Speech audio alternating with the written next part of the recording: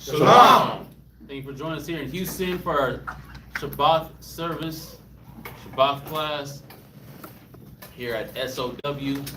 I want to say a shalom out to all the brothers and sisters across the four corners of the earth, all the different schools that's preaching and teaching the word in sincerity and in truth. Shalom to all of you. Shalom to the brothers and sisters in VA, Rochester, San Antonio, and Albuquerque. You know, we thank y'all for all the hard work that you put in, that you do. We love you. We love the nation. We love our people. Let's continue to grow in unity and faith. We're going to do our Sabbath morning's ceremony. Okay. And we're going to do our Yes, Sabbath sir. morning. All right, listo.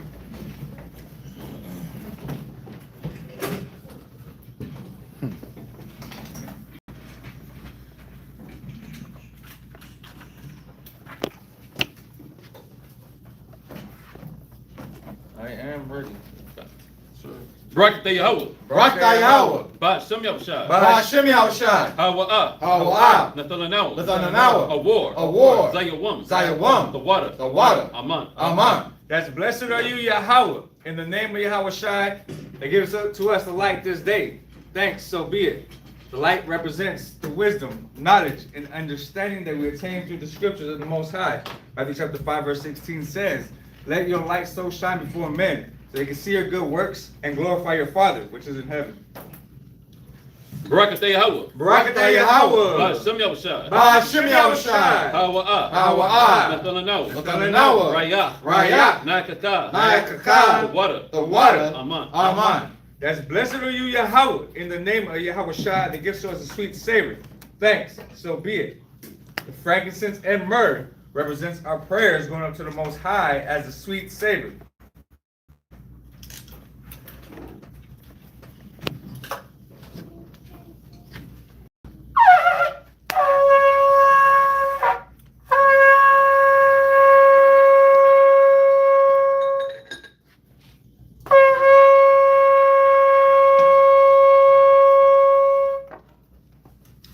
Imadium will fund you all, Yerushalayim. Rise and face Jerusalem.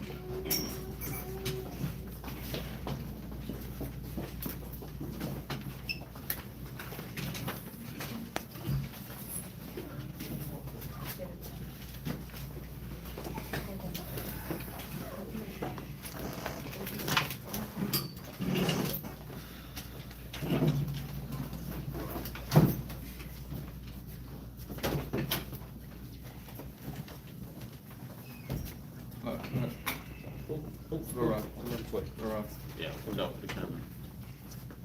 Kodash. Go this. Go that way. Come on, boys. Where? This way. What This way. So let's go over there. Barak Yahweh. Barak Yahweh. Ba'ashem Yahushua. Ba'ashem Yahushua. Hawa'ah. Hawa'ah. Nathanawa. Nathanawa. Hashabah. Hashabah. Bashalom. Bashalom. The water. The water. Aman. Aman. That's blessed are you, Yahweh, in the name of Yahweh Shai, that gives to us the Sabbath in peace. Thanks, so be it. Psalms 121. Aina Shah. Aina Shah. Ayam Yam Ya. Ayam Ya. Al Hahari. Ahoyim. Na'aya. Na'aya. Yahuwa'ah. Yahuwa'ah. Isaiah. Isaiah. Isaiah. Isaiah. Yahuwa'ah. Yahuwah. My Yahweh. My Yahweh. Shemayim. Shemayim. La'ah. La'ah. Lanathan. Lanathan. Samawat. Samawat. Regod. Yala'ah. Yala'ah. Nawam. Nawam. Shasha Wamar. Shasha Wamar. Yasha'Allah. Yahweh. Yahweh. Shamaria. Shamaria. Yahweh. Yahweh. Tazalia. Tazalia. Al. Al. Yam Yam Yad. Yam Yam Yad. Yad. Yad. Hashemat. Hashemat. Yala'ah. Yala'ah. Hakaya. Hakaya. Bayawam. Bayawam. Wala'ah. Wala'ah. Halabana. Halabana. Balayallah. Balayallah. Yahweh. Yahweh. Yashamaria. Yashamaria. Makol Rai. Makol Rai. Yashamar. Yashamar. Napashia. Napashia. Yahweh. Yahweh. Yashamar. Yashamar. Hawalakia. Hawalakia. Wawa'aya. Wawa'aya. Ma'aitan. Ma'aitan. Wa'ai. Wa'ai. Iwalam. Iwalam. Aman. Aman. Psalms 121. I will lift up my eyes into the hills from whence cometh my help. My help cometh from the Lord, which made heaven and earth. That's right. He will not suffer thy foot to be moved. He that keepeth thee will not slumber. Go ahead. Behold, he that keepeth Israel shall neither slumber nor sleep. The Lord is thy keeper. The Lord is thy shade upon thy right hand. The sun shall not smite thee by day, nor the moon by night. The Lord shall preserve thee from all evil. He shall preserve thy soul. The Lord shall preserve thy going out and thy coming in from this time forth and even forevermore. Shema Yashallah. Shema Yashallah. Yahweh Allah Noah. Yahweh Allah Noah. Yahweh Echad. Yahweh Echad. Shema Yashallah. Shema Yashallah. Yahweh Allah Noah. Yahweh Allah Noah. Yahweh Echad. Yahweh Echad. Shema Yashallah. Shema Yashallah. Yahweh Allah Noah. Yahweh Allah Noah. Yahweh Echad. Yahweh Echad. Let's hear Israel. Yahweh our power. Yahweh is one. The Lord's Prayer in Hebrew. Abanawa. Abanawa. Shabbat Shemayim. Shabbat Shemayim. Kodash. Kodash. Hayah. Hayah. Shemka. Shemka. Yahweh. Yahweh. Malak with Ka. Malak with Ka. Taba'ah. Taba'ah. Ratazayka. Ratazayka. Hayah. Hayah. Aisha. Aisha. Ratazah. Ratazah. Kawa. Kawa. Hayah. Hayah. Bashamayim. Bashamayim. Latananaw. Latananaw. Lacham. Lacham. Ko. Ko. Yawam. Yawam. Wasalak Nawa. Wasalak Nawa. Kabawat Nawa. Kabawat Nawa. Kasalak Nawa. Kasalak Nawa. Kabawat Yinawa. Kabawat Yinawa. Wala'a. Wala'a. Tabiyanawa. Tabiyanawa. Banasai 1. Banasai 1. Abo. Abo. Hawashai Nawa. Hawashai Nawa. Mayan. Mayan. Rai. Rai. Kaya. Kaya. Laka. Laka. Amalakwa. Amalakwa. Waha'ala. Waha'ala. Wata Para. Wata Para. La'awalamyam. La'awalamyam. Aman. Aman. The Lord's Prayer. Our Father, which art in heaven, hallowed be thy name. Thy kingdom come, thy will be done on earth as it is in heaven. Give us this day our daily bread, and forgive us our debts as we forgive our debtors. Lead us not into temptation, but deliver us from all evil. For thine is the kingdom and the power and the glory forever. Amen. Ha'aishara. Ha'aishara. Matazawa. Matazawa. The Ten Commandments. La'a. La'a. Yahya. Yahya. Laka. Laka. Alahayim. Alahayim. Aharim. Aharim. Alpanya. Alpanya. Thou shalt have no other powers before me. La'a. La'a. Ta'aisha. Ta'aisha. Laka. Laka. Fasol. Fasol. Wala'a. Wala'a. Ta'ibadam. Ta'ibadam. Thou shalt not make unto thee any graven image. La'a. La'a. Talakwak'at. Talakwak'at. Shum. Shum. Yahweh. Yahweh. Bashawa. Bashawa. Thou shalt not take the name of Yahweh thy power in vain. Zakar. Zakar. Hayawam. Hayawam. Hashabat. Hashabat. Lakwadashwa. Akadashwa. Remember the Sabbath day to keep it holy. Kabat. Kabat. Abaka. Abaka. Wa. Wa. Amaka. Amaka. Honor thy father and thy mother. La'a. La'a. The Ratazak. The Ratazap. Thou shalt not murder. La'a. La'a. Tana'ap. Tana'ap. Thou shalt not commit adultery. La'a. La'a. Taganab. Taganab. Thou shalt not steal. La'a. La'a. Ta'ina. Ta'ina. Shakur. Shakur. Thou shalt not bear false witness against thy neighbor. La'a. La'a. Tagamad. Tagamad. Ko. Ko. Asherah. Asherah. Lara'aika. Lara'aika. Thou shalt not covet anything that is thy neighbor's. Ba Shem Yavashai. Ba'ashem Yahushai. Water. The water. Amyad. Amyad. Aman. Aman. Yeshavu, which means to be seated.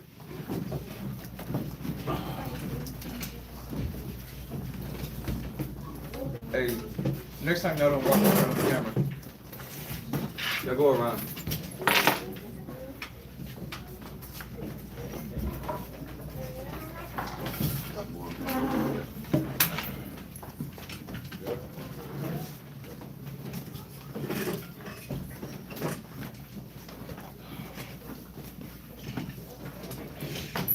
How's everyone feeling?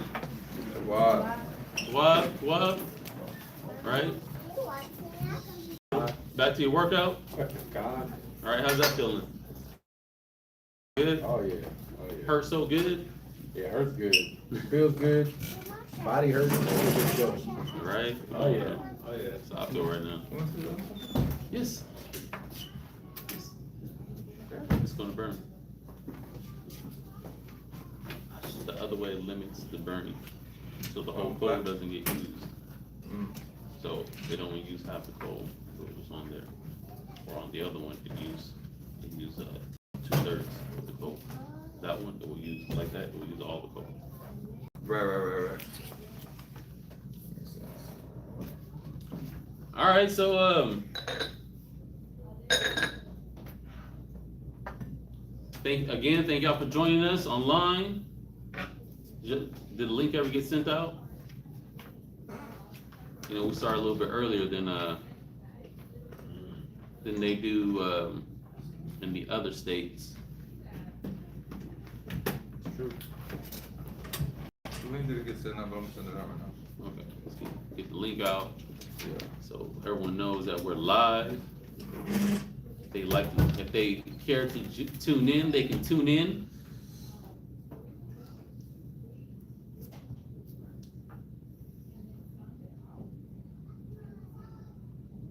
How was y'all week?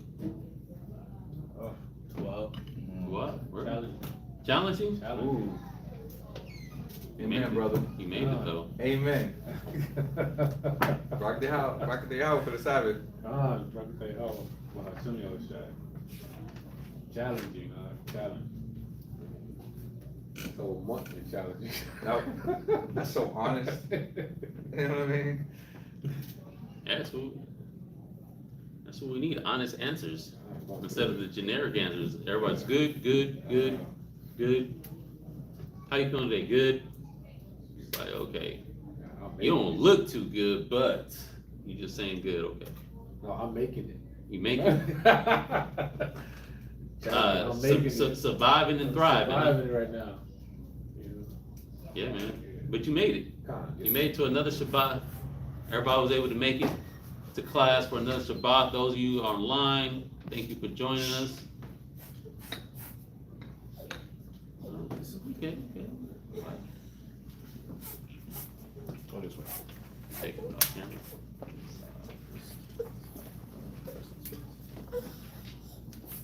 Go.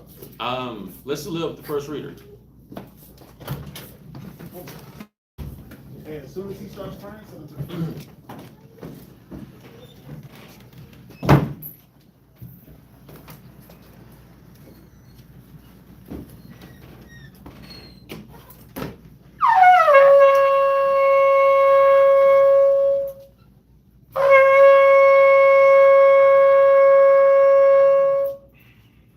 Right, Shabbat Shalom, Yahweh, Banya Shalom.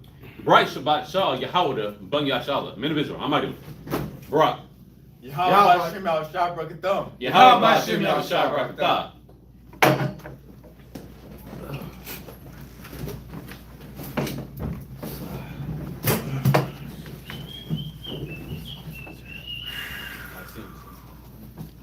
You out there. Nice to be alive. Nice to be here. You enemies. Tribulation, Nice to be alive, brother. Yes, sir.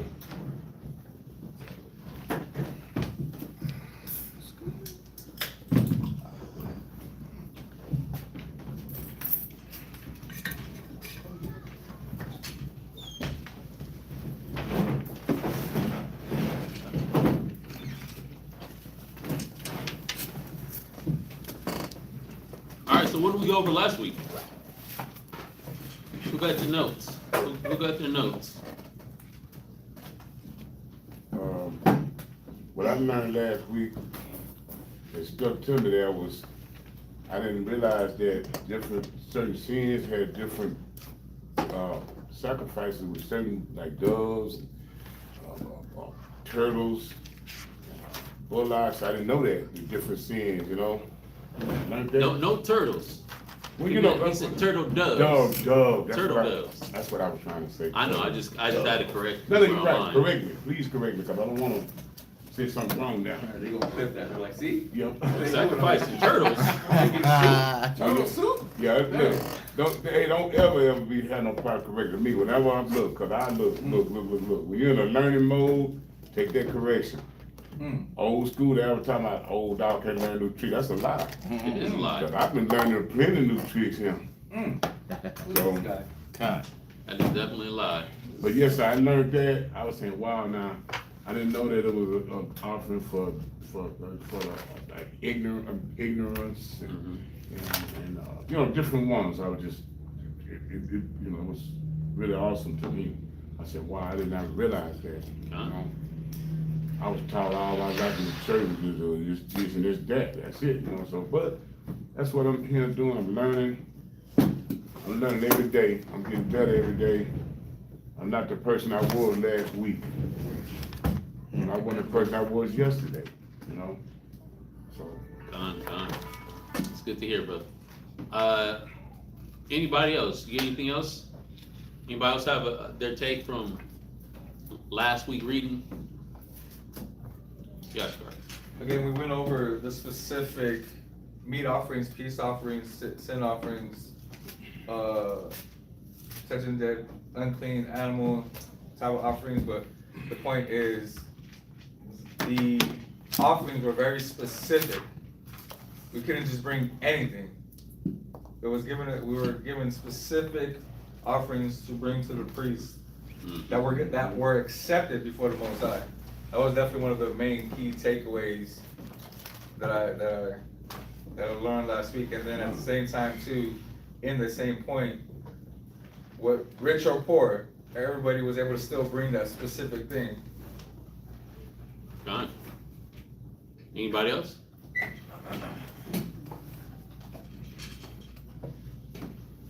Well, a good standout, some that definitely stood out for me personally is the equity in the law. The law is good, holy, and just. And that's what I liked about it, especially with this last reading, is yes, for different sins or different offenses, you had to bring different type of sacrifices. But then you got different, you had to bring certain type of sacrifices according to your stature, your social class, right? So the priest couldn't get away with bringing anything less than what? Bullock. And then there was a different sacrifice just for the congregation in general. There was a different sacrifice just for the commoner, right? Different sacrifice for the rulers. And it was all according to where they were at in life. Basically, so if you had more responsibility, or you were a more you're higher up on the social status, for lack of better words, you had to bring according to where you were at. Like, because not everybody was able to go grab a bullock. So that's where the different, the turtle doves, or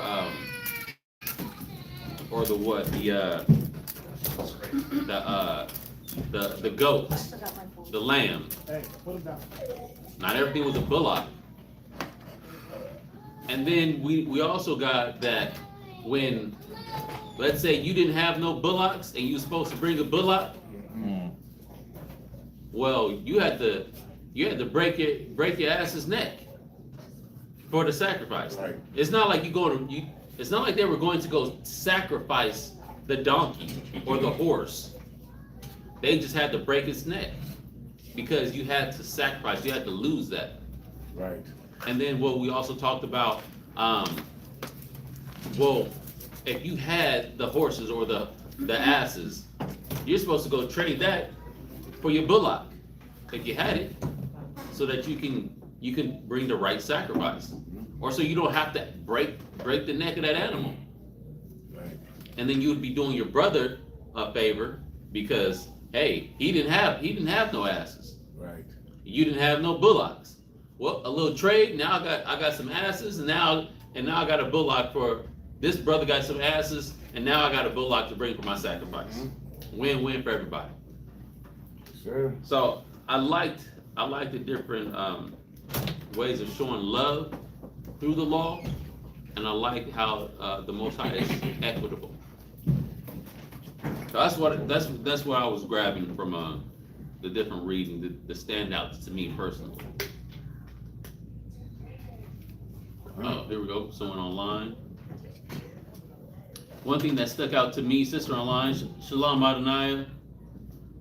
One thing that stuck out to me was for sin offerings, had to take a bullock, which was not something light.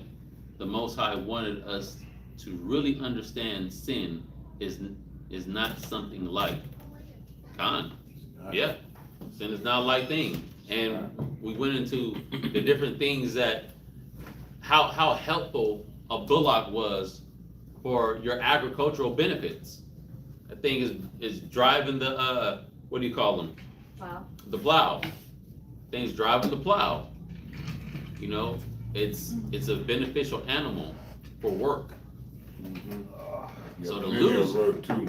yeah, it didn't work. So to lose it, you know, Using money. you're losing your money, you're losing your health. But hey, it was for sin. It's your sin offering. So unless anyone wanted to add anything else in class or online,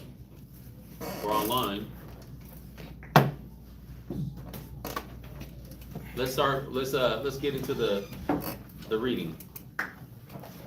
We're at Leviticus chapter 6 and verse 1.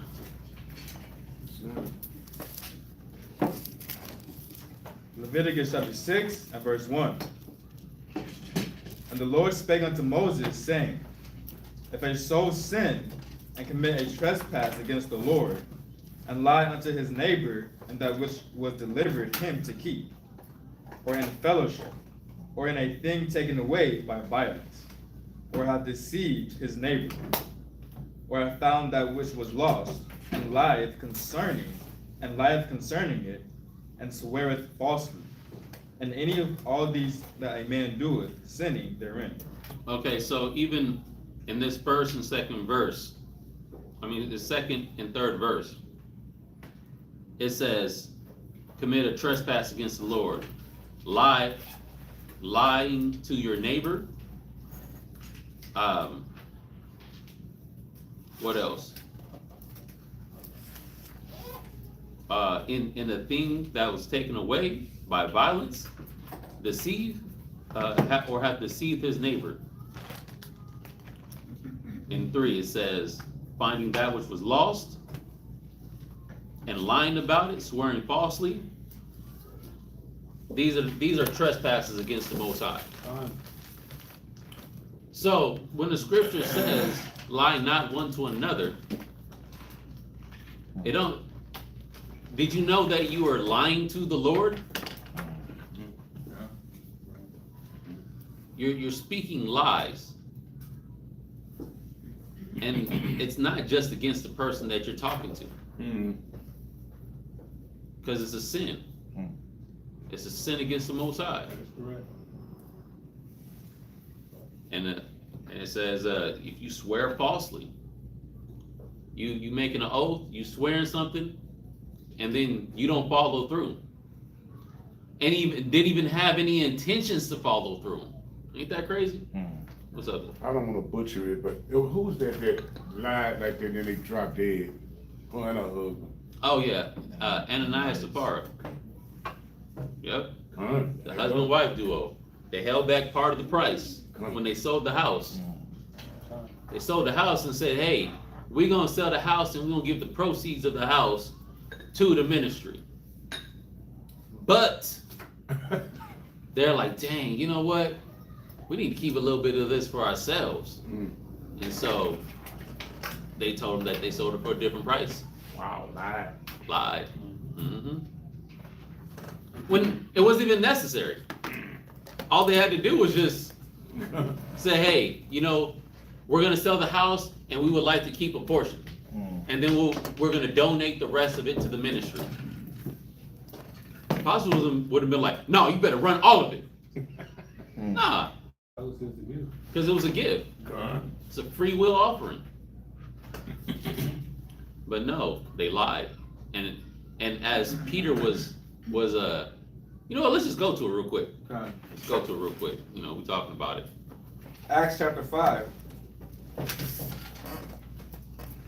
starts at verse 1, but what part do you want me to grab?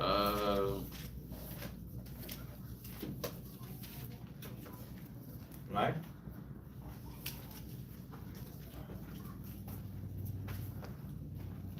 Yeah, you can start on. Let's get to the point. The book of Acts chapter 5 verse 9. Then Peter said unto her, how is it that ye have agreed together to tempt the Spirit of the Lord? Behold, the feet of them which have buried thy husband are at the door and shall carry thee out. Yeah, so this is already, the husband came in and lied, and he dropped dead. Yeah, verse 4. Yeah. And now we're at the wife. She lying, she about to drop dead. Go ahead.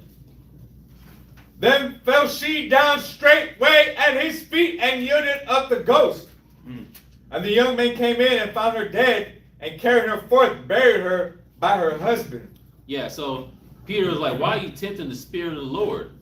Because it's not me that you're lying to. It's not me that you're trying to hold back the price from. Yeah. It's the Spirit of the Most High.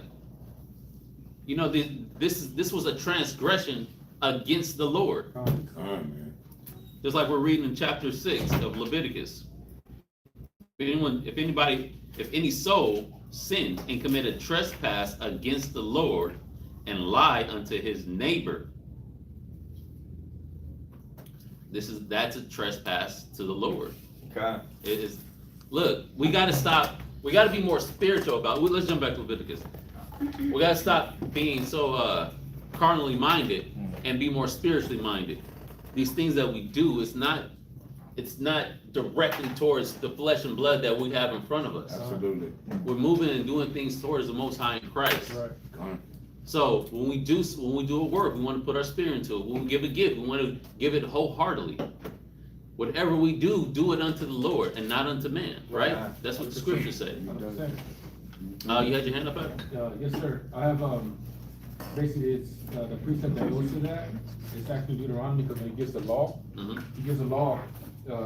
He goes through all the laws in Deuteronomy 27, right? Deuteronomy 27, verse 1. And Moses, with the elders of Israel, commanded the people, saying, keep all the commandments which I command you this day. Uh-huh. So if you jump to Deuteronomy chapter verse 27, verse 24, chapter 27, verse 24, it says, cursed be he that smiteth his neighbor secretly, and all the people shall say, amen. So this is what this man did. When you smite your neighbor secretly, you're doing things underhandedly to get this man. Come And it's part of our law not to do these things. on. So I just wanted to say that. I got a precept, another precept. What you got? In Ecclesiasticus chapter 20, verse 24 to 26, it says, a lie is a foul blot in a man, yet it is continually in the mouth of the untaught. A thief is better than a man that is accustomed to lie, but they both shall have destruction to heritage. The disposition of a liar is dishonorable, and his shame is ever with him. His shame is forever with him. Yeah, it says I'd rather a thief than a liar, because at least you know a thief is just trying to get some gain.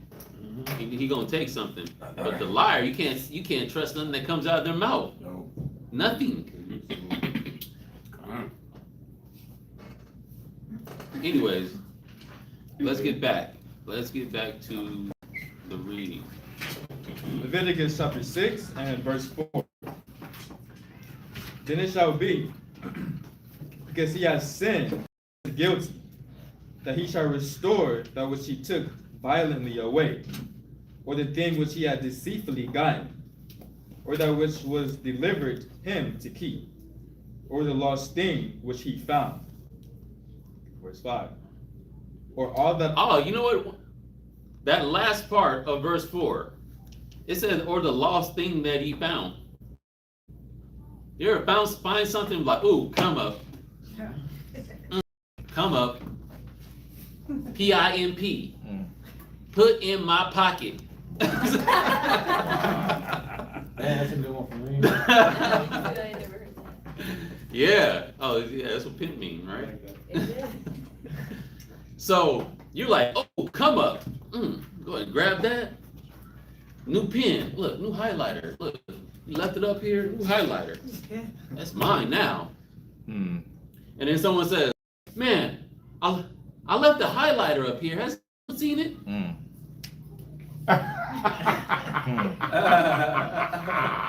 Have you seen it? They ask you directly now. Have you seen it? Oh, what? Seen what? The highlighter. Why you blaming me? What highlighter? I don't have no highlighter.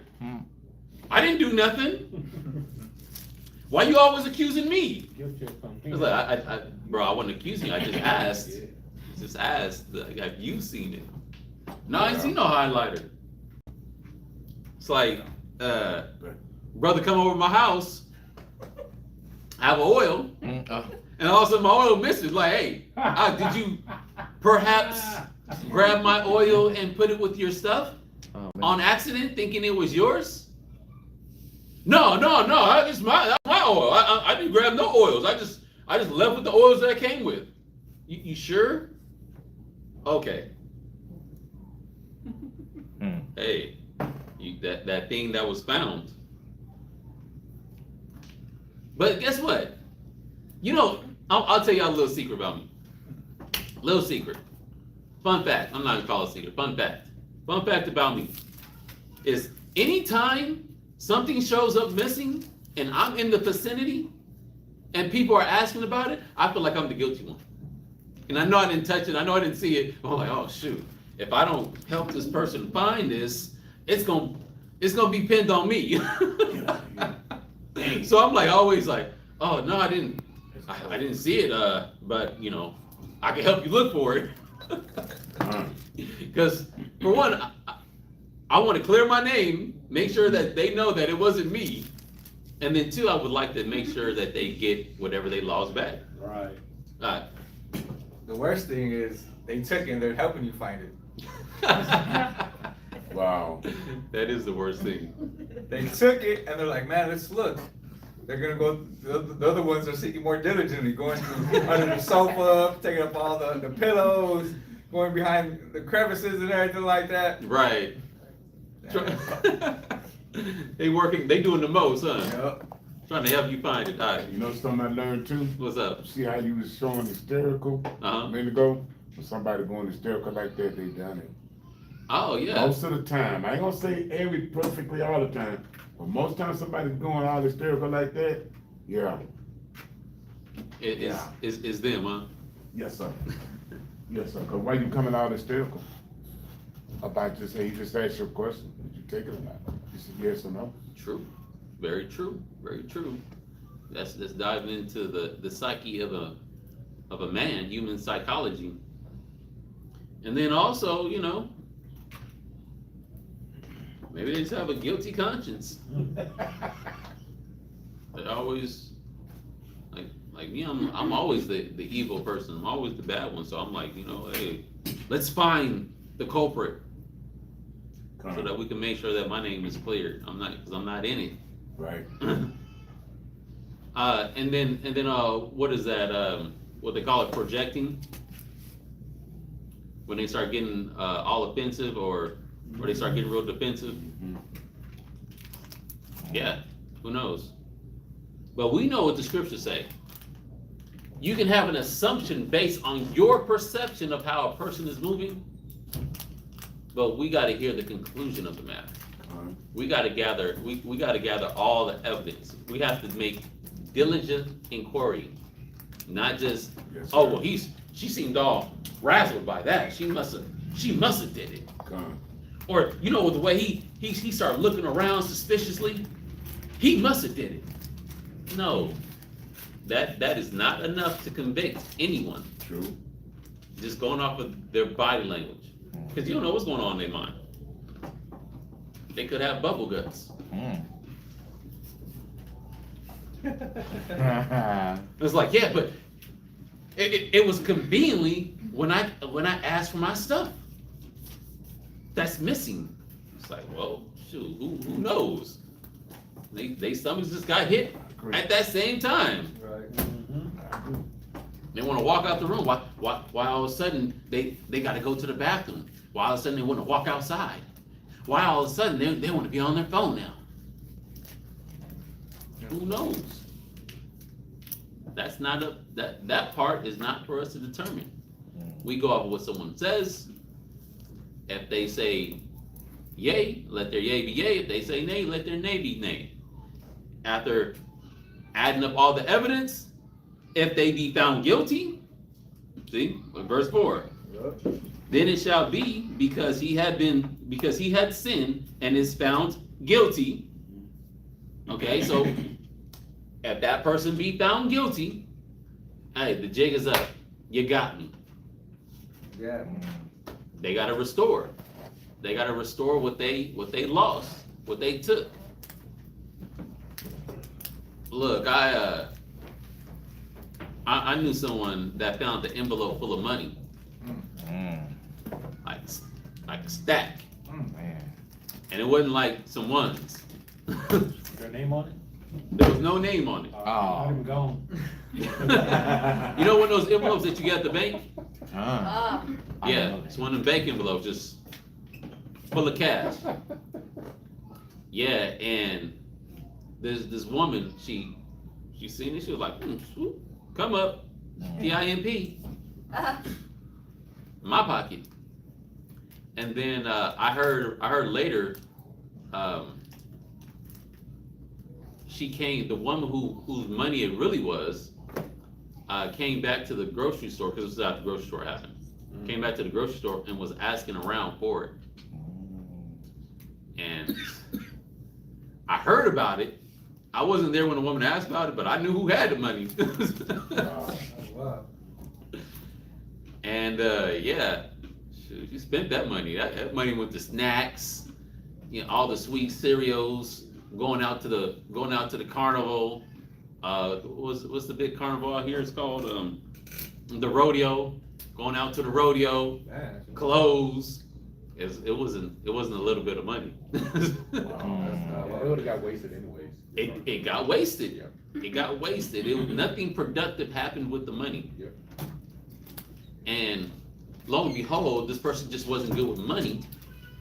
And as the proverb says, a fool and his money shall soon be departed.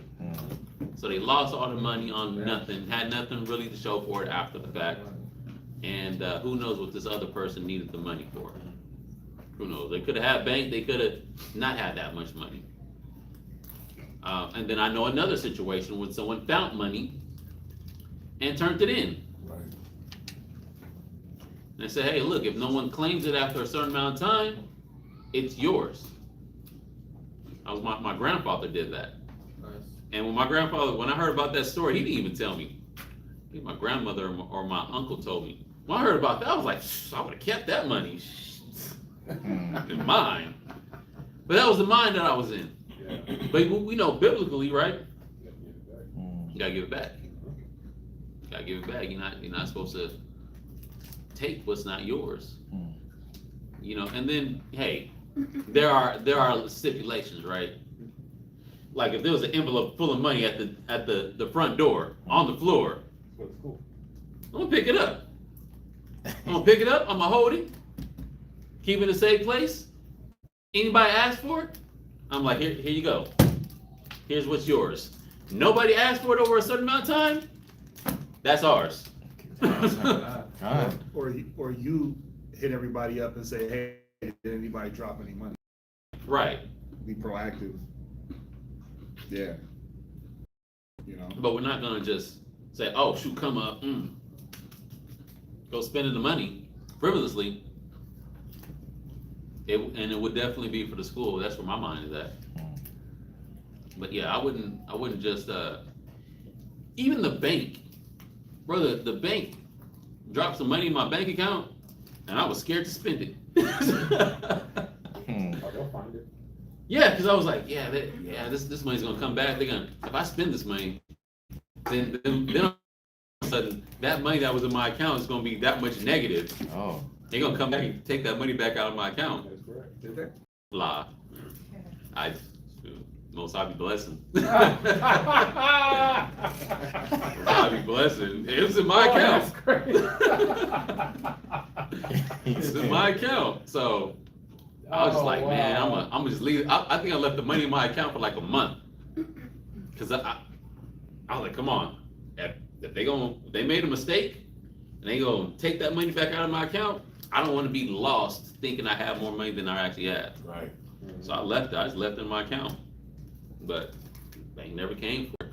Matter of fact, I got a letter in the mail saying, hey, we made a clerical error, and due to our mistake, we deposited $1,000 into your account. Right there, how about some of y'all sure did make a mistake and put that in the right account. The water for the alms, offerings, you know us broke priests of the Lord. But yeah, if you found something that was lost, you gotta give it back. If someone's looking for it and searching for it, give it back to them. Right. Because if you don't, you're a thief. Yeah, Jana? Yeah. I'm going through all the instances in my mind of my youth. Con. In the gangbanging days, just kicking in doors violently. There was a time when I was younger that kick doors was, certain parties would go from one town to another town to kick in doors. Young cats, 17 to like 22, 23. And then after a while, once it made like local news, people just started getting ready. So many people got their head blown off for doing that. Just straight kicking, like, and what was crazy about it was they do a whole block versus just like one house and go to miles away. They're like, oh, let's take this whole block right here.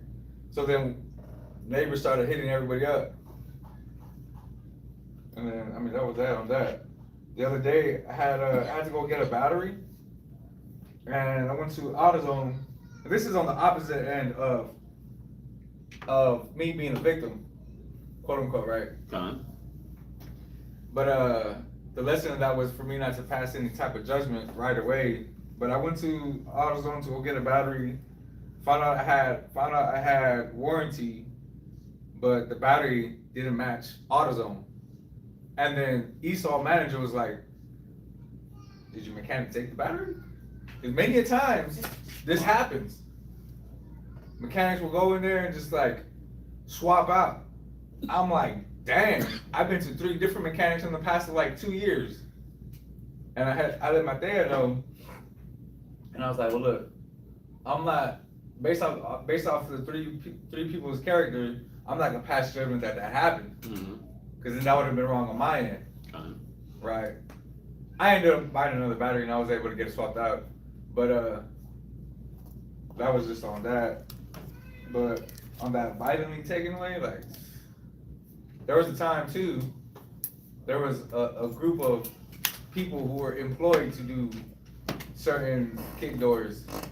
It was like, oh look, y'all the group. Come on.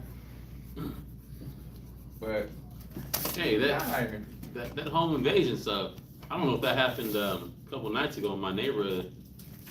It's actually the neighborhood right behind me, but someone's letting off some shots, and not just a couple. It was about maybe 3 in the morning. About 3 in the morning. Plow, plow, plow, plow. Plow, plow, plow, plow, plow, plow, plow, plow. Plow, plow. It's like, finish the job. It was like, I missed. This is how the shot sound. It sounded like, warning, I missed. Oh, lined up, got him. Oh, okay, walk up, make sure the job is done. Got him.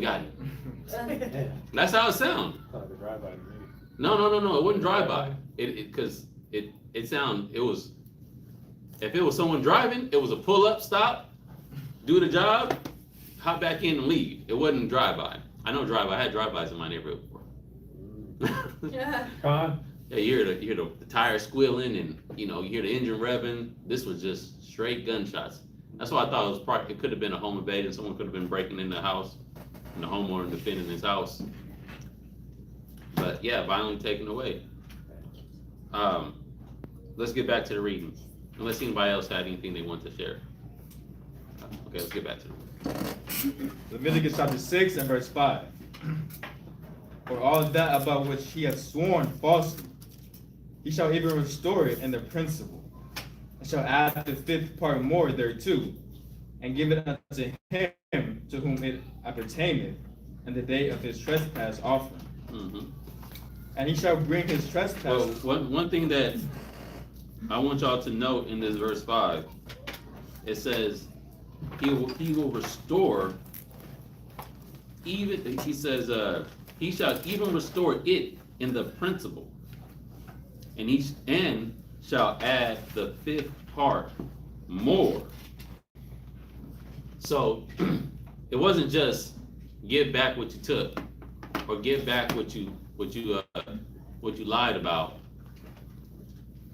It was give back what it. So, and we know the law charge usury to your brother, to the people of your nation. But in this case, no, there's some interest on this, because you sinned. This is part of now your sacrifice. It's a punishment. It's a punishment, but it's part of your sacrifice now. Because it's not just, oh, I took it from you. You went without this thing that I took from you, and then all I do is just give it back to you. Oh, even Steven. Well, what about like what do they call it? Pain and suffering. Like when you're in a car accident. You're without a vehicle. You're hurting. You're in the hospital, and then you miss work. What they got covered? You got to get the time that you missed from work. You got to get your pain and suffering from your injury because you're hurt. Doctor's bill taken care of. It's not just your car, because if it's all just like, oh, I dented your car, fixed the dent, even Steven. Nah. You had your sis? Yeah, even like restitution. Restitution is all that paying that back. Even when everybody want to get back. When you go to prison and stuff, they make you pay while you're there, and then when you get out, you got to pay even more. Oh wow. Like everybody always wants to get what's supposed to be given to them. Mm-hmm. So it's crazy to say all that. Con. Yeah, you gotta add something to that. How much you're supposed to add to it? How much is a person supposed to add?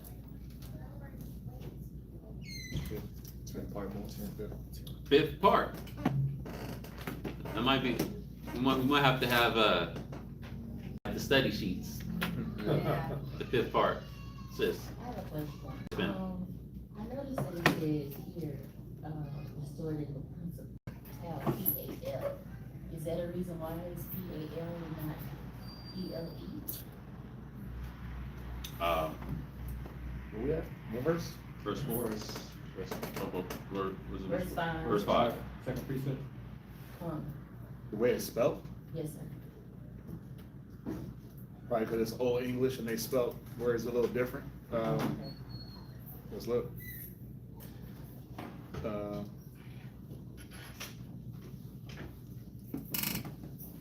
P-R-I-N, Prince,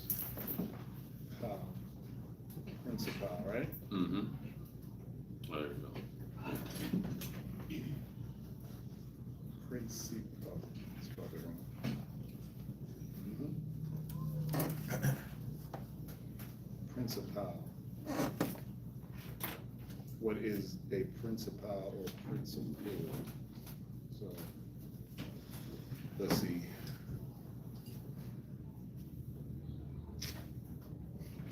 My phone's slow.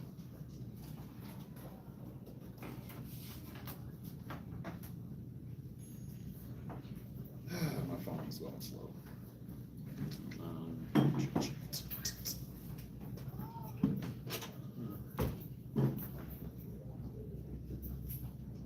principal and principal are homophones, words that sound the same but have different meanings and spellings.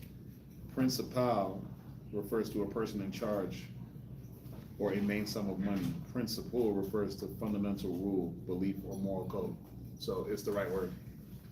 So principal, that's here, right? With the PAL, that's referring to money.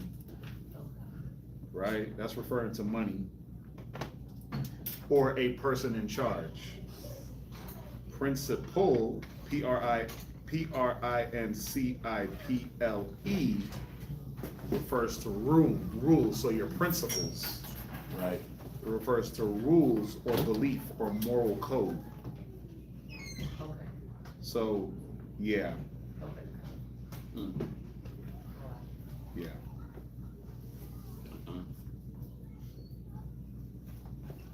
Where you at? Where you at? I'm at verse 6. Okay. Leviticus chapter 6 and verse 6. And you shall bring his trespass offering unto the Lord, a ram without blemish out of the flock, with thy estimation for a trespass offering unto the priest. And the priest shall make an atonement for him before the Lord, and it shall be forgiven him for anything of all that he hath done in trespassing therein. And the Lord spake unto Moses, saying, Command Aaron. Hold on real quick. So, another thing that I want us to notice, once this person gave this offering, was his crime still held against him? Once he gave the offering? Yeah, once he did his offering, once he atoned for the thing that he had did, is he forever guilty of it, and does he forever have to deal with this? The better question is, do you continue to look at him as a thief or a liar? Right, yeah, that is a better question. After they give their offering, can you say, well, now I can't trust you because you're a thief and a liar? No. Do you do that? No. Wouldn't it be a lot odd, but in that moment, right after the offering, but then you would have to wait to see if they continued being that way, or if they decided to have the godly sorrow and change. So, okay, cool. She's right, but there's a part in there between their offering and actually knowing if they changed. Right. There's a part in between that, right? Fine. So you'd have to give them a chance to see if they actually change, right? Yeah.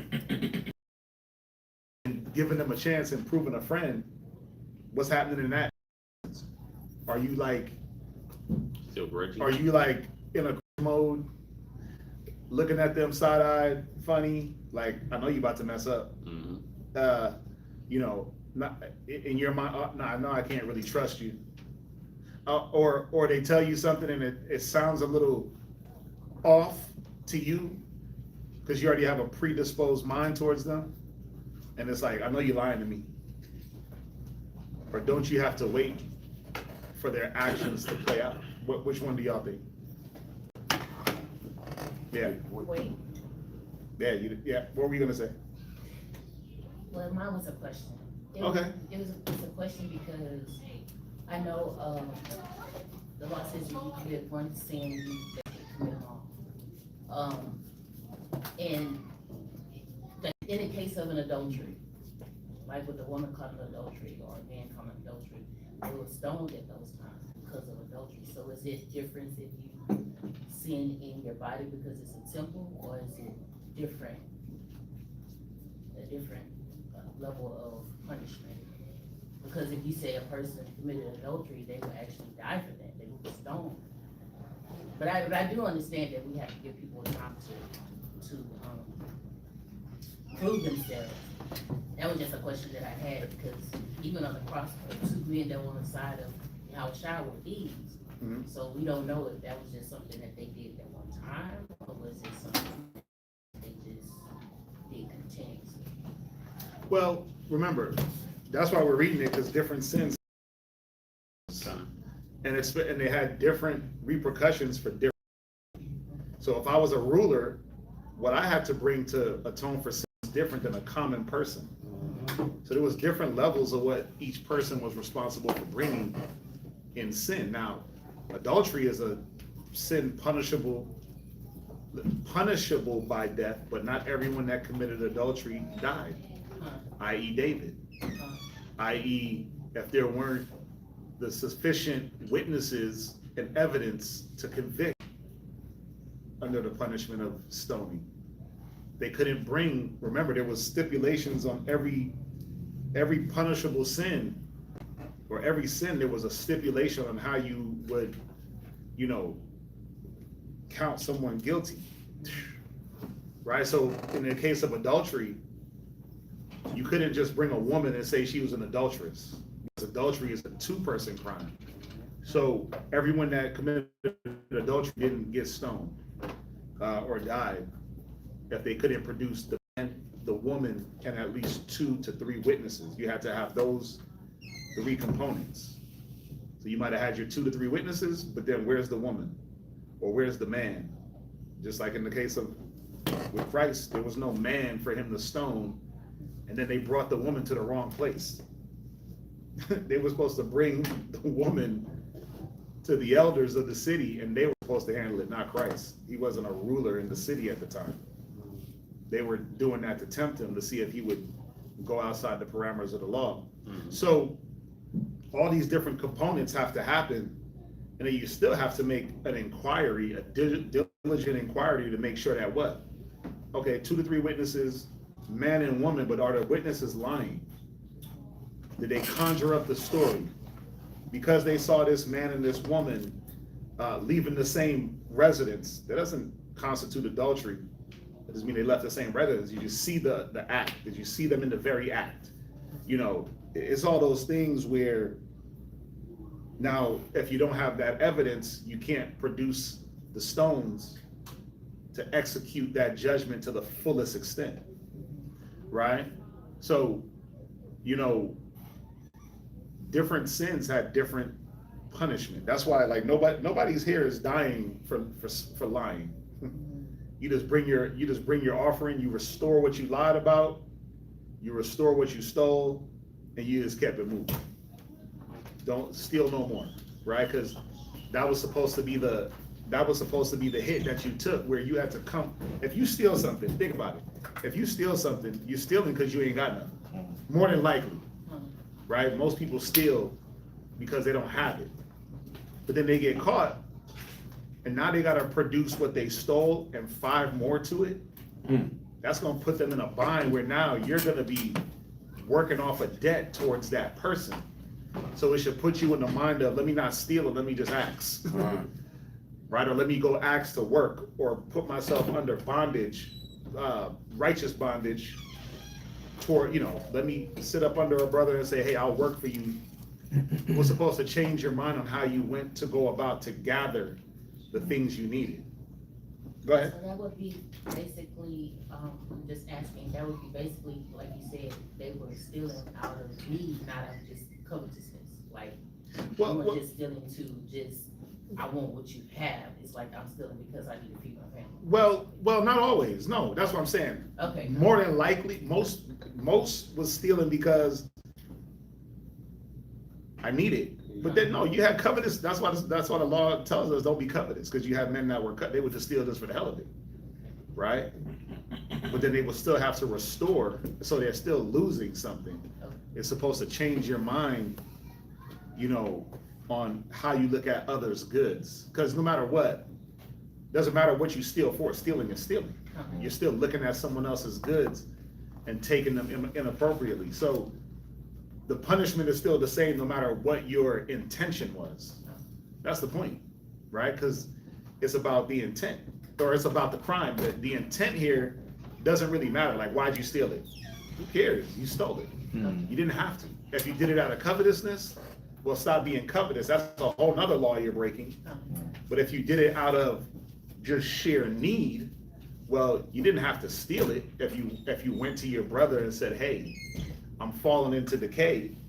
Because the law says if thy brother fall into decay, you're supposed to help him come back up. So there's many laws being broken. If you see somebody stealing, well, there's many laws before that that's being broken. The stealing is the culmination of everything that's not being done correctly.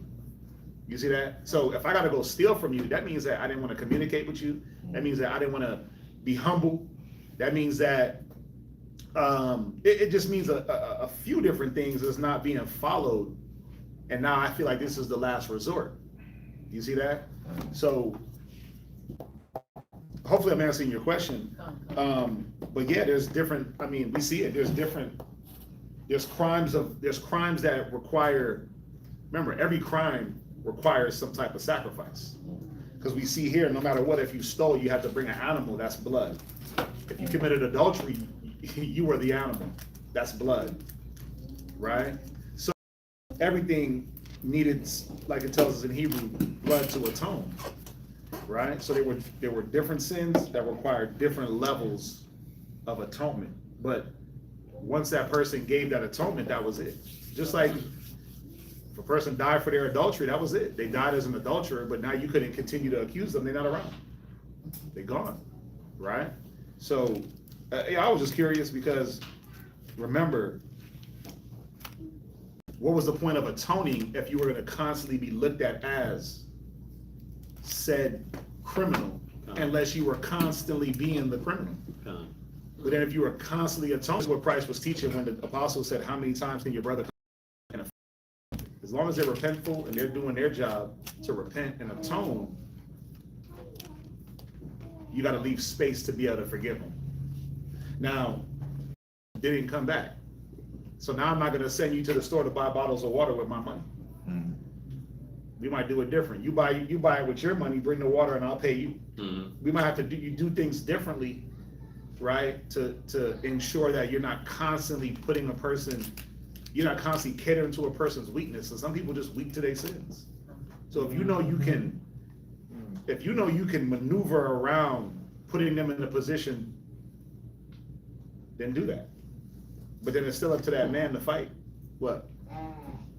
When you said that part about, making a different way for them to you're not trying to set them up for failure, because sometimes people will do that where it's like, oh, I'm not gonna accuse you of being a thief anymore, but I'm gonna set you up to see if you will do it.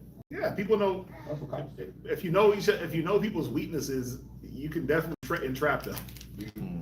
Right? If you know a cat got a weed demon on him, and you pull up to him smelling like dank because you rubbed it all over your body, and then you got it hanging out your pocket, and then he's like fiending for it, and you like, hey, if you do this, I got a bag for you. Like, come on, people know, So we're not supposed to do that either. It's like dank. Weed, dank, whatever. I never heard that. You never heard dank? No. Old talk. Right? Now it's like gas or whatever the hell they call it. But the point is, like, if you know a cat is weak to women, are you gonna pull up to a strip club with him? Are you gonna pull up to a place where there's excessive amounts of women that are not dressed appropriately and things like that? Or even then, you might not even go anywhere with him where there's an excessive amount of women. You can't go to the mall because you can't control yourself. You can't go over here because you can't control yourself. You can't go over here because you can't control yourself. So you're not gonna cater to somebody's weakness, right? You're not, especially if you know that's their weakness, because you may be enabling them. That's a whole other talking point, right?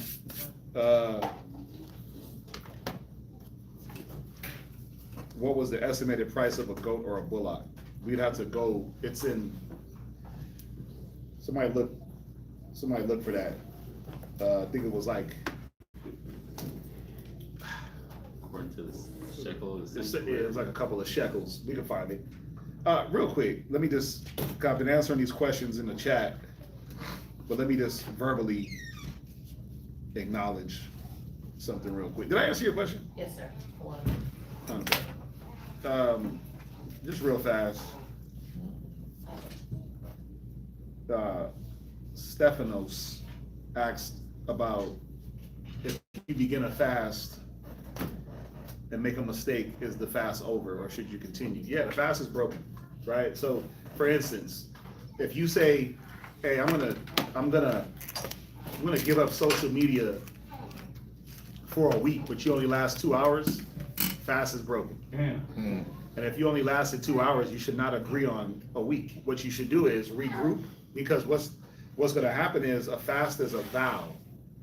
And if you're vowing, you're not vowing to man. I don't care about your social media fast or any fast. You're vowing to the Most High, right? So you're making that contract with the Lord. And so if you're saying, well, go to Ecclesiastes 5. If you're saying, well, I'm gonna go 5 days, but you only last 2 hours, you're not strong enough to do 5 days. You need to stick with something that's reasonable, right? If I say, hey, I'm going on a water fast for 42 days, and you break it after the first 8 hours, or okay, let's not do 8 hours. Let's say you break it after the first 2 days. You can't commit to 42 days if you only got 2 days in you. But yes, the fast would be broken, and then yes, you would not restart the fast right then and there because you're not strong enough.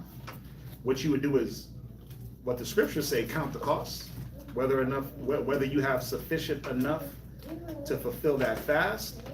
Check your spirit, examine yourself, whether you be in the faith.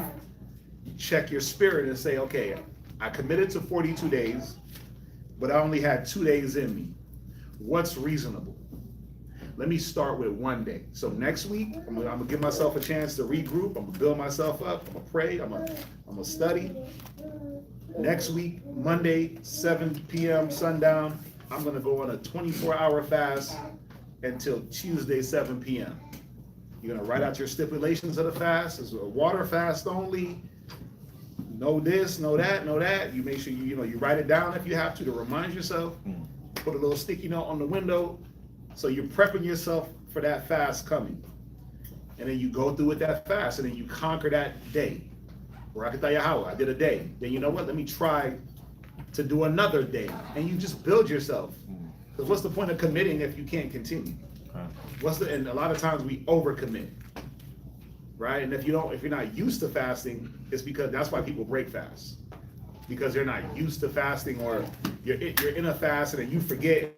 You accidentally, eat some of the kids' food when you're cooking it, lick your finger, whatever.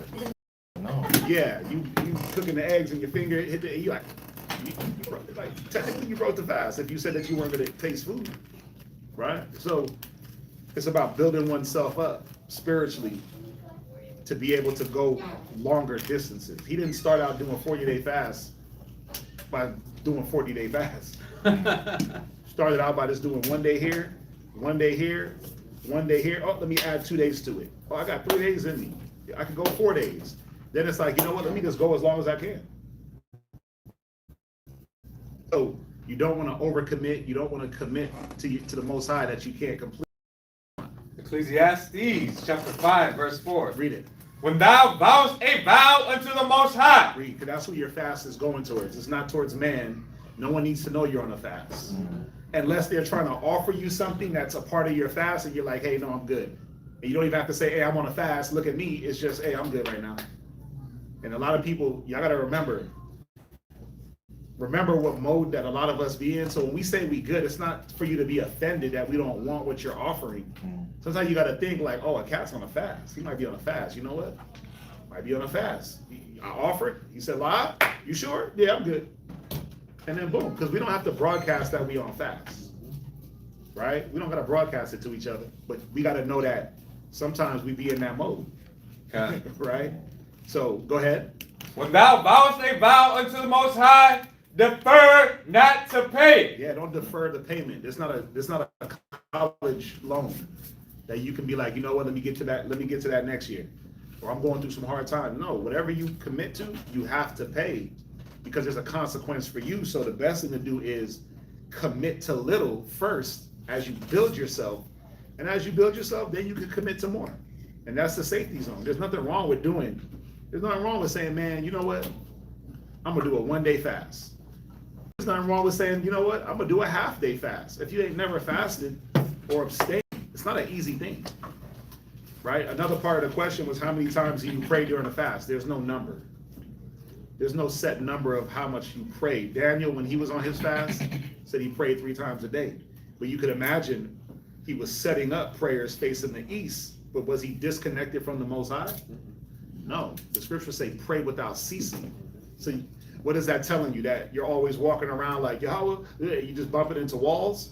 Or are you constantly connected to the Father and keeping that connection, right? Well, it's the second, it's the latter. Go ahead. For he hath no pleasure in fools. Right, because it's a foolish thing to commit to more than you can handle. That's why he says it's a fool. Because only a fool would say, and I'm not to Stephanos, I'm not calling you a fool or anything like that. Just letting you know what the scriptures say and how the Most High articulates it. It is a foolish thing to overcommit and not to count the costs.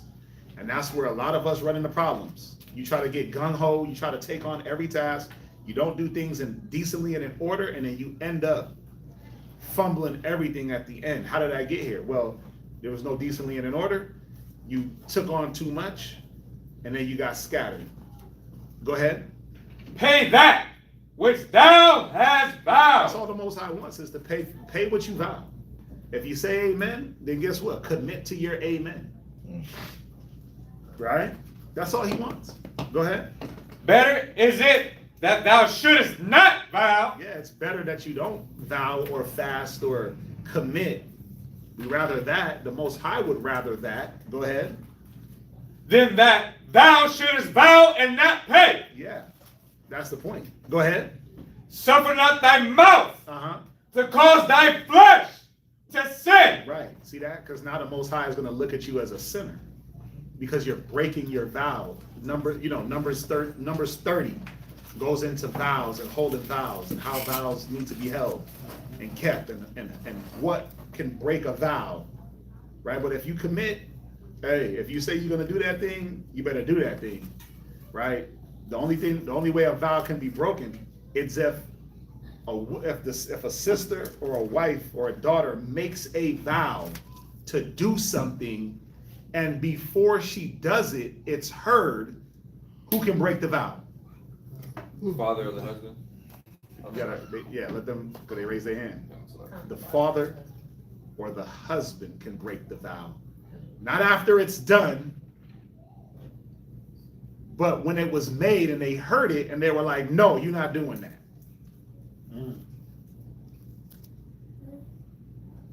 I'm just want to make sure that's clear. Right? That's the only way it can be broken, if it's heard. Not after it was carried out and then you're like, nah, you ain't doing that. It's already done. So if a woman vows to marry a man and her father disapproves, he can break it before they get married. But after that, that's his wife. That's his wife. There ain't no father stepping in talking about giving my daughter back. Nah, she's already slept with. She's already married. Too bad, so sad. You should have listened to your daughter when she was telling you things. Anyway, so hopefully, because there's a lot of questions in here, and I know if we wait till the end, they're gonna get lost in the sauce. Let me see here. It says, was the offering? So this is another question, real quick, Aaron Jordan. So hopefully, Stephanos, the verbal communication helped out too. What was the offering for liars? Was it burnt offering sent off or something using French? Oh, okay, we're going over that right now. And then, what am I missing? What was the estimate price of a goat? Did y'all find it? Bullock or It's in there. I think it might be in here where it talks about he gives a price on everything. The slave, the bullock, the ox. It's in there. We're gonna find it. You have to wait for actions to play out. Right. If you can, sir, answer my question about times to start over and making up for the break in my fast. I do have to wait a few days, or could it start over immediately? Yeah. I'm having trouble with my bad habit. Right, but that's the thing. I wouldn't start over immediately, because then you're going to immediately break the fast, and then you're going to immediately be looked at by the Most High as a vow breaker. And then you're constantly doing that. The best thing to do is not vow. not go on a fast, right? Or not go on such a, depending on what your fast is looking like. I'm not sure. If you're saying, hey, I'm gonna go on a fast for a day, but you break it within the first 12 hours, well then you're gonna have to build yourself up slowly and say, you know what? Well, let me try to go, I only can go 12 hours without whatever. Let me try to go 18. You go 18, let me try to go 24. You go 24, keep going 24. Keep trying to do a day consistently. After a day of fat, whatever it is, consistently, that's like nothing. Right? But there should be nothing. Go to Romans. Go to Romans, is it 9? Who shall separate us? Is it 9 or 8? Yeah. 8, 135. Yeah, go to Romans 8. 8:30. 8:35. Yeah. Romans chapter 8 and verse 35. Uh-huh. Who shall separate us from the love of Christ? Right. Habits like eating, too much smoking cigarettes, cussing, etc. Yeah, I mean, cigarettes is a hard demon, but sometimes with that, you got a cold turkey. You're not supposed to fast from cigarettes because a fast means to abstain for a time, and then you go back. You're supposed to cut that demon off. So cigarettes is not something you fast from. That's cold turkey. Never do it again. The love of Christ compels you. But that's up to your convictions. The bad language, even that's a, we all trying to work on that, right? But they just keep pulling me in. You know what I'm saying? I feel like Melvin and Baby Boy. I'm just like, damn, I'm chilling, and then you just dragging me in. You know what I'm saying? I'm trying to be nice, and then you just pulling me in. So certain things you don't fast from at all. You cut off. Certain things, yes. Language is hard because the language is such a learned habit. It just becomes a part of you. Where, you have to be really on top of that. The words you say towards people, the type of speech you have. That's something that's going to be a little bit, I feel like the language is harder than the cigarettes. Right? I feel like that's harder than cigarettes. Because you should automatically read the Bible. My Rib was talking about this. You should be in the mind to read the Bible and just understand that cigarettes is wrong and put it down, no matter what you fiend for it. And then find other means to wean yourself off. Right? What are you addicted to in the cigarettes? The nicotine, the this, the that. Get you the Nicorette gum, get you the little patch, and try to wean yourself again off of it. Because sometimes if you just go cold turkey, the flesh be pulling, and then you right back. Now you hitting 3 boxes a day, chain smoking, 4-pack smoker, and then cigarettes is expensive as hell. It's like more than a tank of gas. That's something you definitely want to, and it's terrible for your health, and it's against the law. So with all those factors, you should be saying, you know what, I should be more compelled. Go ahead. Shall tribulations, Right. or distress, Right. or persecution, Right. or famine, Right. or nakedness. Right. So why am I going here? To show that nothing in the flesh or even spiritually shall pull us from the love of Christ. Right? Cigarettes, that automatically is going to block your vision. Right? You're automatically pulling a different entity to you with that smoke. And then you'd have to ask yourself, I'm not sure if I know you personally, but you'd have to ask yourself, am I growing spiritually if I'm constantly favoring the cigarettes, that spirit over the spirit of the Lord? Right? So, you just got to develop a plan and find a way to, what was the word I used? Wean yourself off. Find a way to wean yourself off, definitely the cigarettes. You know what I mean? It's terrible for your health. It's bad for the spirit. It's bad for your physical. Most High looks down on it. It's not good. So that one you definitely got to fight. Get the damn nicotine patch. But I feel like if you clean up certain other things bodily, you won't even want the cigarettes. If you go on, go on a fast, food fast, right? But he said, you said eating, right? Yeah, even eating. If you can't control your eating, then you're not gonna be able to control nothing in your life. That's just a fact. Eating is the physical, it's the physical representation of how you feed your flesh, or how you give things to yourself. It shows the abundance. So once you can control that, you'll be able to now have,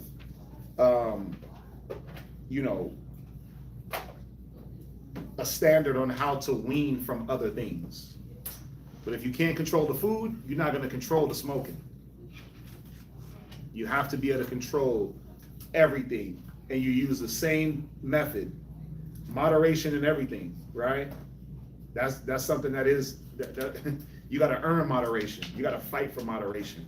And then some things you got to literally be abstinent. Cigarettes, you got to cut it off.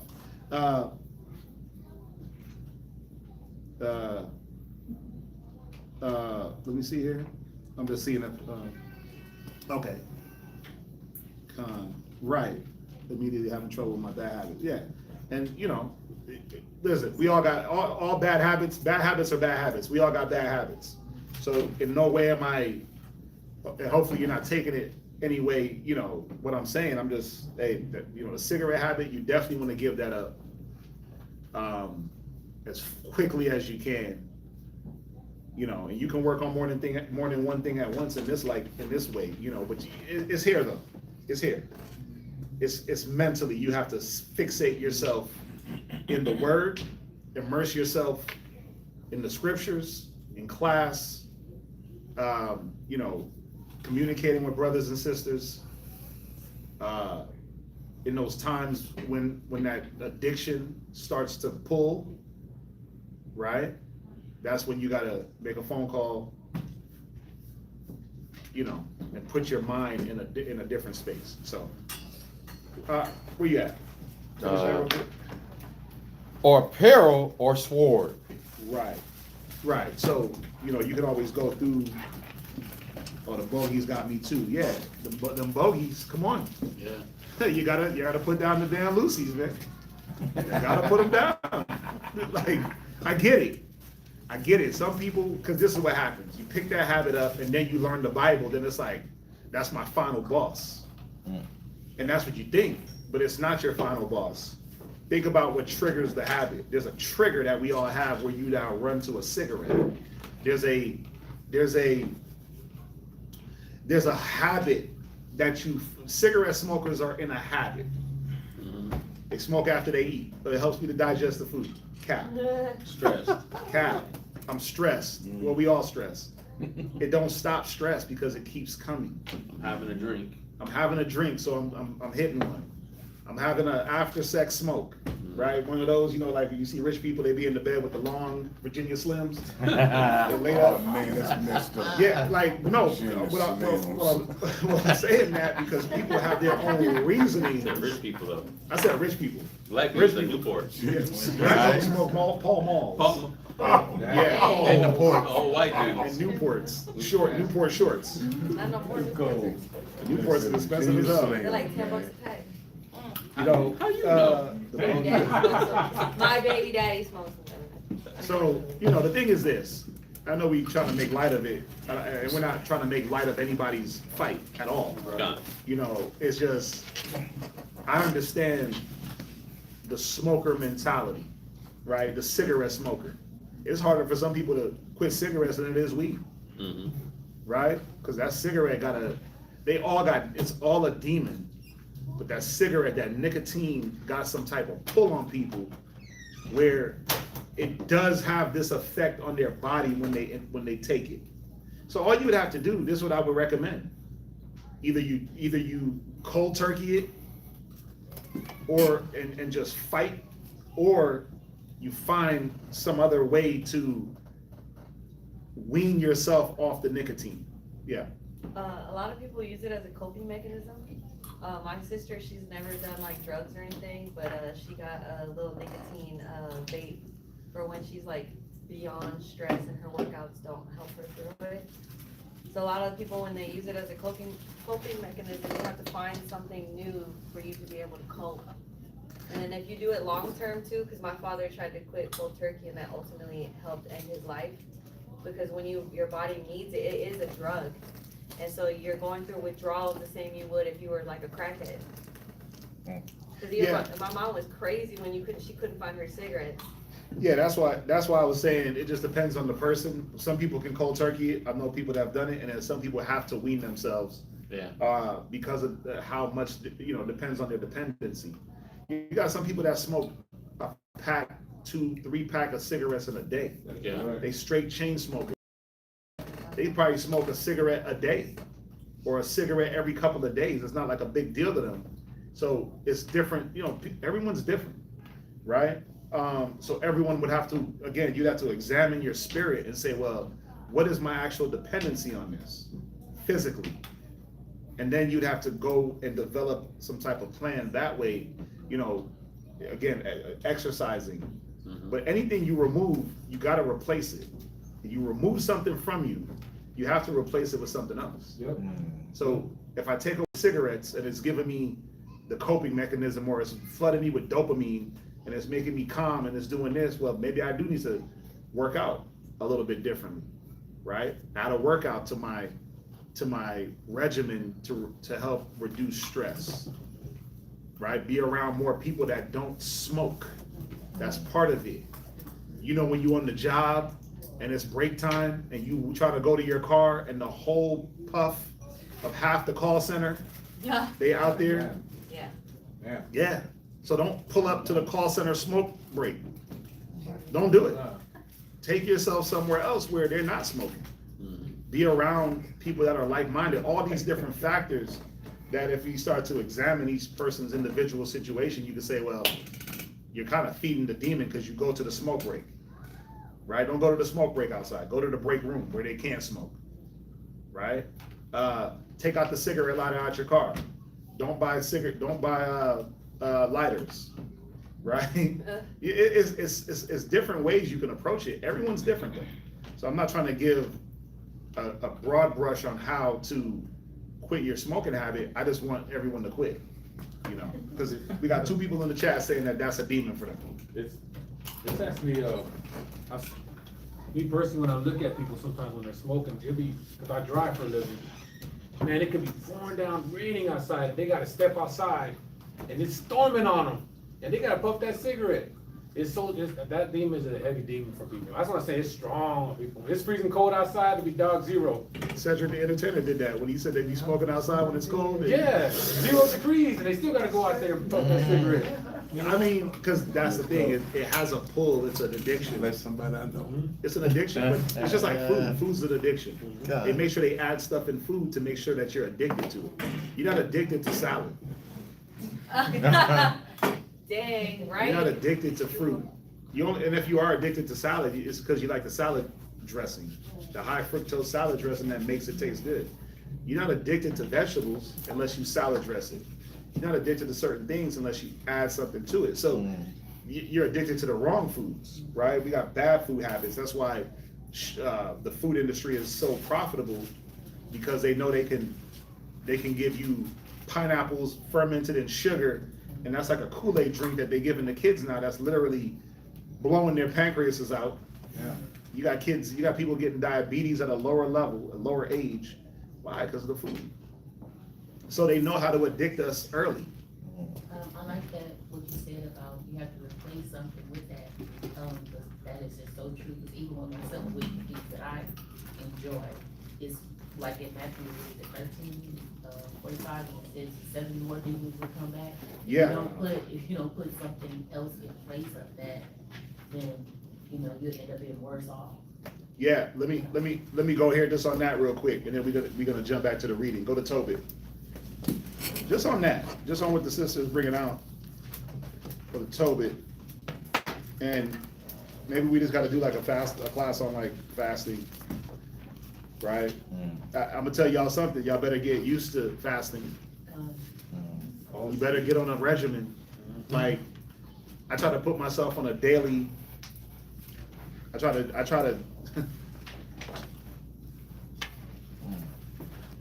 I try to eat one time a day, Yeah, only breakfast in the morning.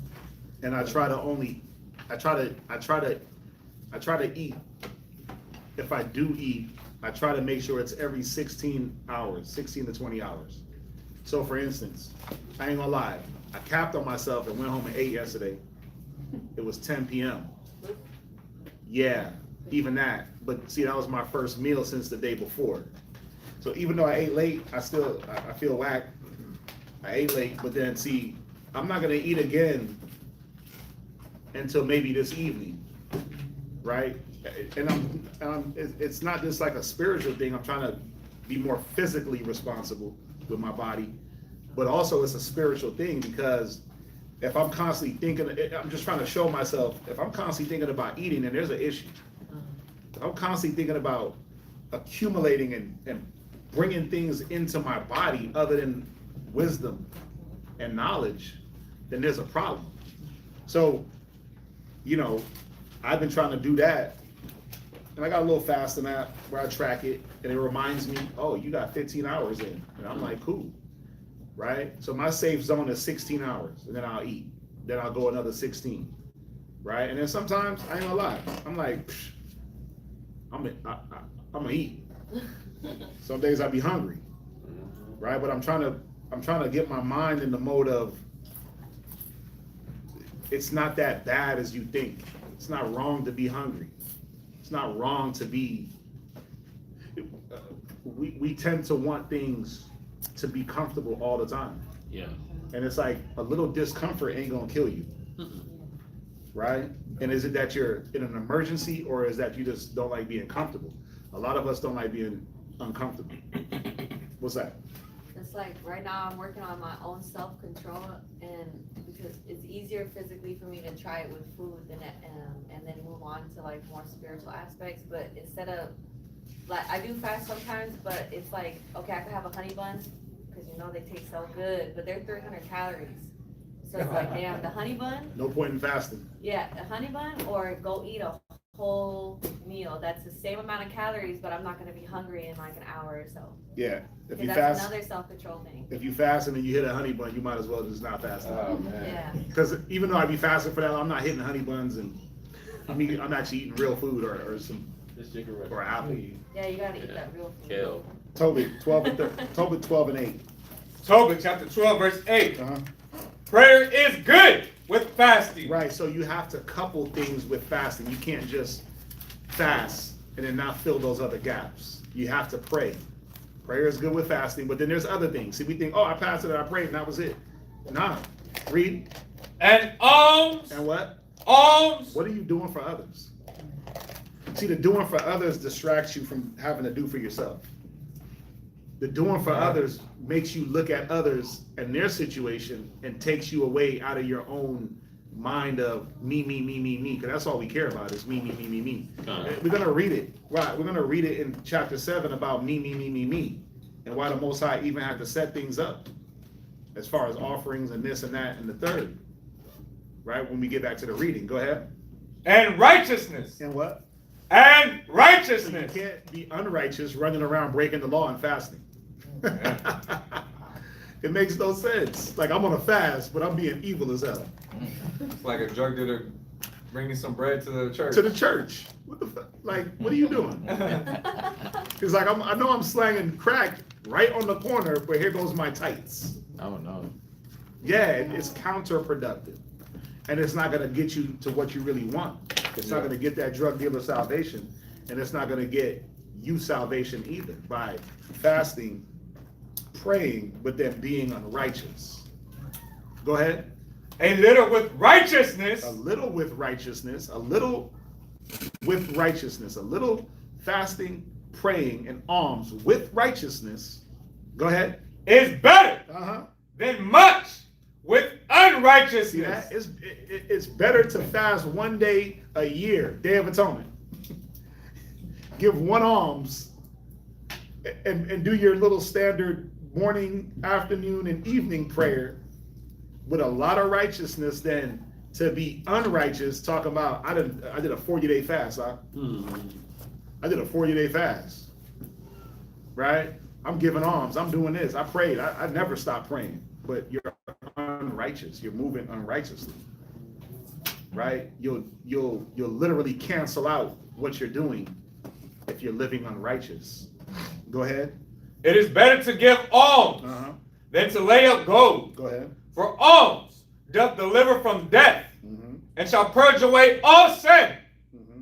Those that exercise alms. Yeah, you know what? Like alms, what it does, man. Again, you're doing alms towards people. It's a good way to that's a good way to put yourself in other people's shoes. It's a good way to distract you away from your own problems. It's a good way to now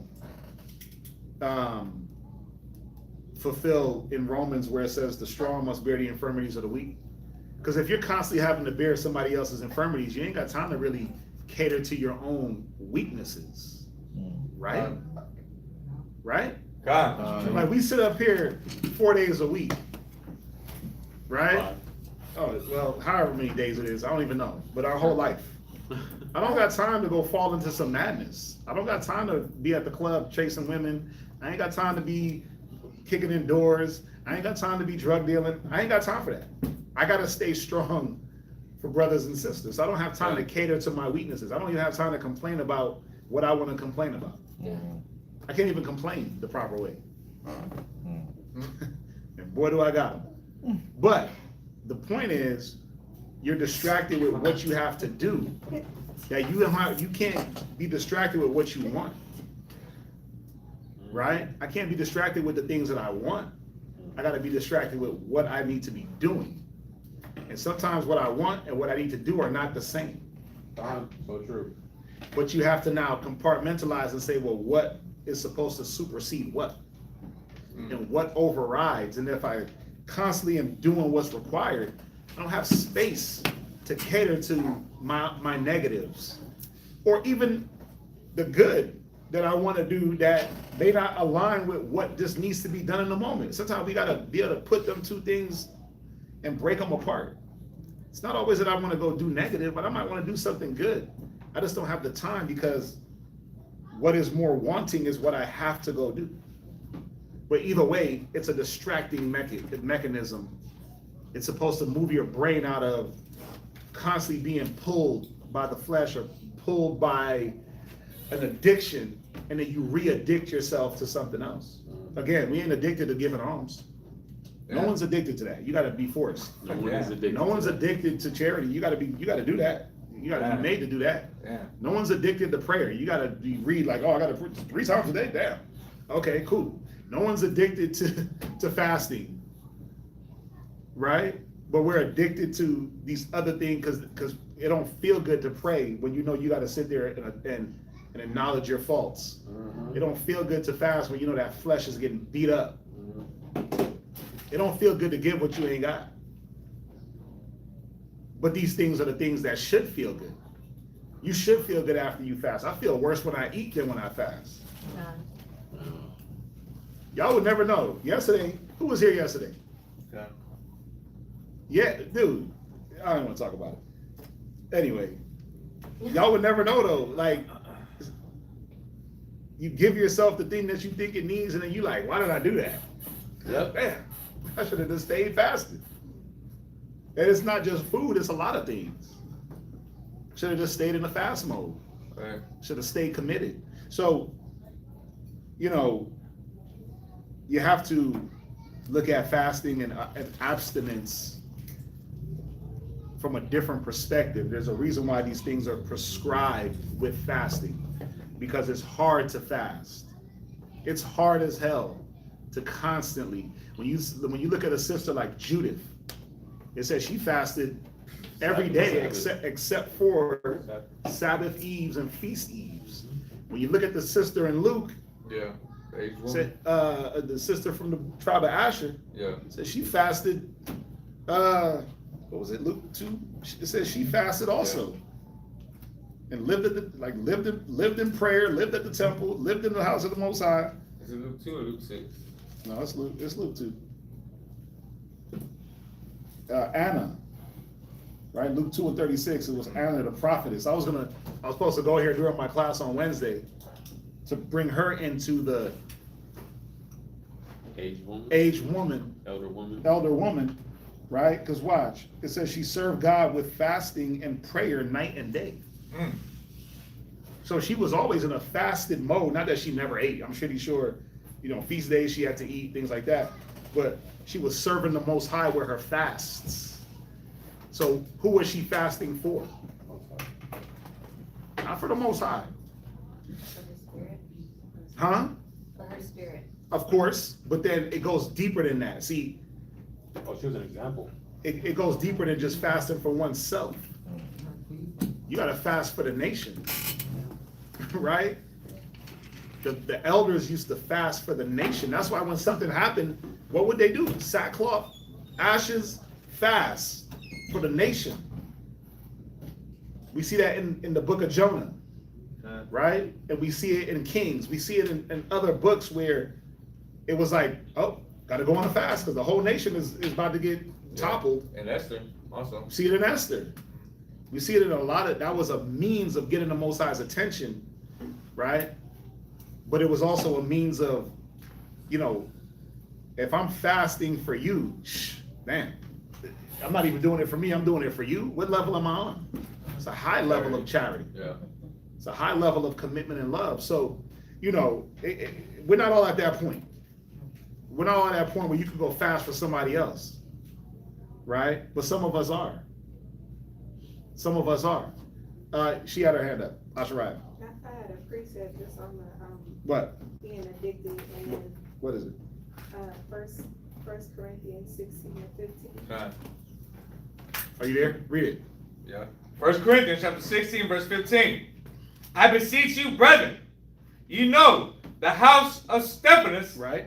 that it is the first fruits of Achaia, Go ahead. and that they have addicted themselves to the ministry of the saints. Right. So there's an addiction that is a righteous addiction. The ministry. The ministry means to be a servant. I'm addicted to serving. Everyone don't have that mind. We're all addicted to serving. Some of us are just addicted to serving ourselves. That's it. Okay. So, in serving our own self-interest and making sure that we're good, right? But there's an addiction. It said the ministry of the saints. The ministry of the saints is to look out for each other and to make sure that all the saints are taken care of. That's the ministry of the saints. That no saint is going to lack or fall behind, right? So, remember, again, I'm hoping that everybody's understanding what I'm saying. I'm not trying to, this ain't no tongue lashing. This ain't none of that. This is a build yourself up slowly. The fasting and the prayer, that is going to come through time. You see what I'm saying? That's going to come through time and through practice, rehearsing.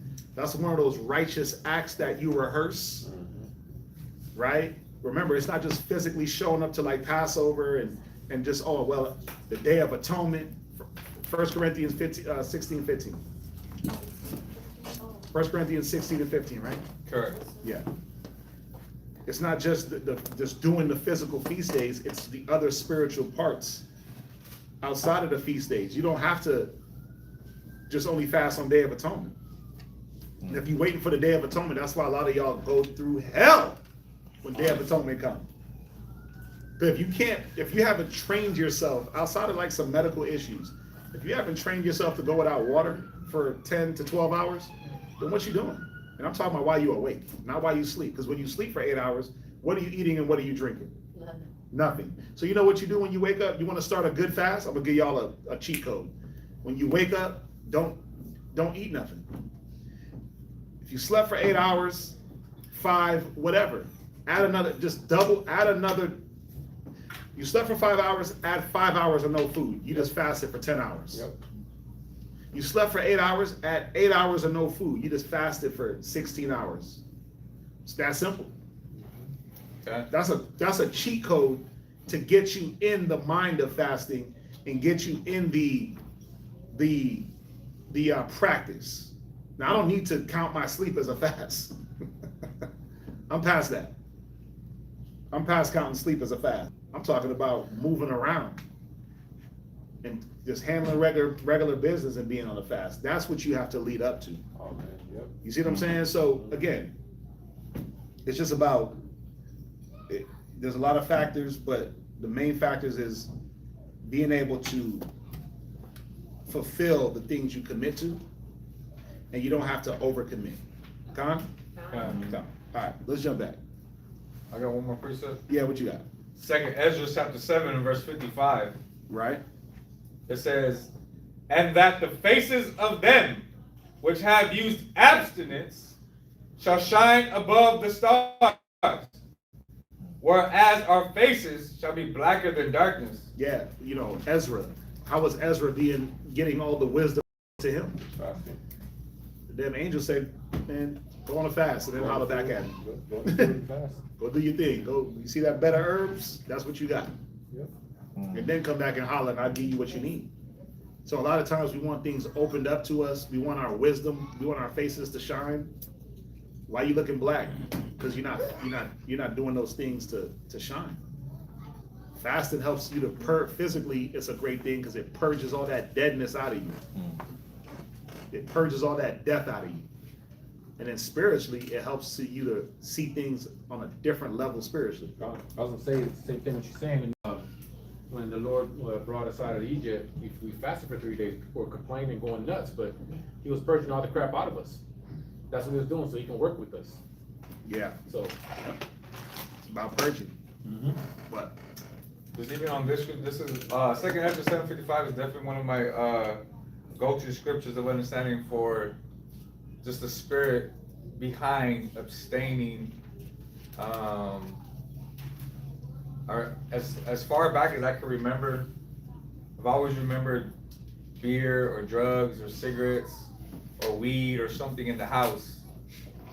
And then teenager, young adult, for as long as I've lived, right? And then since I've been here in the truth, I haven't smoked anything for like the last 8 years. Rock the album. No drugs or anything like that. And for the last like 2 years, I haven't drank anything. And you know, the other day I went to go do breathalyzer, urine test, hair follicle, and many people were doubling back on me. They're like, "Hey, are you sure you're gonna pass? Are you sure? Are you sure? Are you sure?" Like, you can just tell me, right? Are you sure? Because you've got the prototype of a rock star. Right? Because you're a rock star. And you know what was crazy was there was a little nervousness in me when I went to go do these things, because I mean, I'm not surrounded by anybody who does it, but you know, sometimes you walk through a cloud at the grocery store, somebody just blowing on something, or like in the mall, people just smell like weed or something, or I don't know, but I'm like, yeah, I was confident. Or you hit some poppy seeds. Yeah. Oh yeah, I remember that. Pop up on the. You hit some poppy seeds on your Man. burger, and they automatically think you was hitting them poppies. Right. Wow. But You gotta get a lot of those. Wow. where I'm getting at too with this, with the abstaining, it started with that physical of like abstaining certain things, and now I'm getting to the point where I'm like, okay, let me examine the spirit. Let me see if I can abstain from anger. Let me see if I can abstain from temper, like being out of control. Let me see if I can abstain from. And especially if you're not feeding it with the catalyst that brings forth anger, alcohol. Yeah. Alcohol inflames, and it helps to keep like a residual anger there, and a residual, you know, whatever emotional battles we battle with, alcohol helps to just be the quick igniter. If you are drinking, you're gonna feel a certain way if you can't control it. Not everybody. Some people don't know how to control their emotions when they drink. Some do, right? Truthfully, I don't think anybody does. Yeah. Either you get overly sad, you get overly hyped, you get overly mad, whatever. Nobody knows how to control themselves when they drink. So they get into one emotion more than another either way. So you're already one up if you're not feeding the emotion with the thing that can ignite it. It just makes it one step easier. Yeah. And in that too, many of the times I've been asked, like, am I on a fast or am I on a vow for not drinking? No, I'm just abstaining, because I don't want to put myself under something that I know as far as like just family, my parents and everything like that, all them people was addicted to everything, right? So, but I mean, as far as smoking, like that's not part of me. As far as drugs and stuff like that, that's not part of me. Drinking, I'm abstaining. But Yeah, again, you can always go get you a drink if you want. That's Yeah. up to your discretion. You didn't vow yeah. to never drink again or a length. You just, I'm good. I get that. Yeah. But now, even in that, my mind, I'm not psyching my mind out and saying, okay, I'm gonna abstain from being proud for the day. Nah, I'm trying not to make pride a part of me. I'm trying not to make lack of control part of me. So, but yeah, I was there on that. Let's jump back. You're on the first reader. It's 12. Watch this. Come on. Where we at? Leviticus chapter 6 and verse 9. Go ahead. Command Aaron and his sons, saying, Where you reading to? 15. Yep. Command Aaron and his sons, saying, this is the law of the burnt offering. It is the burnt offering because of the burning upon the So altar. all this is going to do is just repeat what we've already read. We already read about the law of the burnt offering last week. Con? Time. We read it in what chapter?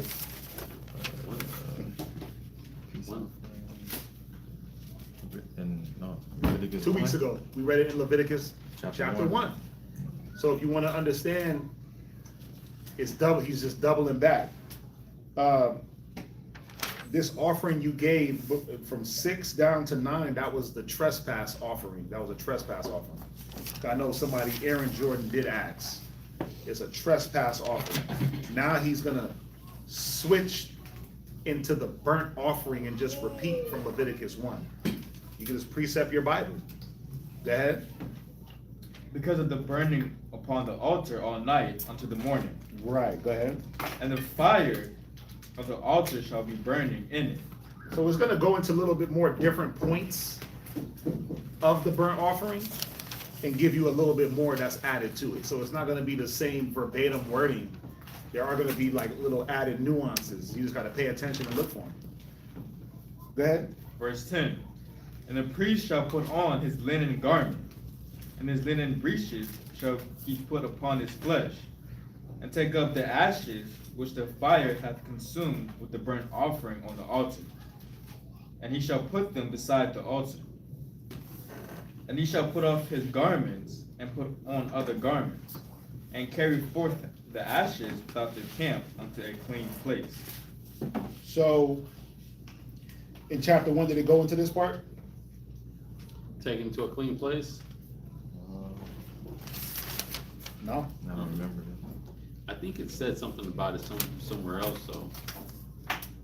Well, as far as the burnt offering in Leviticus 1, it didn't tell you what happened with the animal's ashes after it was burnt. Leviticus 1, the burnt offering teaches you what animals and how to order the pieces on the altar. So this is giving you the second part to the burnt offering and what you do with said ashes after it's burnt. Priest puts on his garments, collect the ashes, takes off the garments, put on a different garment, takes the ashes outside the camp. So you see, he's giving you 2 sets of parameters, how to start the burnt offering, and then what you do with the ashes. Leviticus 1 is the animals and how to start it. Leviticus 2, or Leviticus 6 is the ashes, the byproduct, after it's all burnt. Go ahead. Verse 11.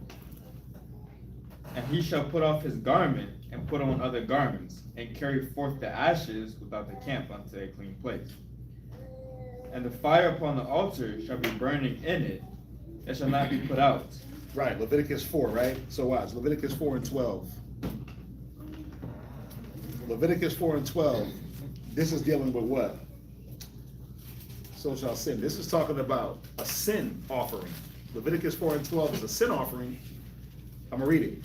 It says, even the whole bullock shall he carry forth without the camp unto a clean place where the ashes are poured out. So this is dealing with the sin offering. Right? So we know a sin offering, the ashes. So remember, all the ashes would have to be carried out regardless. Why? Because they put the fire. Yeah, you got to keep the fire going, and ash would put out the fire. That's just the practical thing. And no matter what, ash is a byproduct of burning something.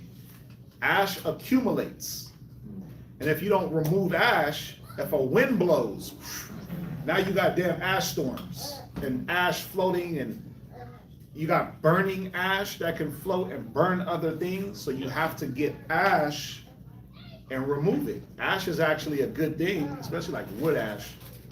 It's a good thing for like your garden and things like that.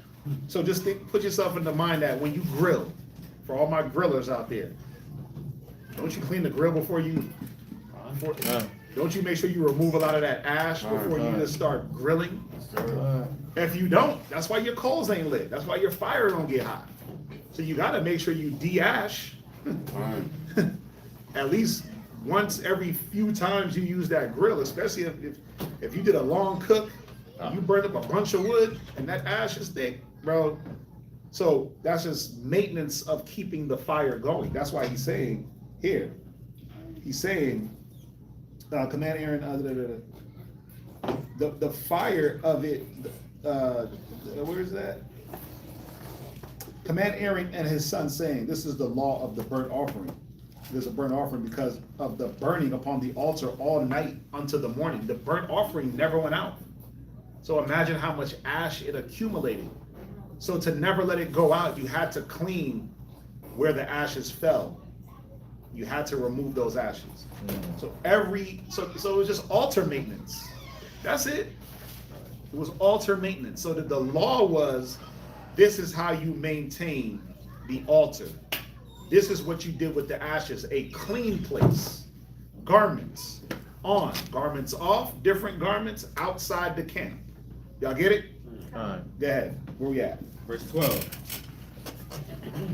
And the fire upon the altar shall be burning in it, and shall not be put out. See that? It never went out. Go ahead. And the priest shall burn wood on it every morning, and lay the burnt offering in order upon it. So on the Sabbath day, the burnt offering never went out. It always went. Okay? So there were fires being kindled. That's why you weren't supposed to kindle one at your own residence. Because a burnt fire was always going. Right. You were supposed to be, even on the Sabbath day, bringing offerings, burnt sacrifices, sin offerings, wave offerings, even on the Sabbath.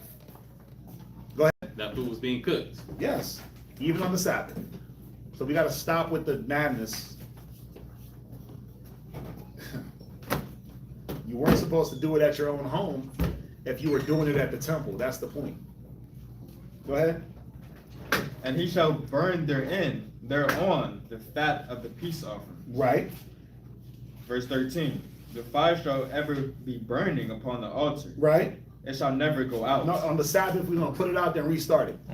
It shall never go out. Friday sundown, we're going to make sure we douse it with water, and then Saturday sundown, we come back and reignite it. It shall never go out. It say what it say, right? Yeah.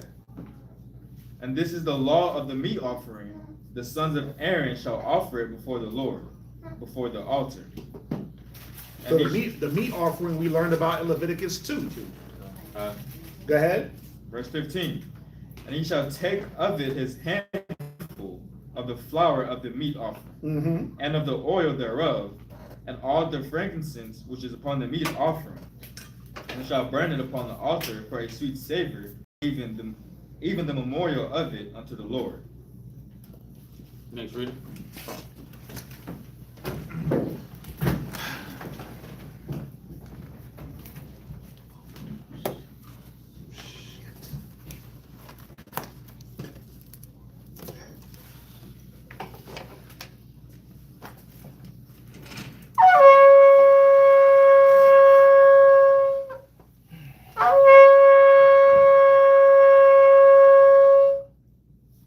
Tahar Rakah, Shabbat Shal, Yahawda, Ban Yasharella.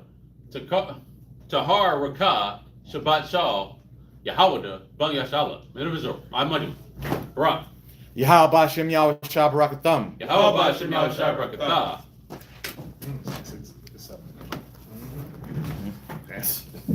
to skip then.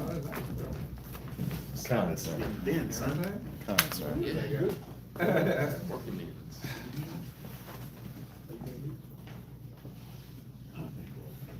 Working manzinos.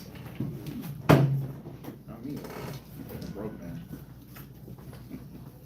Yes, please, could I have another?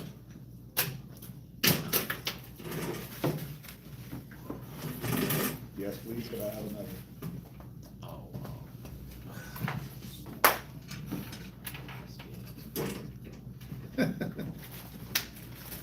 Representation of my life.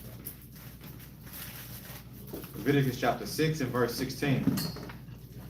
And the remainder thereof shall Aaron and his sons eat. So we read this in Leviticus 2. The priest would take a handful of the flour, oil, frankincense, throw it in the fire. That's the burnt offering for the meat offering. The rest would go to the priest. Go ahead.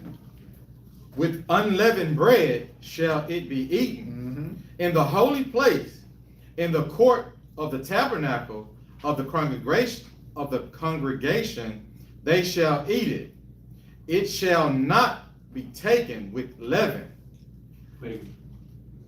Bacon. I'm sorry. It shall not be baken with leaven. I have given it unto them for their portion of my offerings made by fire. It is most holy, as is the sin offering and as the trespass offering. So what is he saying? What is he letting you know? Not because it's grain, flour, and a little bit of frankincense that it's not most holy. It's on the same level of holiness as the others, the sin and the other offerings. That's what he's letting you know. So why does he got to put us in that mind? Don't try to downplay it like it ain't nothing. Right. Oh, it's just a little grain and flour. Not a big deal. I ain't got to do that. No, you better reverence it just like you would reverence a bullock. It's the same thing in the Most eyes as far as what you're commanded to bring. Go ahead. Verse 18. All the males among the children of Aaron shall eat of it. It shall be a statute forever in your generation concerning the offerings of the Lord made by fire. Every one that touches them shall be holy. And the Lord spake unto Moses, saying, This is the offering of Aaron and of his sons, which they shall offer unto the Lord in the day when he is anointed. The 10th part of an ephah of fine flour for a meal offering perpetual, half of it in the morning and half thereof at night. In a pan it shall be made with oil, and when it is baken, thou shalt bring it in, and the bacon pieces of the meat offering shalt thou offer for a sweet Savior unto the Lord. Verse 22. And the priest of his sons that is anointed in his stead shall offer it. It is a statute forever unto the Lord. It shall be holy, burnt for every meat offering, for the priest shall be wholly burnt. It shall not be eaten. And the Lord spake unto Moses, saying, So it wasn't going to be eaten because it was going to be burned. Go ahead. Right. Where you at? Oh, 24? Verse 25.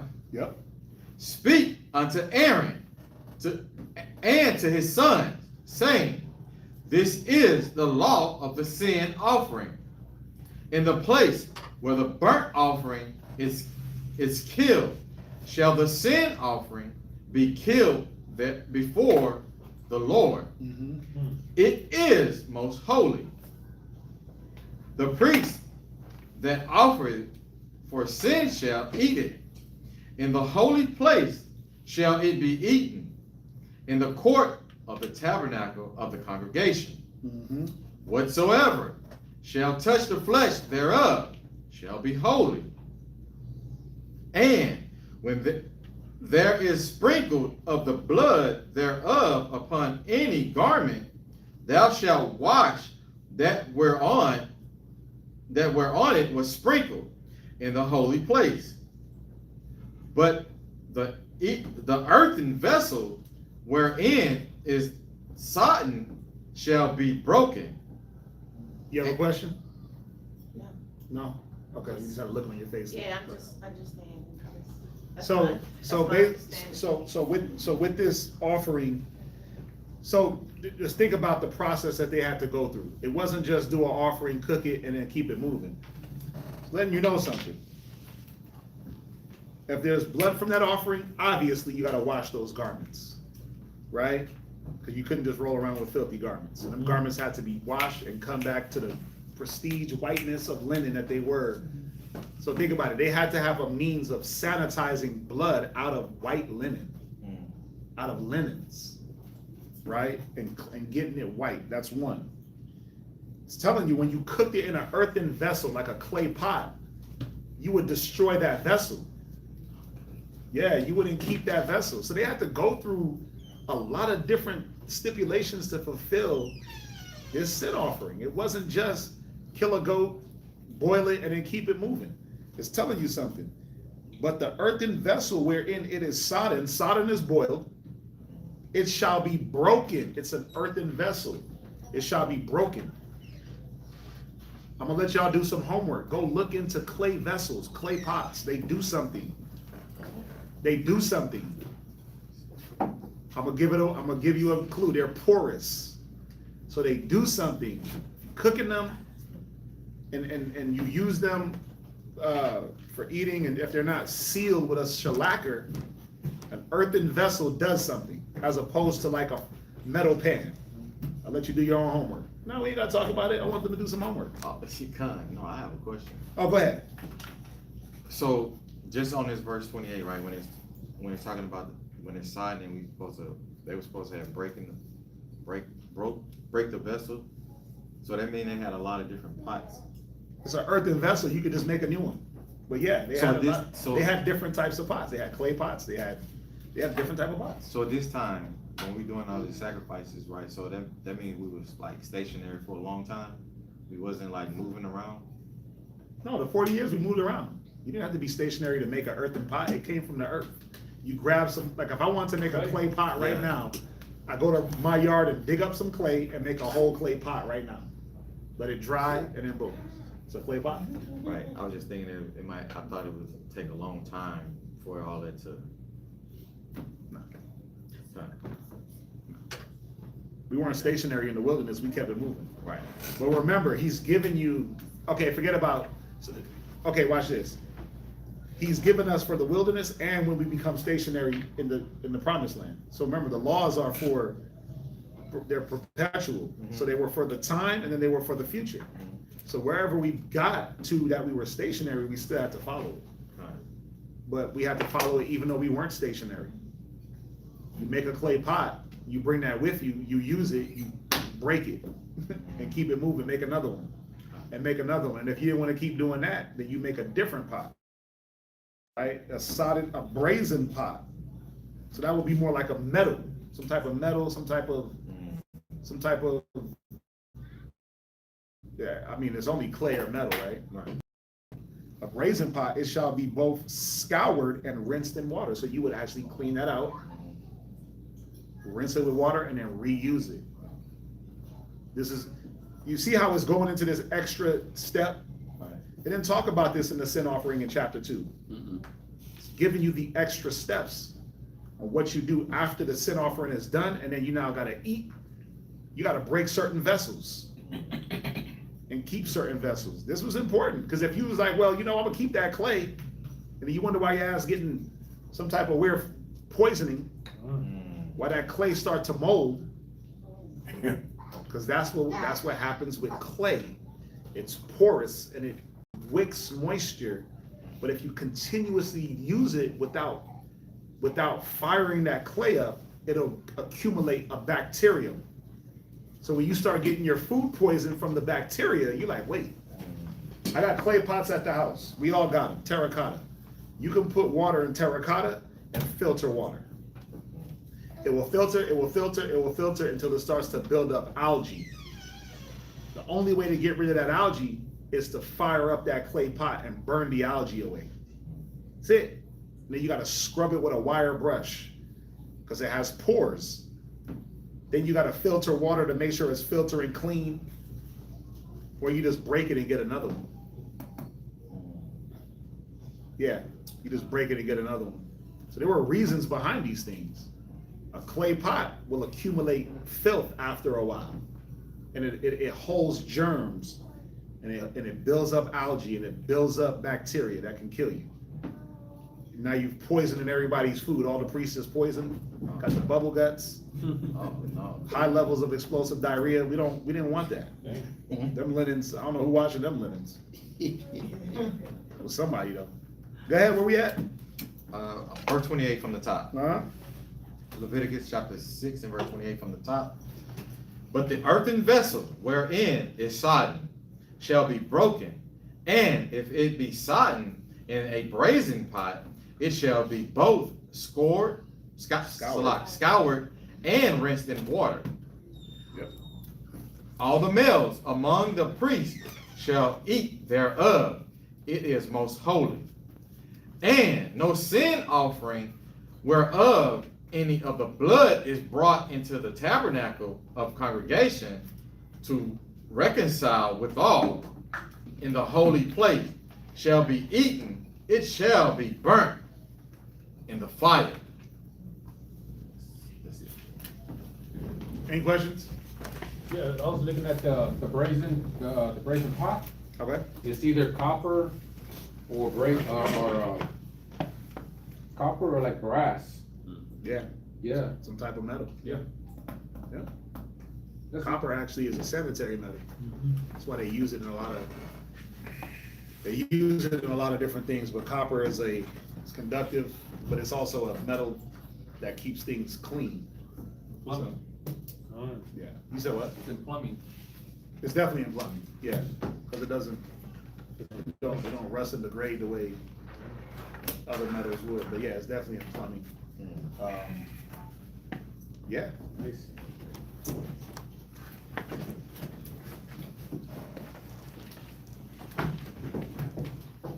They didn't have metal back then, brother. Okay. Like it didn't exist. They didn't have metal back there in Moses' time. All right. Read. The angels came down and taught them how to. Never mind. It's like that was after Moses.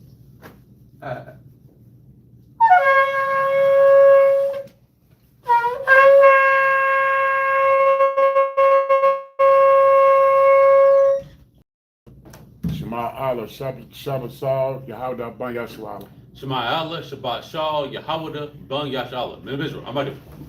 Barak. Yahweh Shema Shabbat Katam. Yahweh Bashim Yahweh Shabbat. Yeah, buddy.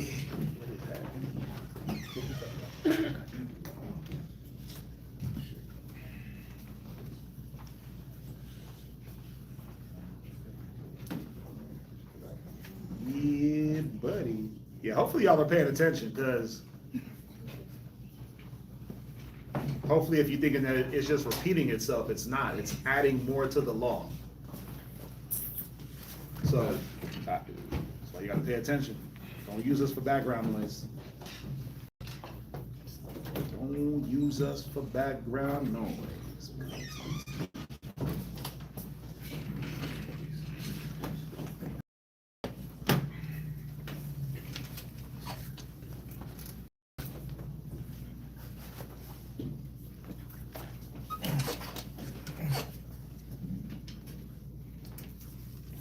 Shalom, Israel. Shalom. In Leviticus chapter 7, verse 1. Mm-hmm. Likewise, this is the law of the trespass offering. It is most holy. In the place where they kill the burnt offering shall they kill the trespass offering, and the blood thereof shall he sprinkle round about upon the altar. And he shall offer of it all the fat thereof, the rump and the fat that covereth the inwards, and the 2 kidneys, and the fat that is on them, which is by the flanks, and the caul is above the liver, with the kidneys, it shall he take away. And the priest shall burn them upon the altar for an offering made by fire unto the Lord. It is a trespass offering. Every male among the priests shall eat thereof. It shall be eaten in the holy place. It is most holy. As the sin offering is, so is the trespass offering. There is one law for them. The priest that maketh atonement therewith shall have it. He shall what? The priest that maketh atonement therewith shall have it. And the priest that offereth any man's burnt offering, even the priest shall have to himself the skin of the burnt offering which he had offered. So, what verse you at? Verse 9. So what's that letting us know?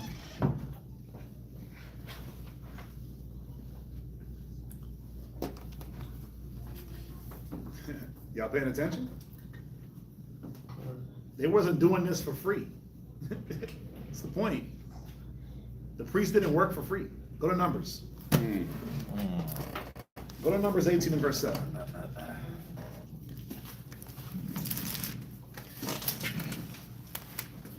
There was an immediate compensation. What? As we're going over this, one of the questions that came to my mind is like, all of the tribe of Levi were commissioned to do the work of the Lord. Obviously, you had the orders, the high priests, the families, holding the Ark of the Covenant, so on and so forth. But the question that I had in my mind was, everybody, how did everybody get fed? We're about to read it. Into that. We're about to read it. Numbers 18. Numbers chapter 18 and verse 7. Therefore, thou and thy sons with thee shall keep your priest's office. Do me a favor. Read verse 1. Verse 1. 18, Numbers chapter 18 and verse 1. And the Lord said unto Aaron, thou and thy sons and thy fathers, and thy father's house with thee shall bear the iniquity of the They shall do what? bear the iniquity of the sanctuary. But it's not bear the iniquity like some negative, like they're bearing iniquity, some evils. Just talking about them bearing the burden. But see, it wasn't a burden that was unjust or unfair, where everything was on them and then everyone else was just able to kick it. Just read, watch, read. And thy sons with thee shall bear the iniquity of the priesthood. Go ahead. Verse 2. And thy brethren also of the tribe of Levi, the tribe of thy father, bring thou with thee, that they may be joined unto thee and minister unto thee. Right. But thou and thy sons with thee shall minister before the tabernacle of Go to verse, jump to verse 7. Verse 7. Therefore, thou and thy sons with thee shall keep your priest's office for everything of the altar and within the veil, and ye shall serve.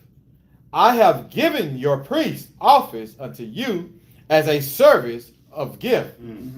And the stranger that cometh nigh shall be put to death. Who was that stranger that cometh nigh? The Levites? The Levites?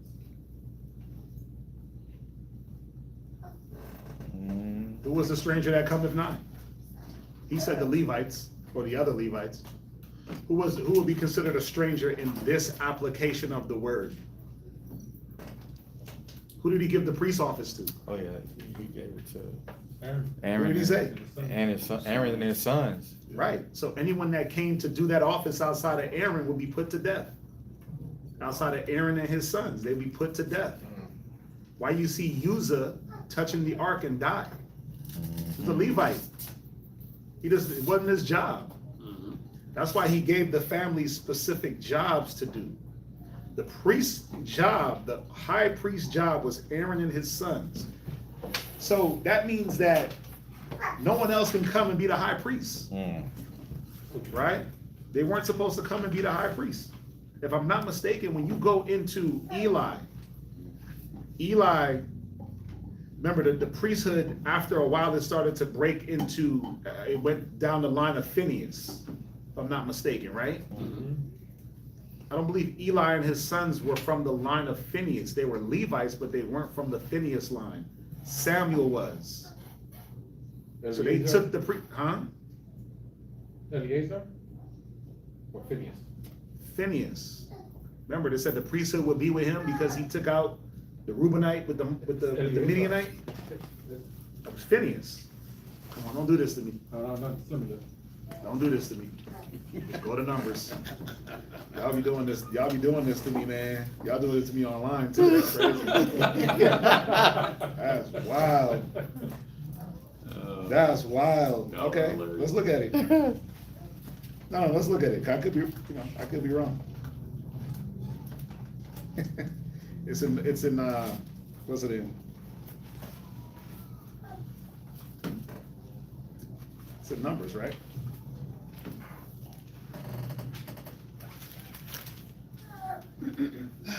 Let's see here. It's number 16.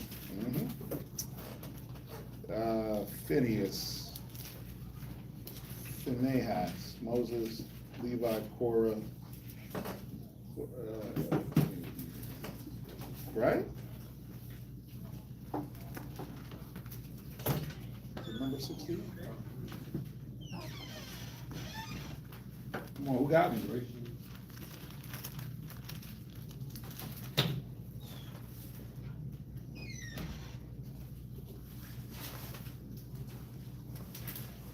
Number 16,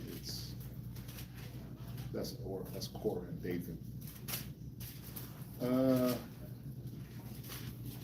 Come on, somebody look it up real quick. Phineas.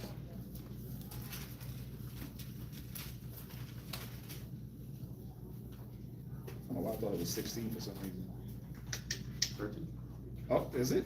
I mean, bro, you called it. Is it? I just start seeing names.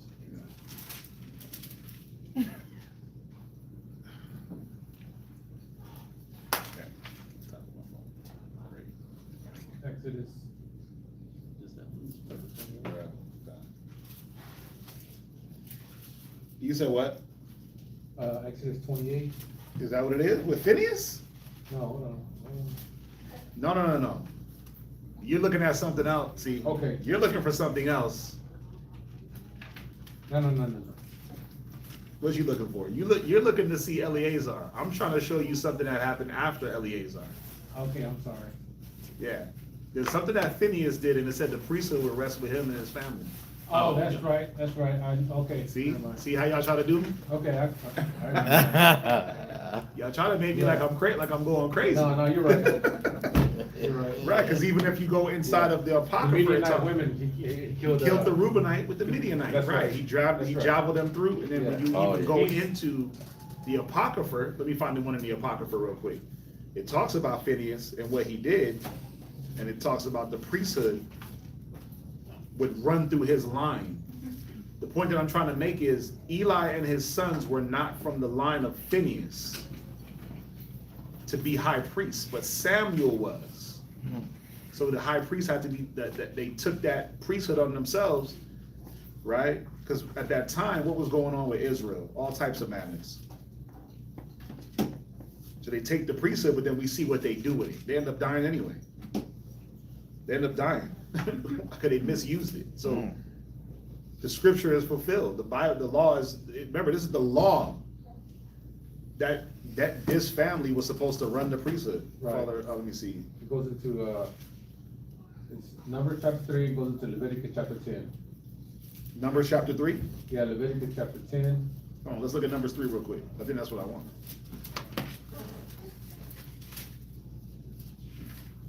Well, yeah, that goes into the family, Right. right? That goes into the families. But I was just trying to fast forward it so that we didn't have to break down families and do all that. But I think y'all understand what I'm saying. So the point here, let's go back to Leviticus. Anybody outside of Aaron's family was a stranger in this regard. No Benjamite can come do Aaron's job, death. No Judite can come do Aaron's job, death. Issachar, gone. 25 and 7. What? Phineas took the javelin. Numbers? Numbers, yeah. Yeah, damn, I'm like sliding through numbers. And watch, it's gonna be extra highlighted. Right. It's gonna be all, yeah, look, right here. Yeah, Phineas. Watch, Yeah. 25 and 11. Phineas, the son of Eleazar. So he was from Eleazar, Right. right? A son of Aaron, the priest. So this is where now the priesthood is starting to be,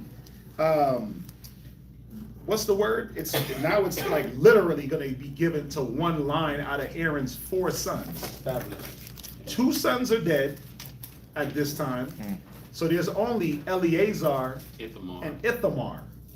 But then it's like, oh, because of what Phineas did, it's going to Eleazar's line, right? I believe that Eli and his sons were from Ithamar. They were from Ithamar. And they were not supposed to have the high priesthood. Because this is where it's separated in Numbers 24. See, these little nuances you got to really read and pick up. Because then you'll think, well, damn, how come Eli and how come this? Well, he didn't belong in the priesthood. What?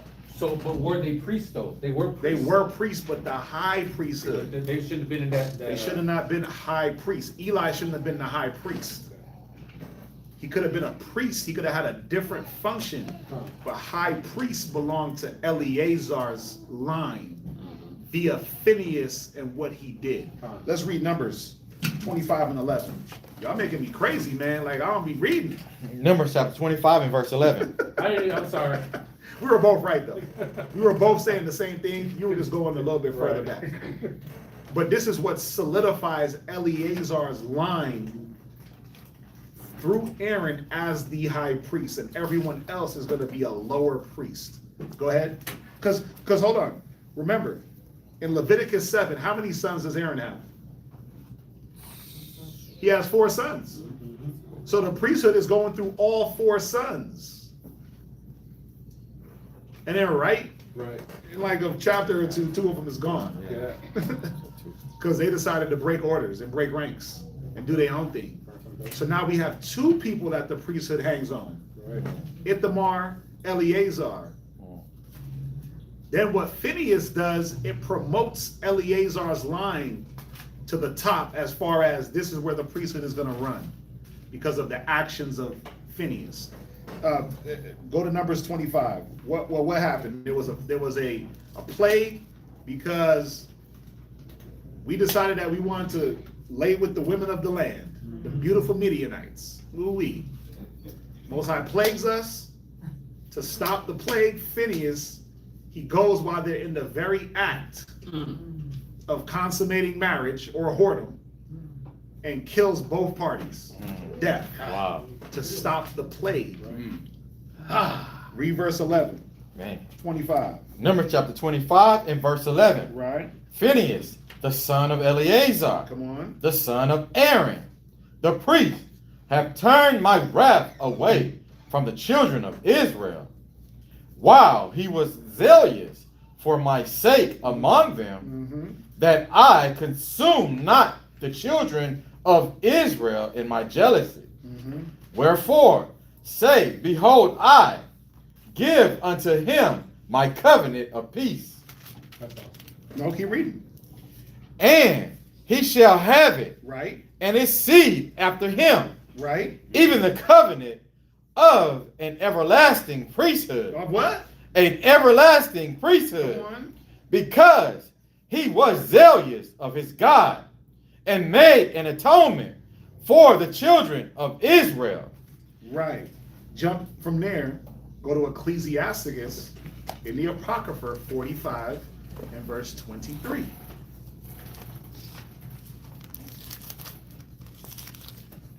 Sorry. 45 and 23.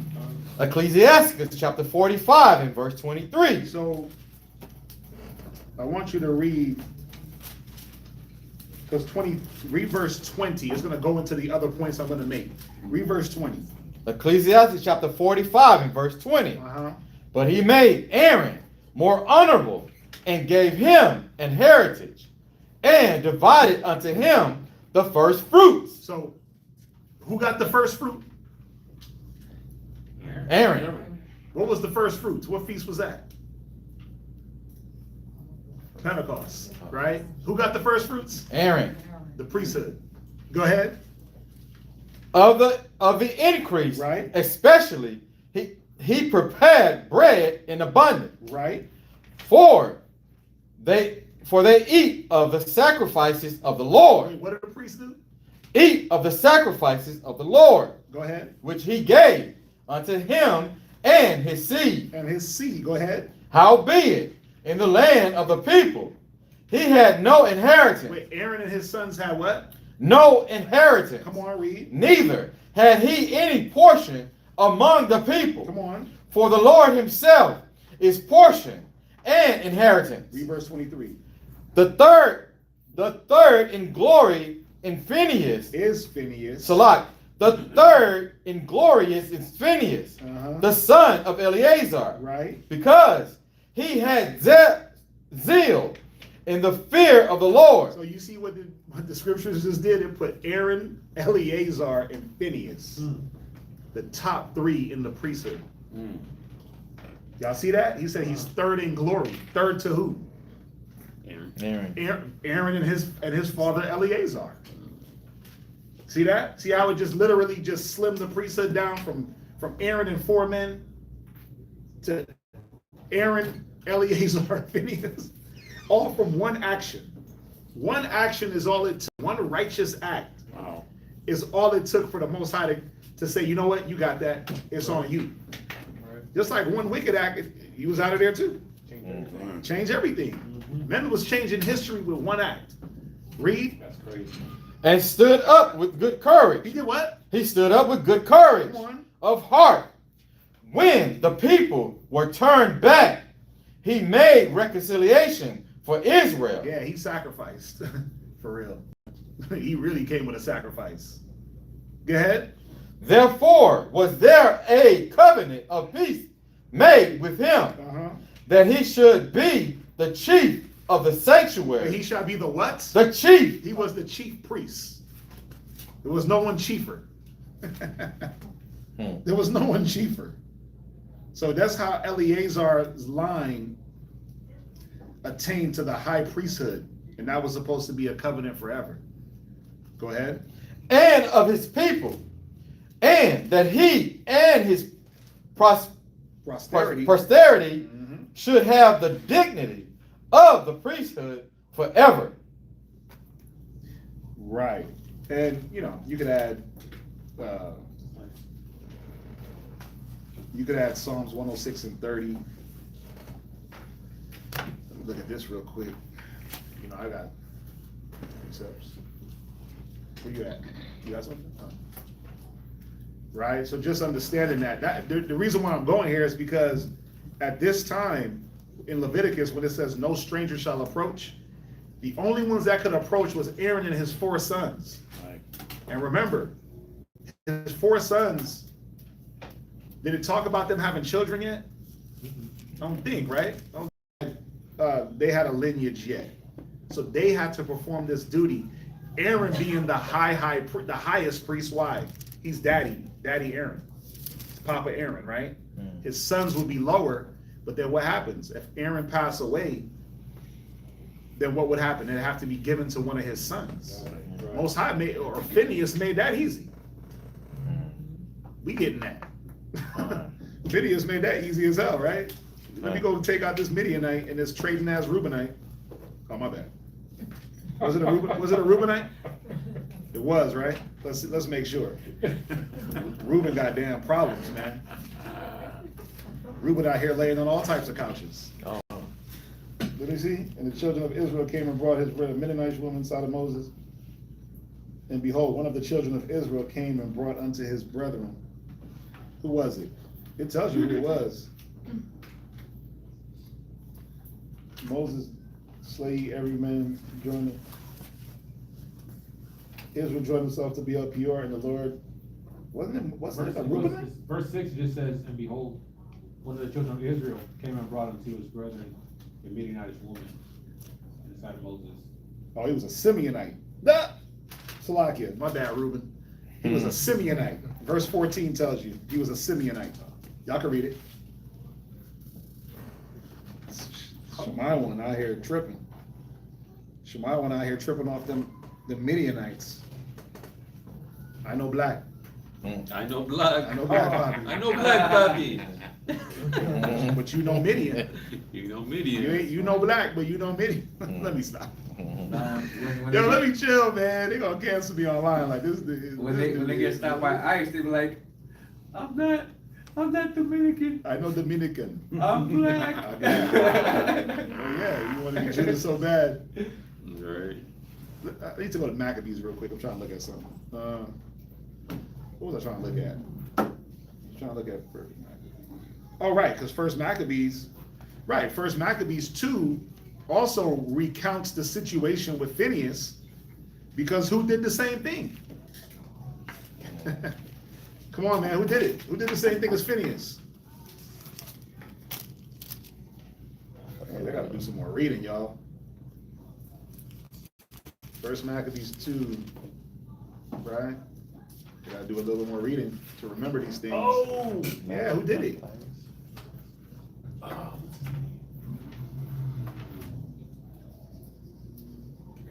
It was Mattathias. It was Mattathias, right? He was the father of the sons. Said, You said Mattathias? yeah, I said it low, you didn't hear it, but Oh. I did say it.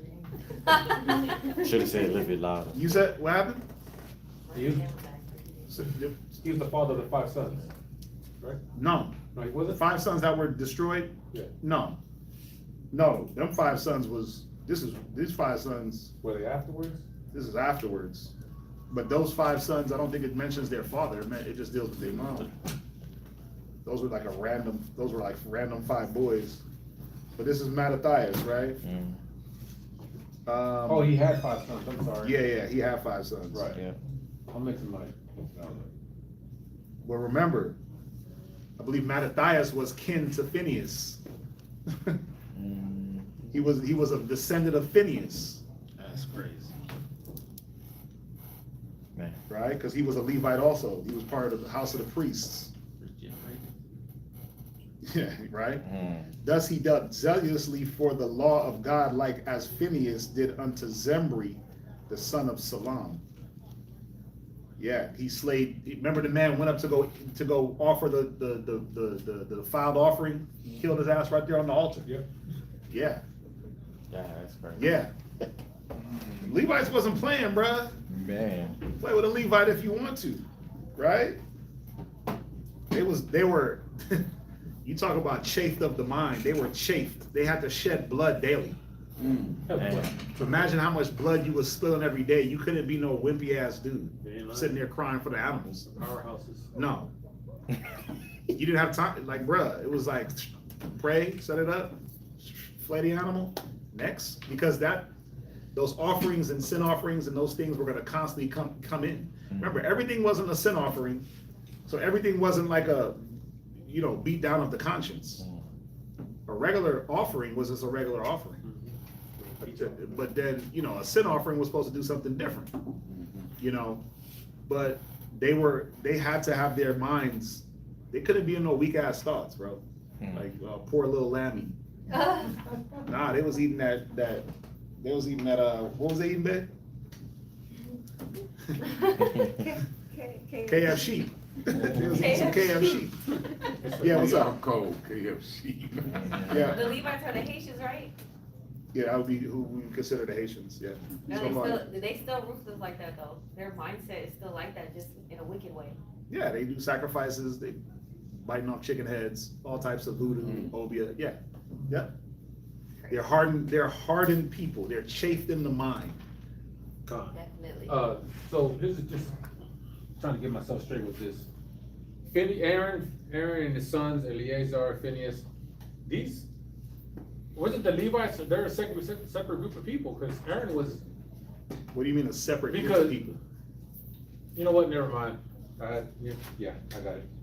You sure? It came to me. It came to me. Okay, I mean, you know. No, they are the same people, yes. Yeah.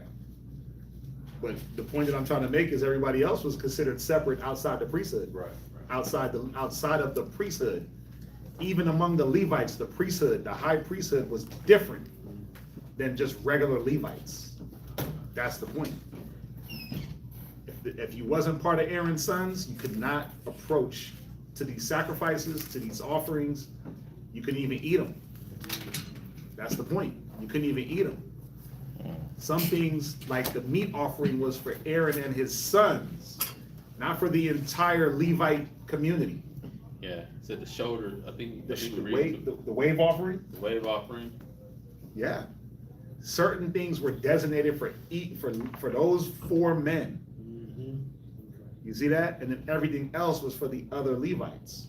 You gotta know that, because if you out here like, nah, I'm about to go dip into the shoulder offering and it ain't yours.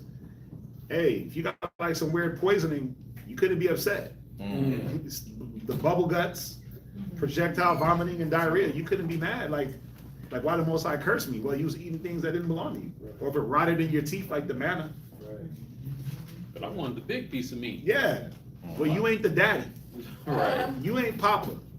You get the scrawny chicken back. You don't get the big piece of thigh. You don't get that shoulder.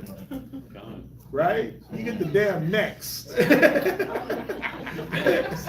get the damn chicken necks. Ain't no meat. It's just bone and drippings. That's all you get. You better be satisfied. You better go sit your ass in the corner and suck the juice.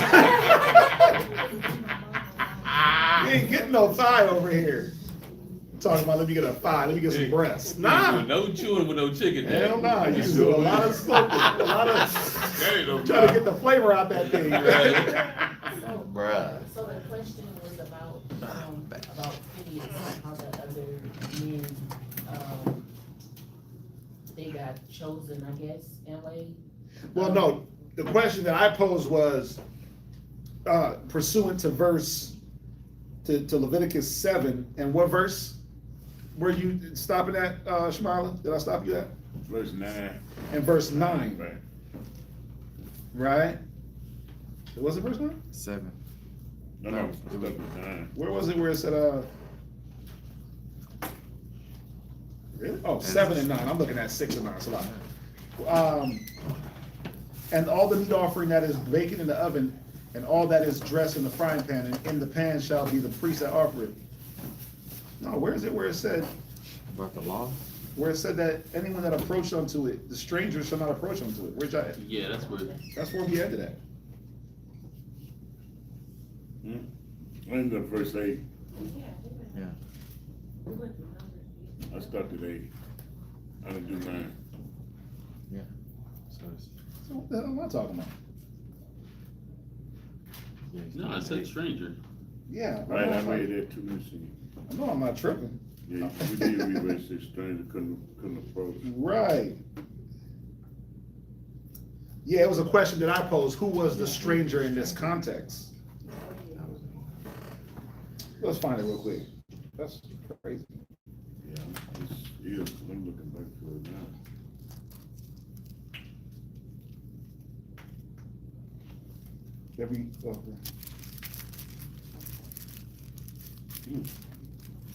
Yeah, that's weird. Very.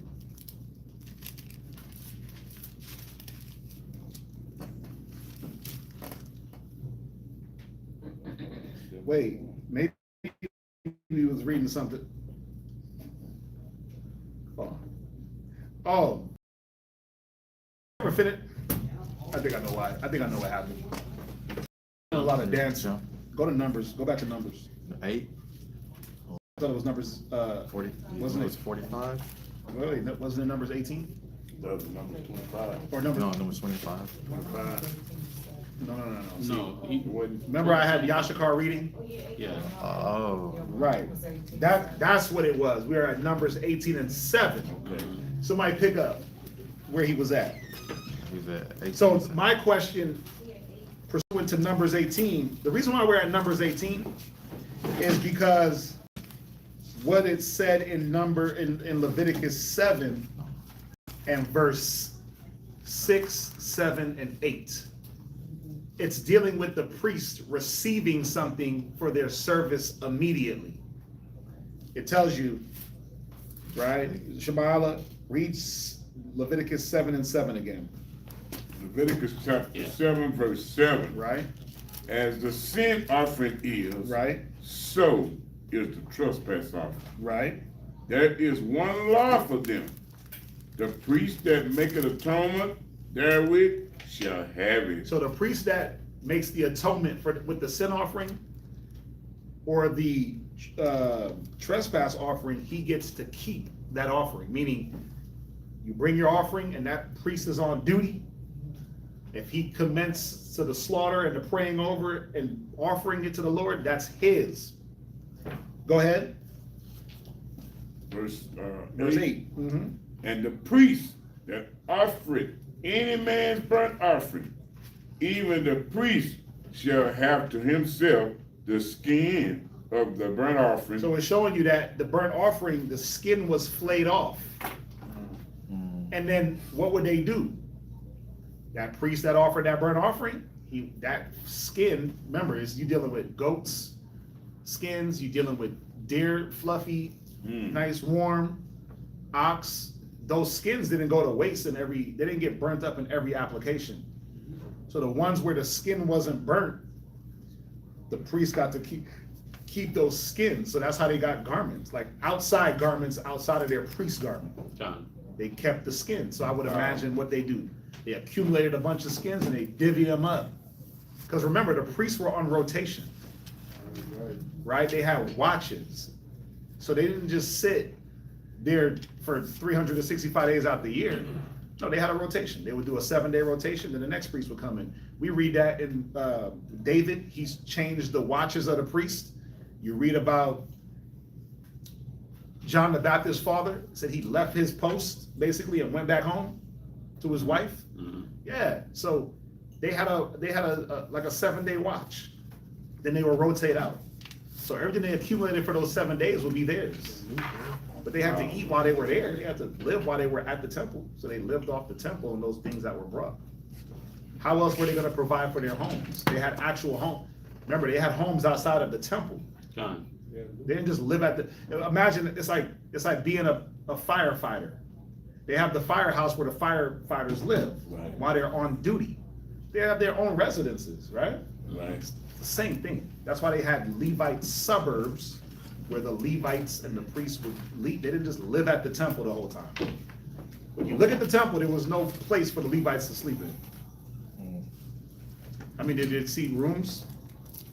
There was no room in the tabernacle, right? Wow. Nah, they were there the whole time just doing their job.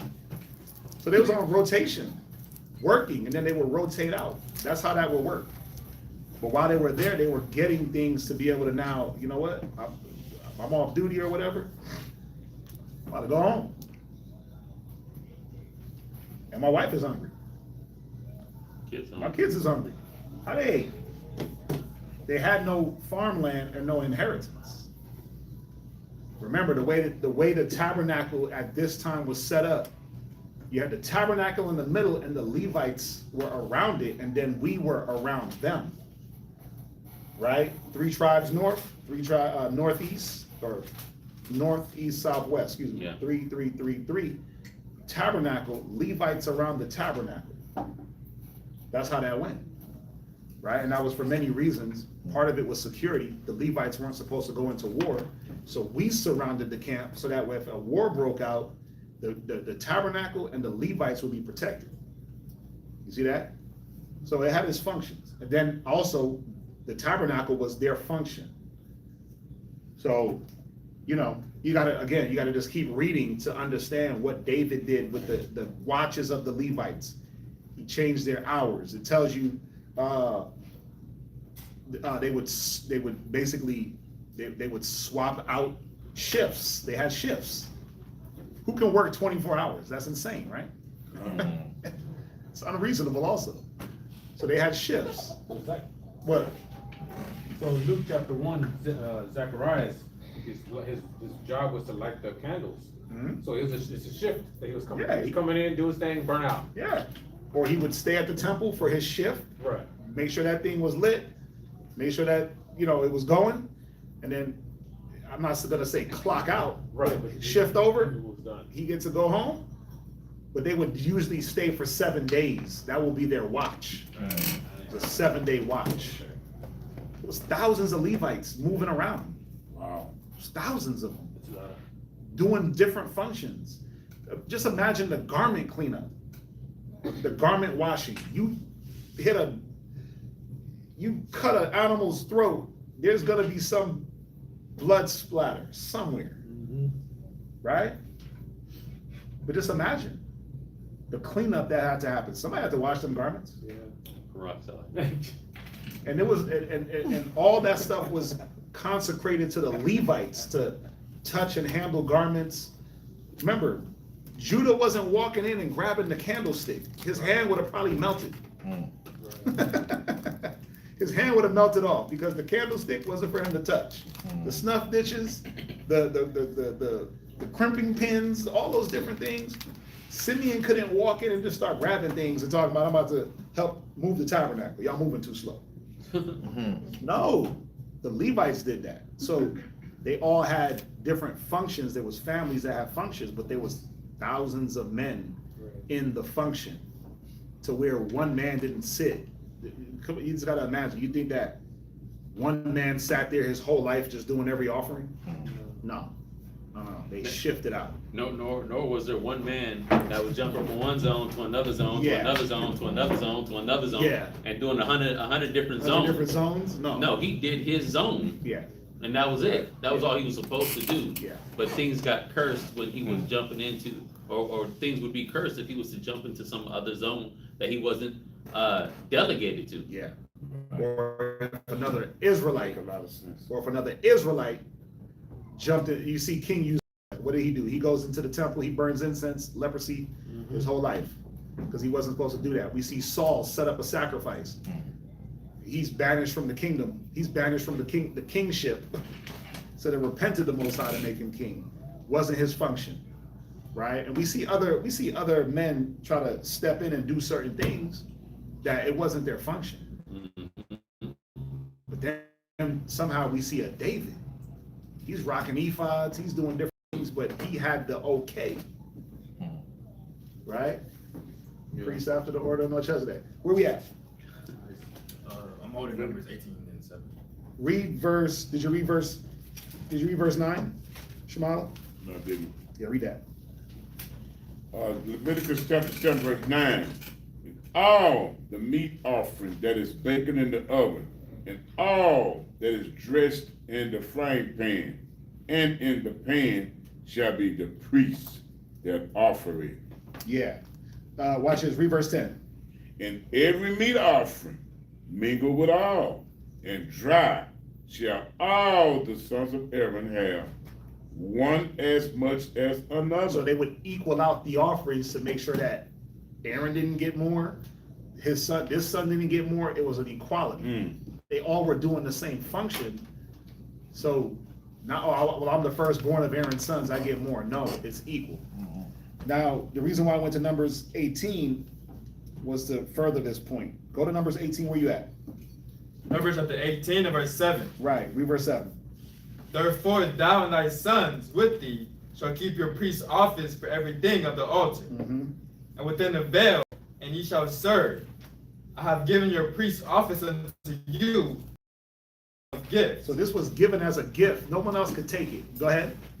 Stranger that cometh nigh shall be put to death. That was Israelites outside of who the gift was given to, and other people, dead. Go ahead. And the Lord spake unto Aaron, Behold, I also have given thee the charge of my heave offerings of all the hallowed things of the children of Israel. So you're in charge of all these things, Aaron. Use them wisely. Go ahead. Unto thee have I given them by reason of the anointing, and to thy sons by an ordinance forever. Go ahead. Verse 9. This shall be thine of the most holy things, reserved from the fire. Every oblation of theirs, every meat offering of theirs, and every sin offering of theirs, and every trespass offering of theirs, which shall they render unto me, shall be most holy for thee and for thy sons. See that? So everything that we gave, the Most High gave to the priests. It was weird with Eli and his sons, how they was getting greedy. When you like, it was already all yours. Why you had to like double up and triple up the portions? But then that's why it said they had big bags. But that's why I said the people started to abhor the offerings of the Lord, because Eli and his sons started to misappropriate their portions and just, they started to get greedy with it. So you could imagine that if Eli and his sons were taking all these extra portions, they were causing the other Levites to suffer. And the people that brought them, because they would eat too. So they were getting their handsome shoulders. They getting 2 shoulders. Damn, bro, you getting 2 shoulders, you getting the rump, and you getting the ribs. You ain't gonna leave. You just gonna leave us a knuckle. All we get is the face. And you eating the fat? You eating everything. You eating the fat. You eating the thing half sodden. Dang, this is what y'all doing? No, but that just goes to modern day preachers, modern day pastors, or these wicked pastors, how they'll bleed the congregation. Like you'll see the pastor dressed real nice. He got the nice house, nice cars, nice shoes. You never see him in the same suit twice, and then you got the poor deacon. The deacon don't be as laced as the pastor. The whoever else participates in the service is not nowhere near laced as the pastor. And from my experience, I often seen them just looking like everyone else, poor. But the pastor, he had dough. That's that Eli son type spirit. Misappropriating the funds. Yeah, you always, there was like 100 collection plates passed. One for the building fund, one for the kids fund, one for the not arrival but revival, one for the revival fund, one for this fund, one for that fund, building fund, tithes, 3 times the tithes. Parking lot fund. Everything has some type of fundraising. The biggest of that tithe. But I remember even when I was in church, the church that I went to, they was always trying to fix the damn building. And the building never got nothing fixed. Like how's funds and collections plate always being collected, but the building's never fixed? So misappropriating the funds. Read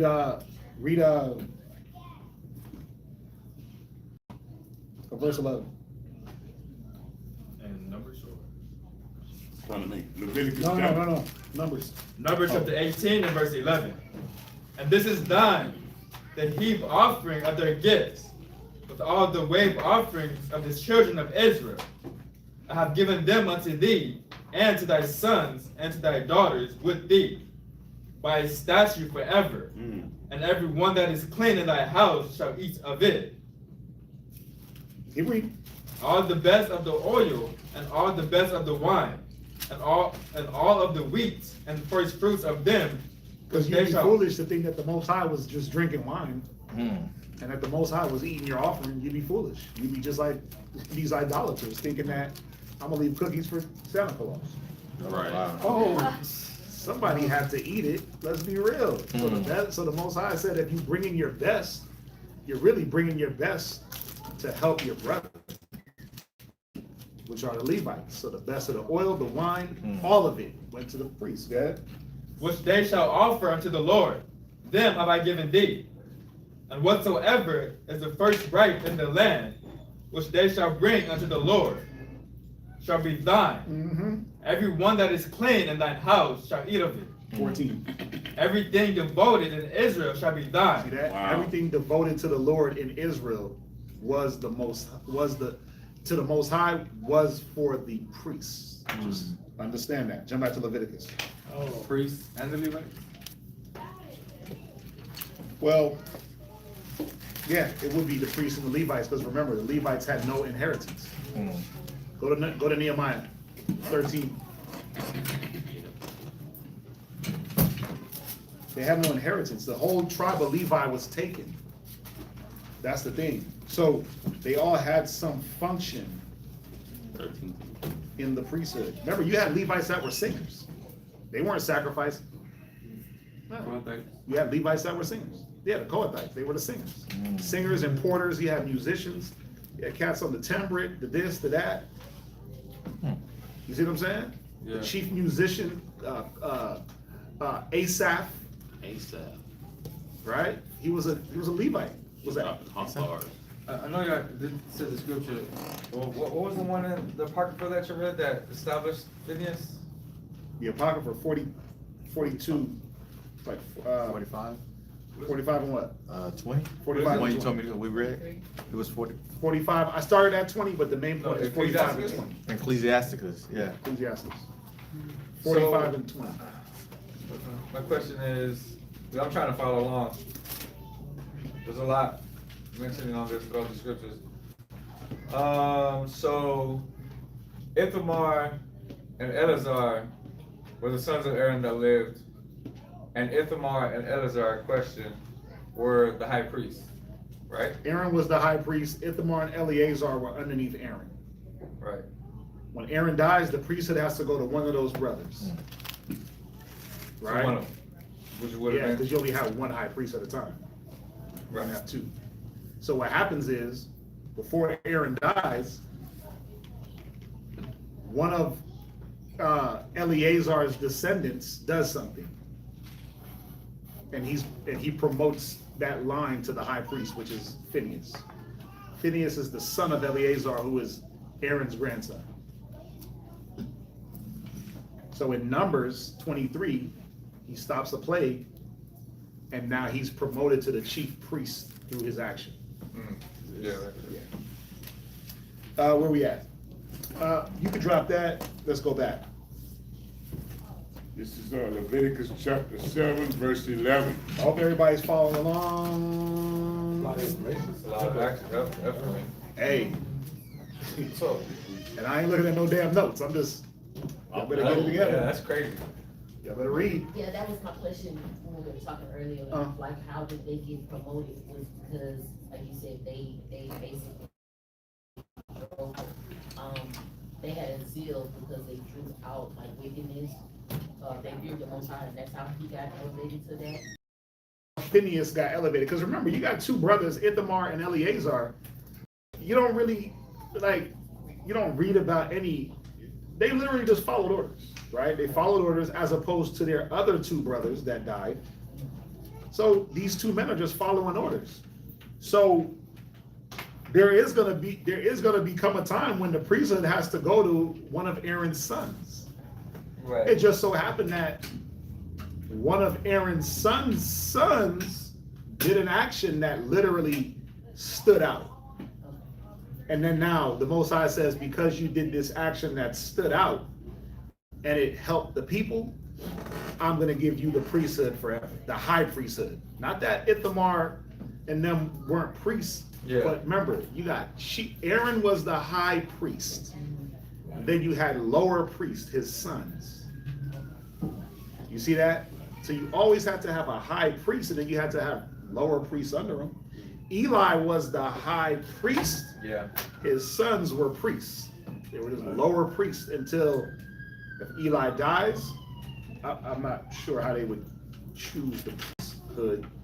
It was the Most High that would anoint that. As far as the scriptures chronologically go, Samuel came in and there was nothing established. Until Samuel anointed King David, the spirit was with No, King. no, hold on, no. Before Samuel came, there was high priests. Oh yeah, It was Eli. yes. Right. Once they died, Once right. they died, before they died, he was the high priest. okay. Then- Well, in Yeah. theory. Well, again, yes, quote unquote chronological order. Uh-huh. It mentions in 1 Samuel's. Maybe I'm misunderstanding you. When you say chronological order, what are you saying? Maybe I'm misunderstanding what you're saying. Eli Mhm. and his two sons Mhm. died. Mhm. Samuel was the judge, and Samuel was the one that was getting a message from the Most High. Mhm. He anointed King David, and As then what? king. Mhm. And then when King David took office, There's Nathan. no, Zadok, Zadok. yeah, Mhm. King David, through the Spirit, establishes, because it mentions, Mhm. it mentions Ithamar and Eleazar's. As y'all were talking, I was trying to find this. I'm like, damn. It's in Samuel's, right? Yeah, and King David. But anyways, King David is the one that reestablishes the point of what we're talking about right now too. That's why when I asked, where in Ecclesiasticus did you quote? Mhm. But let me see. It's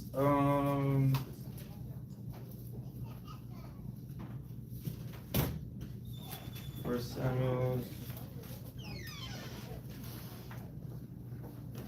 I mean, again, everything that you're going over is valid. I just in First Samuel's, I'll find it. I'll put it in the chat. No. Find it so we can see. I'm trying to understand. Well, here's my question. Right. It Oh, wouldn't, which one? it wouldn't be in First Samuel, because First Samuel deals with King Saul. Second Samuel deals with King David coming into being king. First Kings comes in with Solomon. So I think it would be somewhere in Second Samuel's what he's talking about. Oh no, I found it. First Chronicles. First Chronicles chapter 24. It starts at verse 1, quick little breakdown to verse 6. First Chronicles? Yeah. What is it? What is it talking about? It just talks about David redistributing the original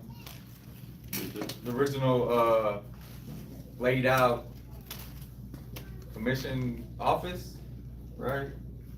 But verse 2 watch. But Nadab and Abihu died before their father and had no children. Mm-hmm. Therefore Eleazar and Ithamar executed the priest's office. Mm-hmm. And David distributed them, both Zadok of the sons of Eleazar. These are different. These are different. Remember, David wasn't around with Aaron's sons. Yeah, yeah. So the Ithamar and Eleazar here are not the same. Y'all know, I mean, I just want to make sure that that's clear. Well, it starts out in verse 1 where it starts. Now these are the divisions of the sons of Aaron. The sons of Aaron, Nadab, Abihu, Eleazar, and Ithamar. Right. But Nadab and Abihu died before their father had no children. Okay, go ahead. Therefore Eleazar and Ithamar executed the priest's Right, office. okay. So these first two are just like a real quick Right. Go ahead. historical. backdrop. Yeah. And then it just jumps to David distributed them, both Zadok of the sons of Eleazar and Ahimelech, the sons of Ithamar, according to the offices in the service. And there were more chief men found of the sons of Eleazar than the sons of Ithamar, and thus they were divided. Among the sons of Eleazar, there were 16 chief men of the house of their fathers, and 8 among the sons of Ithamar, according to the house of their fathers. Thus were they divided by lot, one short with another, for the governors of the sanctuary and the governors of the house of God, for the sons of Eleazar and the sons of Ithamar. Shemaiah, the son of Nathaniel, the scribe, one of the Levites, wrote them before the king and the priest, and Zadok the priest, and Ahimelech, the son of Abiathar, and before the chief of the fathers, the priest of it. Okay, so you're going here to show what though? I'm trying to understand. Well, I'm a little bit. I had went over here because as we're going through what we were going through with everything that we went through a little while ago. Yeah, I brought up Eli. So what I was doing was tracking Eli's lineage, which the scriptures go into that he's coming from the line of Ithamar, right? And I'm like, okay. And what happened after Eli? And it even said it. There was more chief men of Eleazar than of Ithamar. Yeah. Okay. And this is just a quick little breakdown, but King David sets up the sons of Eleazar, the sons of Phinehas, to be the high priest in this to avoid the confusion. But now I was just tracking. I was like, damn, where is this all? Where did all this go? Where did all this went? Yeah, and I will correct one thing. I said Samuel was the high priest. Oh, that's why I started. Samuel was everything, though. He was like a high priest. He was a prophet. I mean, he had many functions. He was a judge. Yeah. So that's how I started it, because you said Samuel was a high priest. Right. I'll take away that high priest title. But that's why I also said after Eli and his sons were destroyed and died, Right. Samuel was the one that was in place of it all, because there was no one in place until King David was anointed and took the office. Because Samuel's sons were wicked. Yeah. Also. But also because he knew the law, and that the high priests had to be from the sons of Phinehas. He was the seer. Samuel was the seer of the time. Mm-hmm. And yeah, he was a prophet. Yeah. I mean, you could say he functioned in many different roles, just being appointed of the Most High. You know? Yeah. But I'll take that high priest title back and say he he had many functions, right? Samuel did. He had many functions. Yeah. That better? Oh, you said stranger too. Did you tell us who the strangers were? The strangers would be anybody outside of Aaron's sons.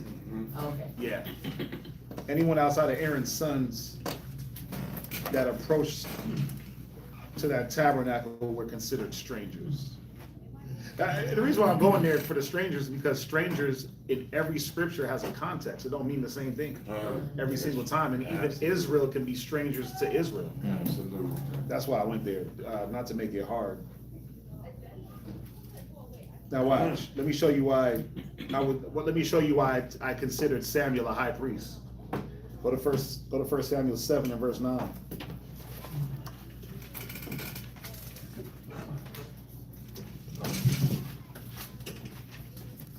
Because this is the thing. When you say high priest, who was above Samuel in the priesthood? Huh? No, in the priesthood, who would be above him? No Levite was above him. Eli and his sons are dead, and now it's Samuel. So Samuel is doing what? What's Samuel's function in Israel? He's just what? I'm rectifying, reestablishing order and structure. He's reestablishing the priesthood. Yeah. So he has to be the top priest to show how to reestablish it. He's also judging Israel, right? But he's a Levite, so he could do something that the other judges from the book of Judges couldn't do. All Samson can do is beat ass. That's all he can do is beat people up.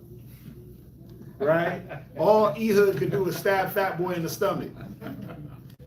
Deborah and Barak, they have to go to war and fight, but there's something that Samuel could do, right? Remember, he didn't Samuel hack a man to pieces? Yep. Yeah. But then he also did this. Read 1 Samuel 7 and verse 9. 1 Samuel chapter 7 and verse 9. Uh-huh. And Samuel took a sucking lamb and offered it for a burnt offering. He did what? And offered it a burnt offering. So I say that he was the high priest because there was no one higher than Samuel at the time. So I didn't, just so we understand, I'm not saying that he wasn't a judge. He was definitely a judge because he went on a circuit and judged Israel. But then he was also able to set up burnt offerings. Right? There was nobody higher to the point where Samuel was getting direct connect to the Most High. Remember it said there was no vision given at that time, and then when Samuel comes, he's getting, "Here I am, Lord. Is that you, my son? Here I am." Yeah, right? That was cut off because of what these guys were on. So that's why I use that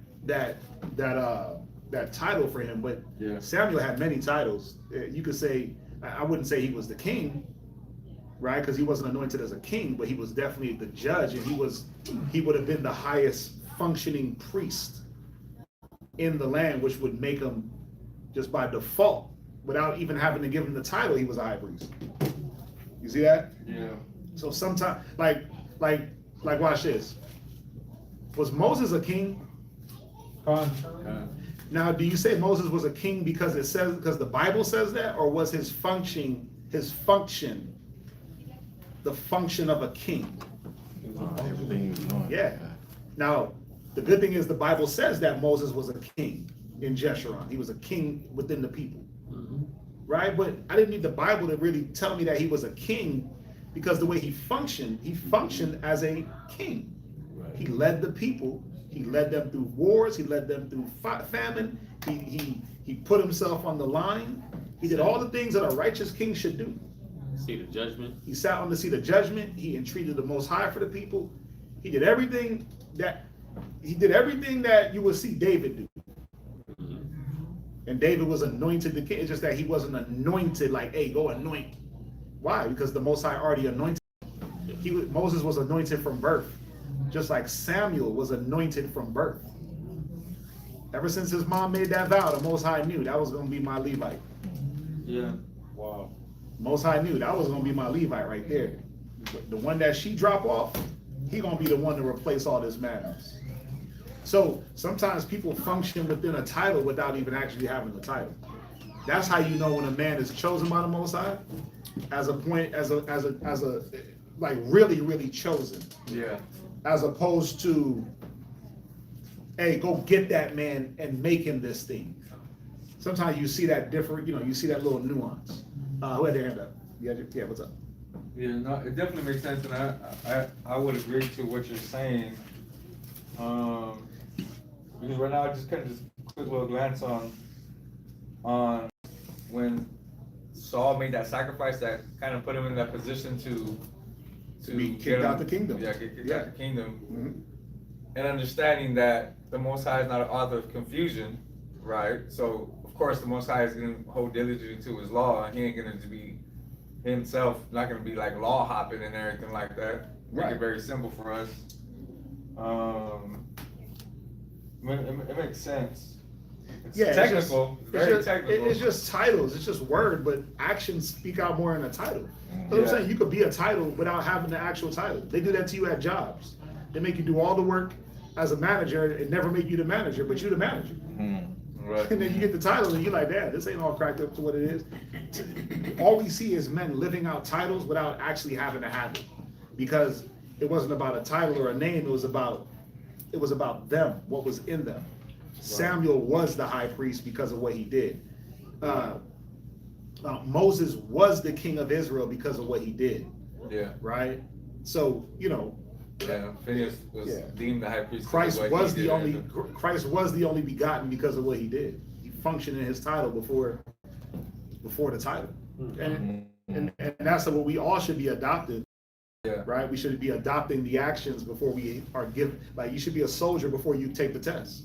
You should be an officer before you take the test. The test don't determine how good of a soldier. It just tells you that you can recite information and words on the paper. But you should function as a wife before someone gives you the title. You should be a husbandman before someone says, hey, I want you to be my hubby. Yeah. Once you embody the title or embody the role, the title it comes easy. So yeah, one thing that we did establish last week when we were going over this was for the fact that all the firstborn of all the tribes were supposed to be given unto the Most High, right? To take this position. And then after, because in our fear and in our doubt and our murmuring, the Levites were the one that were set in position. And then now, 2026, we got Yahushua in the New Testament talks about we should all be kings and priests, right? So obviously we're not following this book in the sense of, okay, let me go get a turtle dove and let me go get this and that to make burnt offerings and everything like that. We ain't doing that, especially because we ain't got no temple. And even if we did have a temple, I doubt that I myself would walk into that temple to do a sacrifice, especially if I'm not commissioned to do so, because we still got a law in place. But Yeah, I mean, even though we are a nation of kings and priests, the Levites are gonna still function in their authority as the ones to offer. Kings and priests is not meaning that you're gonna go sacrifice animals and do the priest's job. There's a mind state behind a king, dignity, and a priest, righteousness. So we're all gonna be a nation of righteous and dignified people. When you think about a king, you don't think about, you think about prestige. You think about, like, when you look at the Queen of England or Prince Charles or them little fools over there, what do you think about? You think about finger in the air when you're drinking your tea, everything in proper, everything's bougie, right? When you think about a priest, you think about the highest level of piety to the Most High, the highest level of faith. So when it says kings and priests, it didn't mean that we were all going to sit on the throne or that we all going to be killing animals. It meant how we carried ourselves. That's what that was talking about. The Levites are going to be the priests of the Lord in their function, doing that job of sacrifices. We're supposed to carry ourselves, and Christ is going to be our king. David is going to, you see what I'm saying? The shepherd. But we're supposed to all carry ourselves in the same way a priest would carry himself at the temple, and how a king would rule and carry himself in dignity on the throne. That's all it's talking about. It's just it's trying to give you the image of how we're all supposed to function. Because then what about the women? Women aren't kings or priests. Where do they fall? If it's a nation of kings and priests, where do the women fall? Well, obviously, it's trying to teach you something. It's not about king and priest. It's about how they function. So how does a woman function as a priest?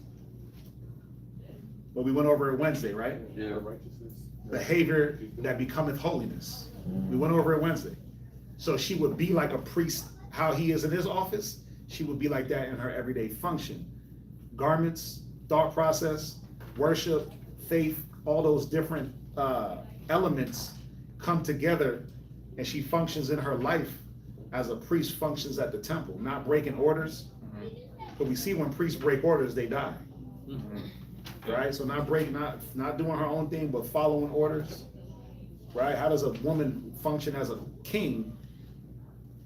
Well, she can't, because that's a man's job, but there's a dignity that a king has that a woman can have too. There's a grace.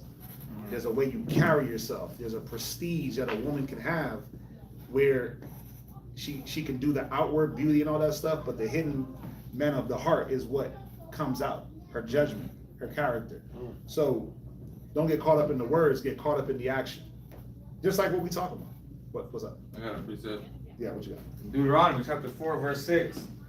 Keep therefore and do them, for this is your wisdom and your understanding in the sight of the nations, which shall hear all these statutes and say, surely this great nation is a wise and understanding people. For what nation is there so great, who hath God so nigh unto them, as the Lord our God is in all things that we call upon him for? Hi. Yeah, come on, bro. Don't do that to me. See, you're doing what they do. You're doing what they do. You're killing me right now, Smalls. Right. Where we at? When you finish, you can drop that. Where we at? Leviticus chapter 7, verse 11. Where you reading to? 15. Yes.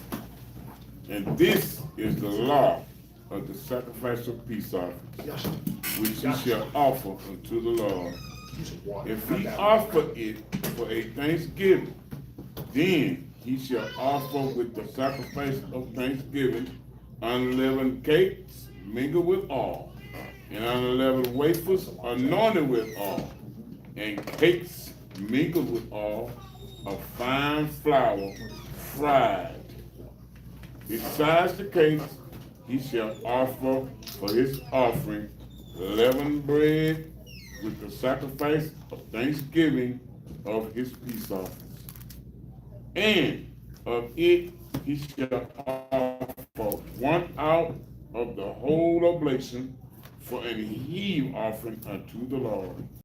It shall be the priest that sprinkleth the blood of the peace offerings.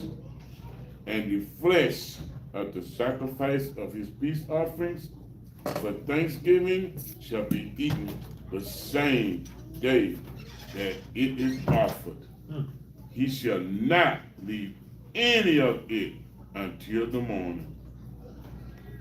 That's it. Next reader. So again, just little nuances, and all the law, all it's doing is he's just tightening up the law and giving you the okay, don't leave it till the morning, right? So they couldn't leave it till the morning. They had to get rid of it. They had to burn it. Whatever they didn't eat today, they had to get rid of it in the morning. Exercise faith that there's gonna be eat more again. tomorrow. Yeah, so the priests had to have faith too. Oh, snap. Real quick. We didn't do it. Go to Nehemiah 13. Real fast. Because this is what happens. Oh, it was 13:10. Nehemiah 13 and 10. Yeah, I had called it. Then we start moving around. Nehemiah 13 verse 10. Read that real fast. He got you. My bad, bro. They pump faked you. Pump Chapter 13 and verse 10. Yeah. Perceived that the portions of the Levites had not been given them. Right. For the Levites and the singers did the work, were fled every one to his fields. See, now the Levites had to become herdsmen and farmers because their portions weren't being brought. The people left off the sacrifice and left off of giving the offering, so that in turn affected the Levites. You see that? So think about it. The Levites' whole livelihood is dependent on the people having enough faith to bring their offering so that the Levites could have their portion. So the Levites has to have faith too. But how am I keep having faith when ain't nobody showing up? Man. How am I supposed to have faith when I can physically see people stop coming? The temple is empty, but y'all niggas is shopping. Y'all over here in the court buying fish from the damn Tyrians and Zidonians. That's what was happening. You buying victuals, the temple is empty, and nobody bringing sacrifices because y'all are doing y'all own thing on the Sabbath and doing y'all own thing on this day and that day. So, what do we expect? So we can see how the point is one thing is supposed to help another, but in that same regard, one thing can destroy another. Yeah, the ecosystem of things. It's the ecosystem. That was word in my head. Yeah, it's an ebb and flow. You put in, someone else gets, they can continue to put in, because we needed the Levites to do the sacrifice. We couldn't do it ourselves, so we needed them. But what's a tired Levite? He malnutrition, starving. What's he doing? Nothing. You try to better bring that man something to drink and eat. So that's the point. Trying to take care of the bills. Yeah, that's the point. So you're not going to get the most potent situation that you will be looking for. Israel be wanting everything. They want prayers. They want guidance. They want all this stuff, and it's like, let's jump back. Let's jump back. Nope.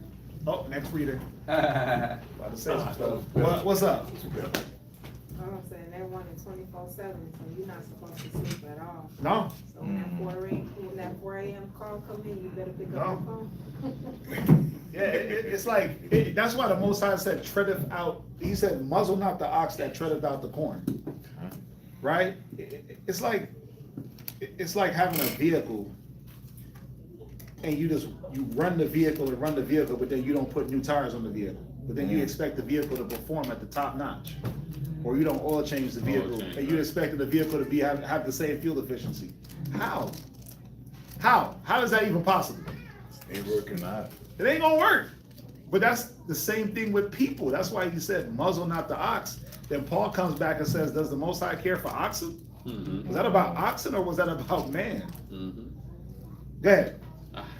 I'm done. I don't want to talk about it. It is hilarious.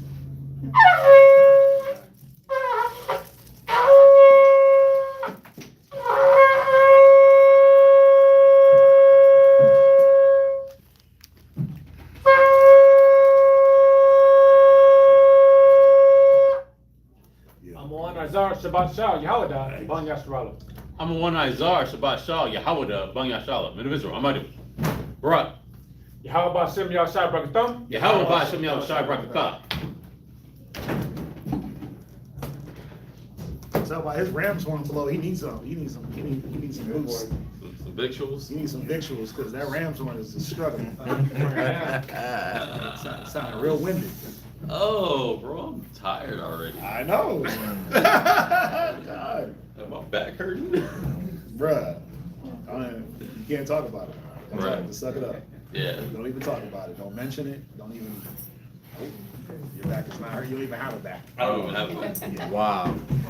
Men don't have backs. We just have shoulders. We just put everything on. We don't have backs. Like that Atlas dude. Yeah.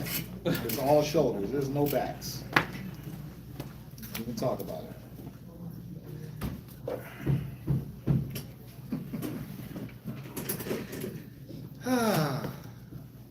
Yes, sir. I'm about to relook at this class. There's a lot of information today. That's good. A lot of good information. A lot of information. Got a question. Y'all start. Yeah, what's up?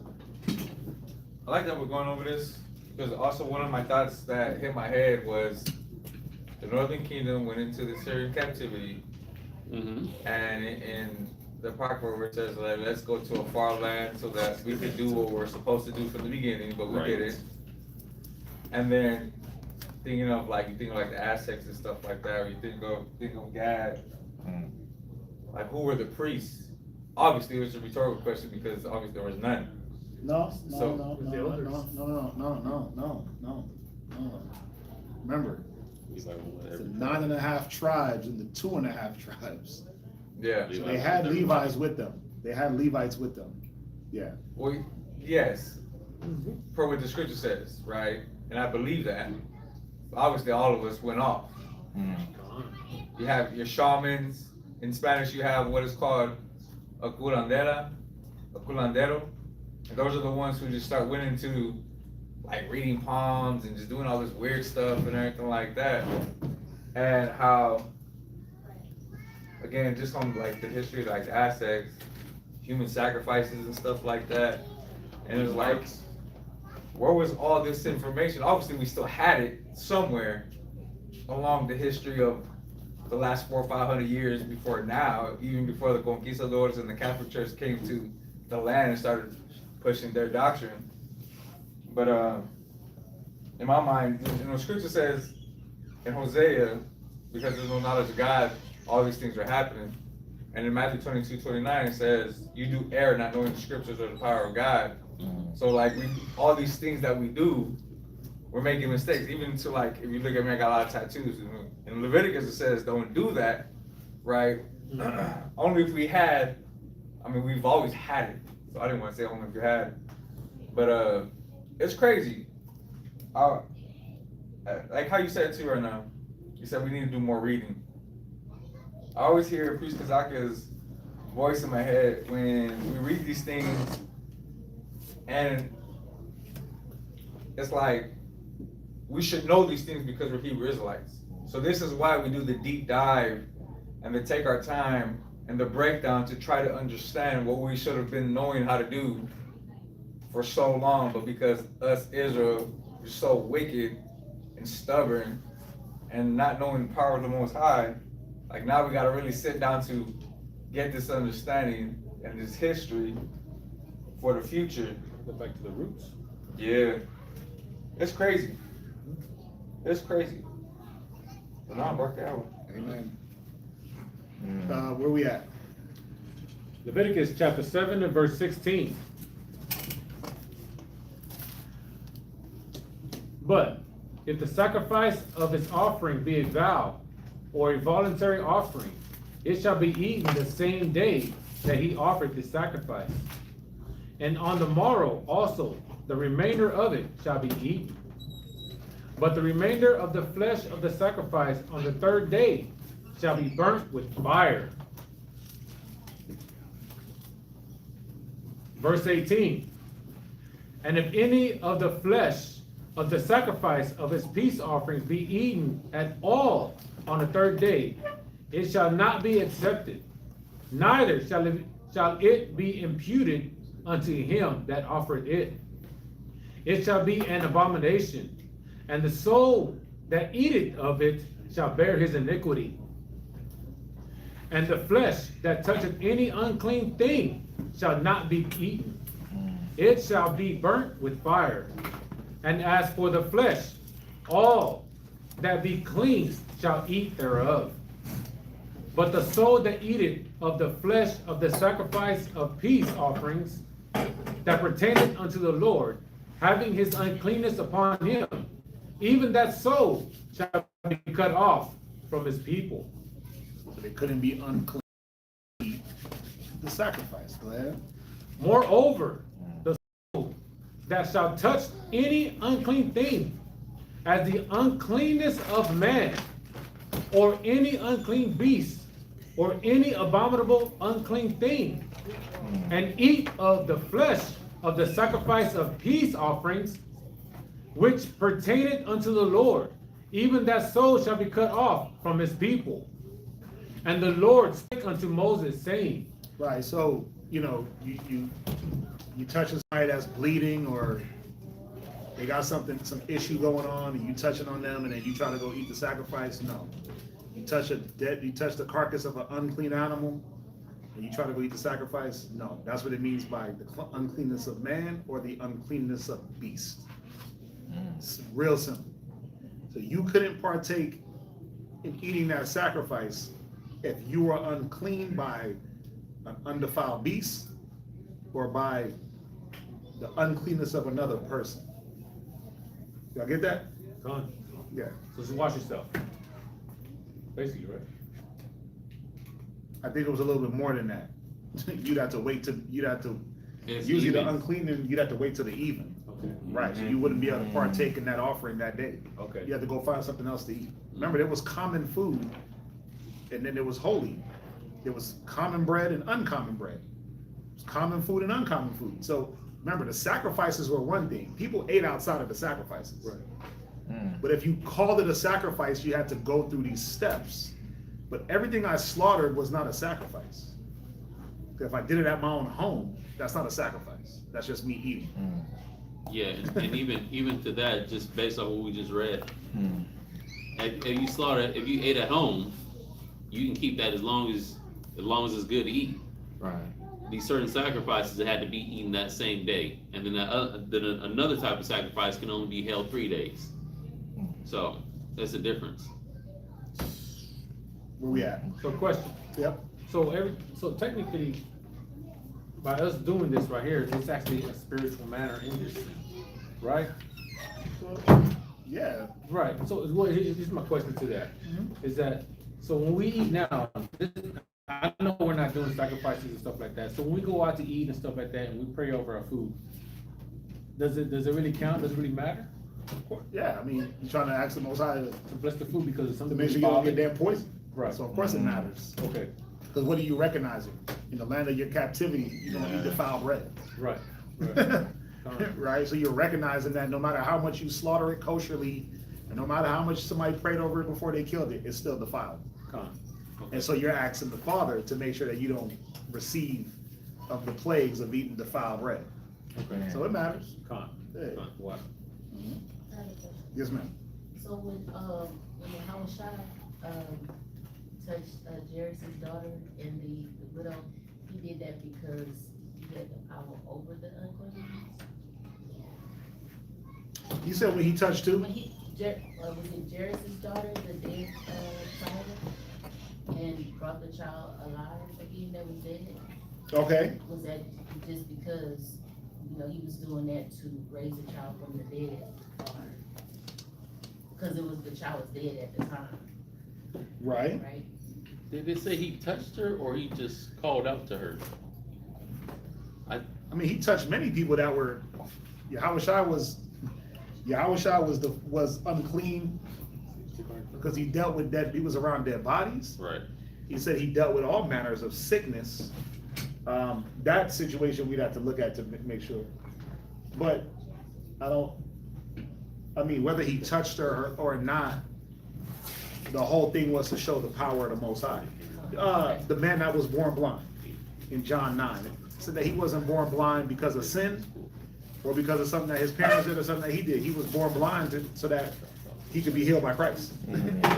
so that the power of Christ could be shown through the power of the Most High could be shown through Christ. And so that's was basically my question, was it because of this situation, that's why, you know, he touched him just to show that he can raise from the dead and heal and things like that? Yeah, it was all, look at it from this standpoint. I come not to do my own will, but the will of he that sent me.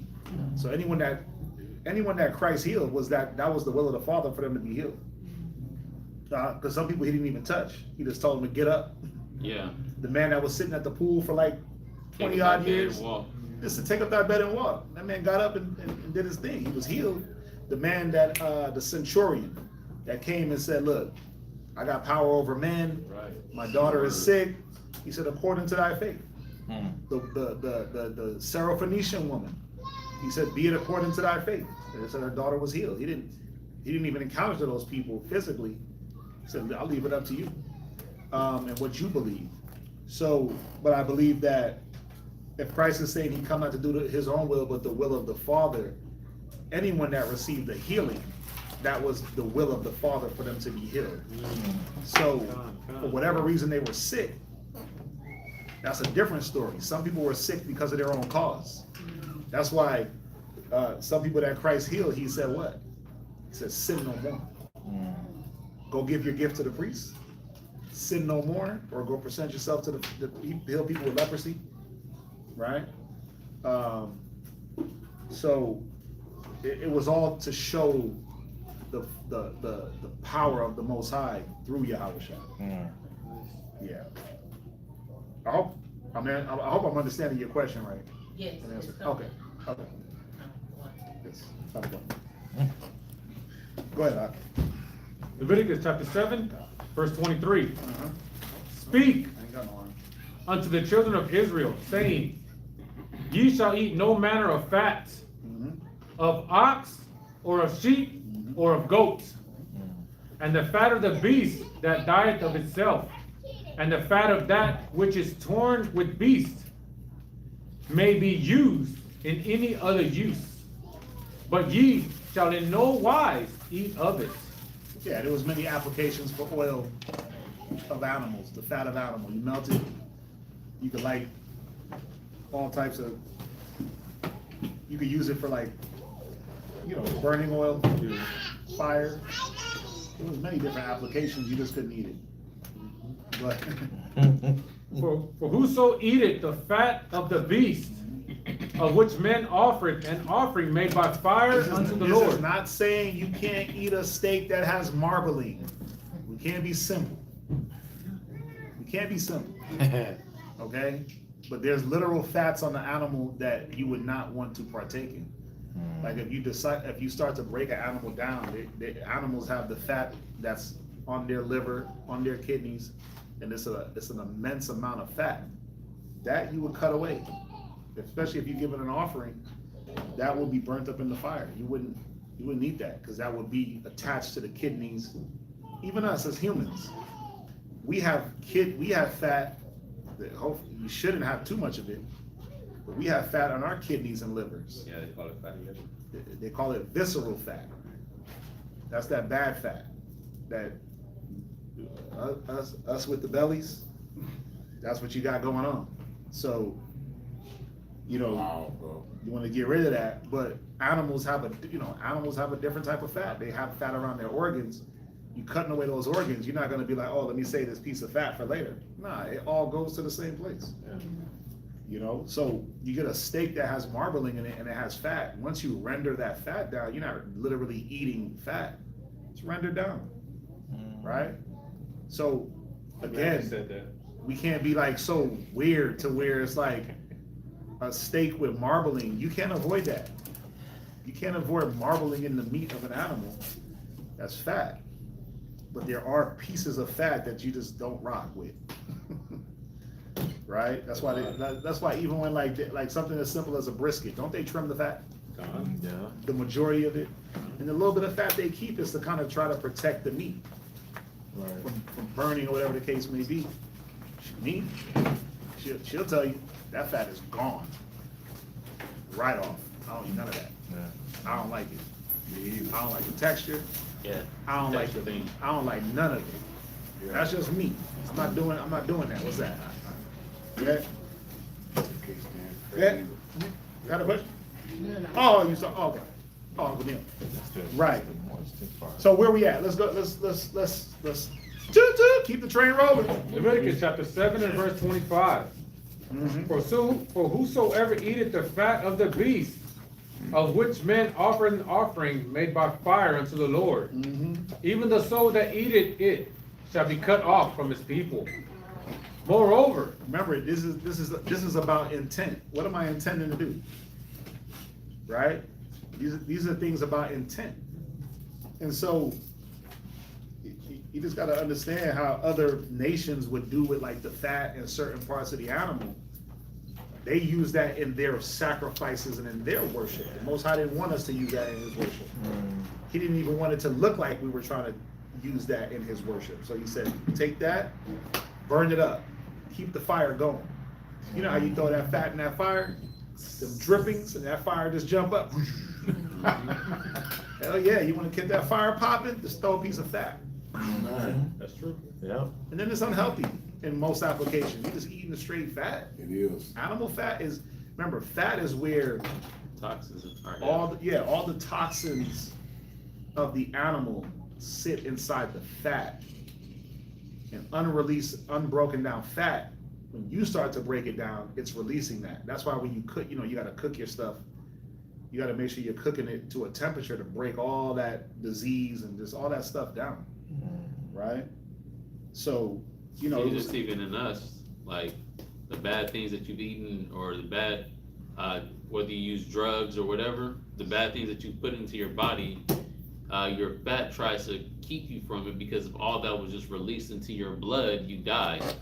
So it gets stored in your fat, but then it also happens with rapid fat loss. If you're rapidly losing weight, all that stuff that your fat has been holding starts falling into your bloodstream, and you start getting the effects of all those different drugs and different chemicals that you placed in your body before. that's And why you can feel sick from that. That's why a lot of people don't lose weight. You can't break down fat because your body is like, if I start breaking this fat down, we gonna get sick. So you'll lose muscle before you lose fat. There's a way to lose fat. You gotta be very calculated. Losing weight don't mean you're losing fat. You're just losing weight. Fat and weight aren't the same. You can lose muscle and lose weight. And most men our age, over 40, we're not losing fat, we're losing muscle.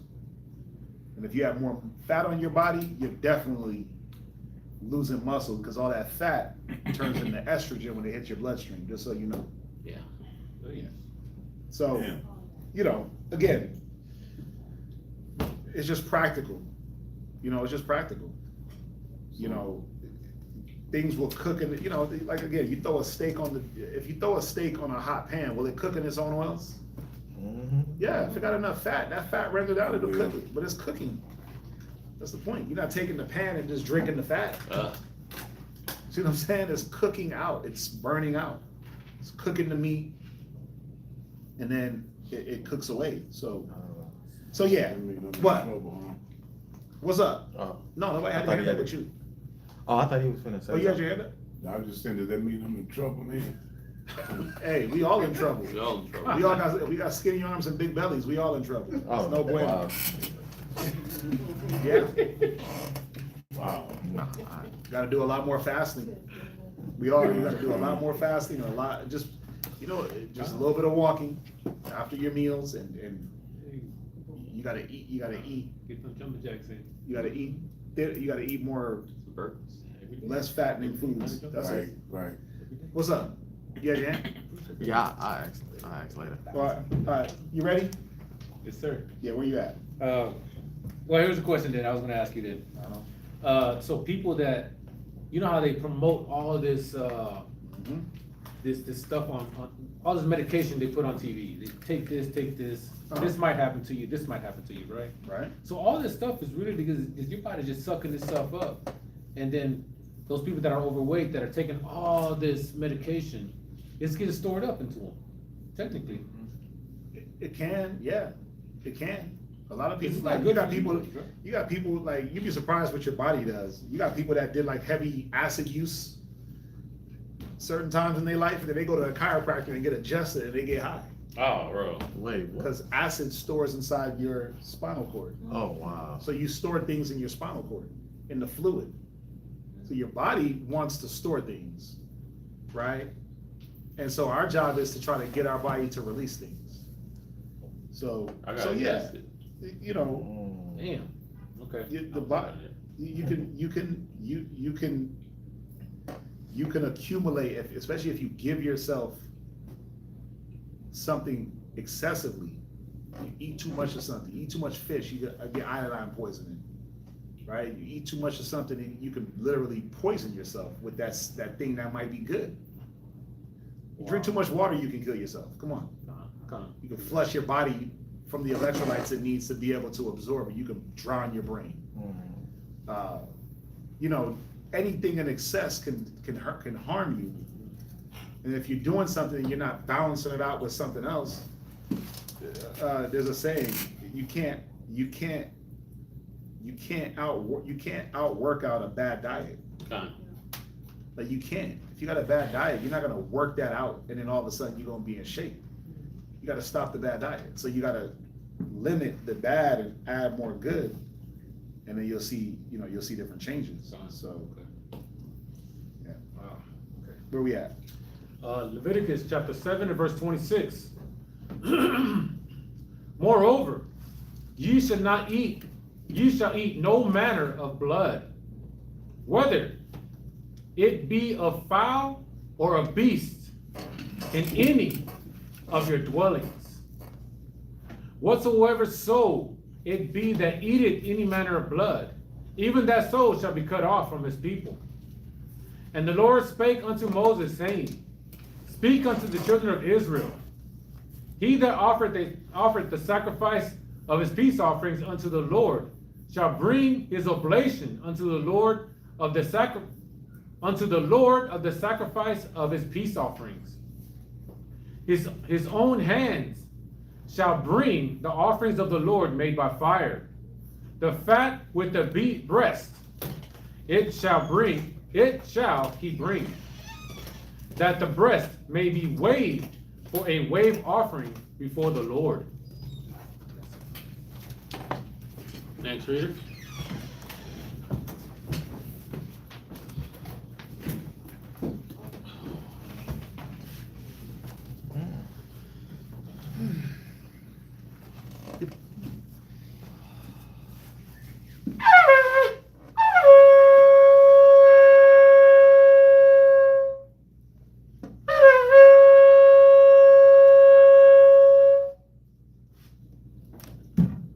Yashikar, Shabbat Shah, Yashikar, Ban Yashala. Yashkar Shabbat Shaw, Yashkar, Bung Yashala. Memphis, Hamadu. Right. Yahweh Bashem Yahushua Barakatham. Yahweh Bashem Yahushua Barakatah. Somebody must have brought you a 10th. Somebody must have got you a 5th. Got a little energy. Yeah, they gave you a 5th. They gave you a 5th part of the E5. Brought you something. Carbohydrates breaking down. Meat offering. Meat offering, yeah. That's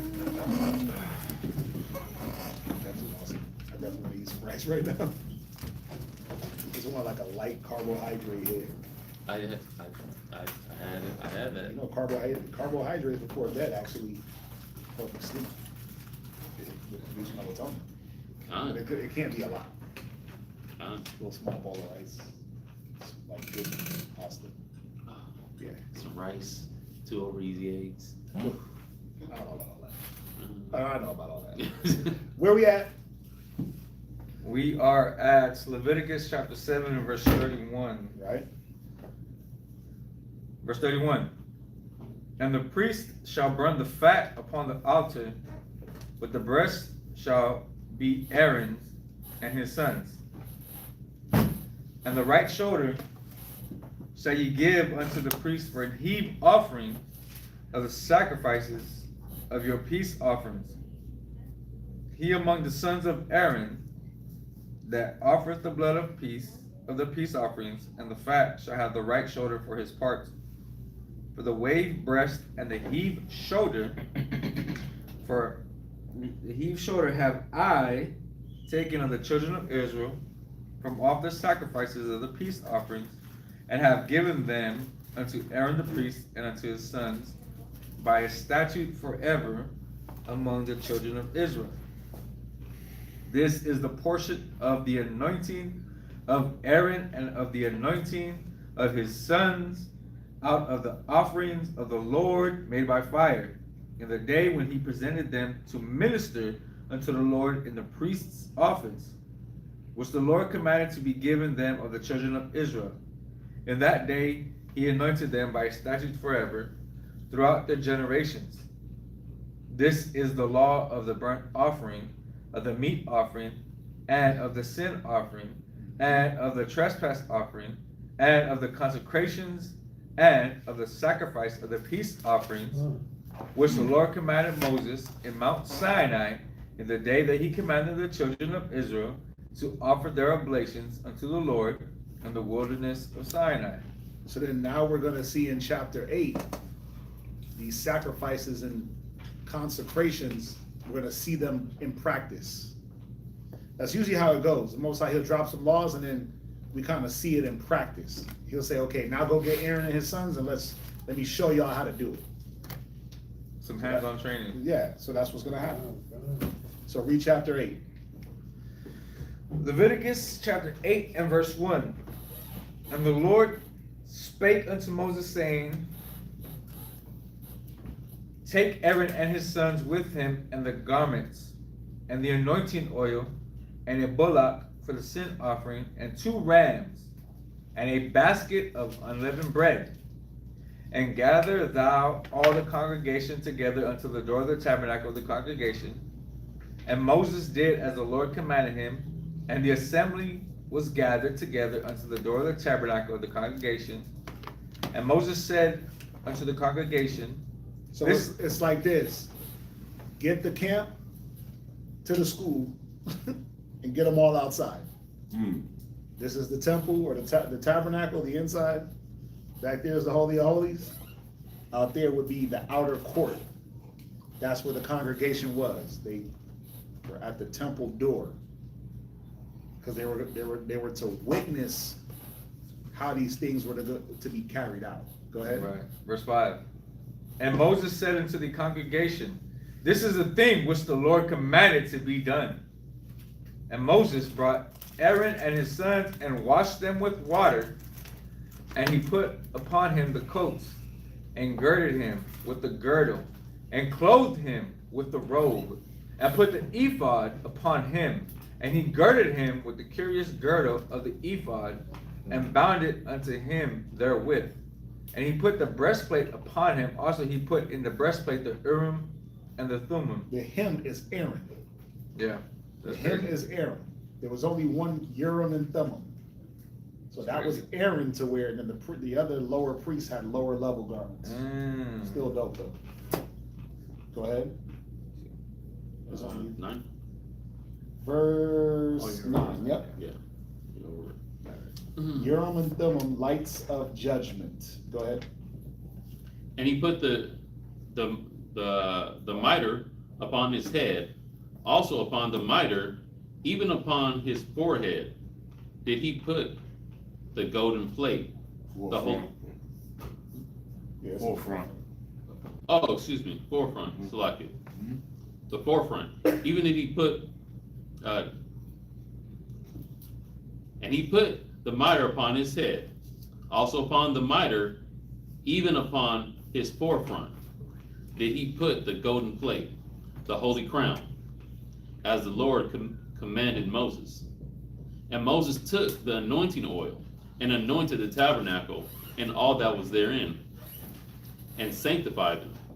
And he sprinkled thereof upon the altar 7 times, and anointed the altar and all his vessels, both the laver and his foot, to sanctify them.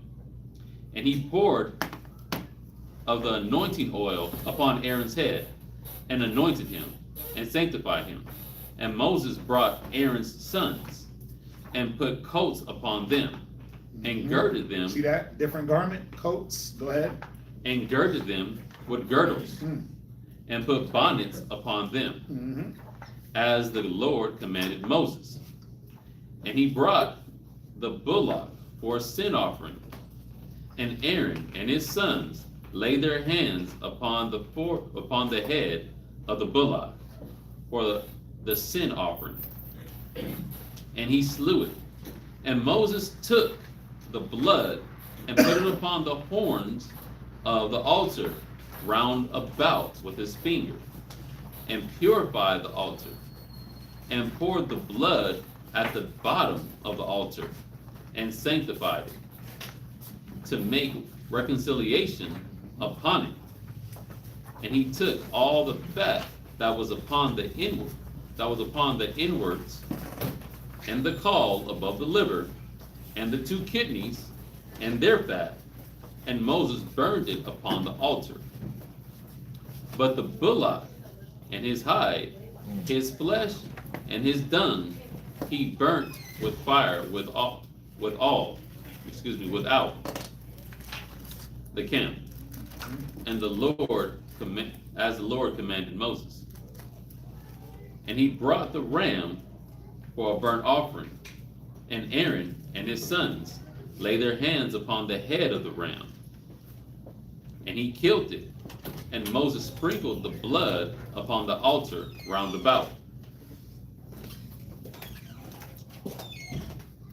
And he cut the ram into pieces, and Moses burnt the head, and the pieces, and the fat. And he washed the inwards of the legs in water, and Moses burnt the whole ram upon the altar. It was a burnt sacrifice for a sweet savor, and an offering made by fire unto the Lord, as the Lord commanded Moses.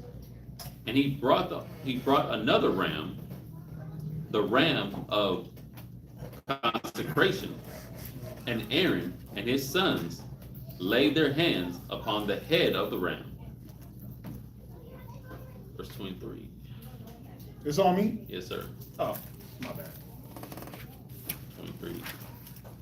I was looking at something.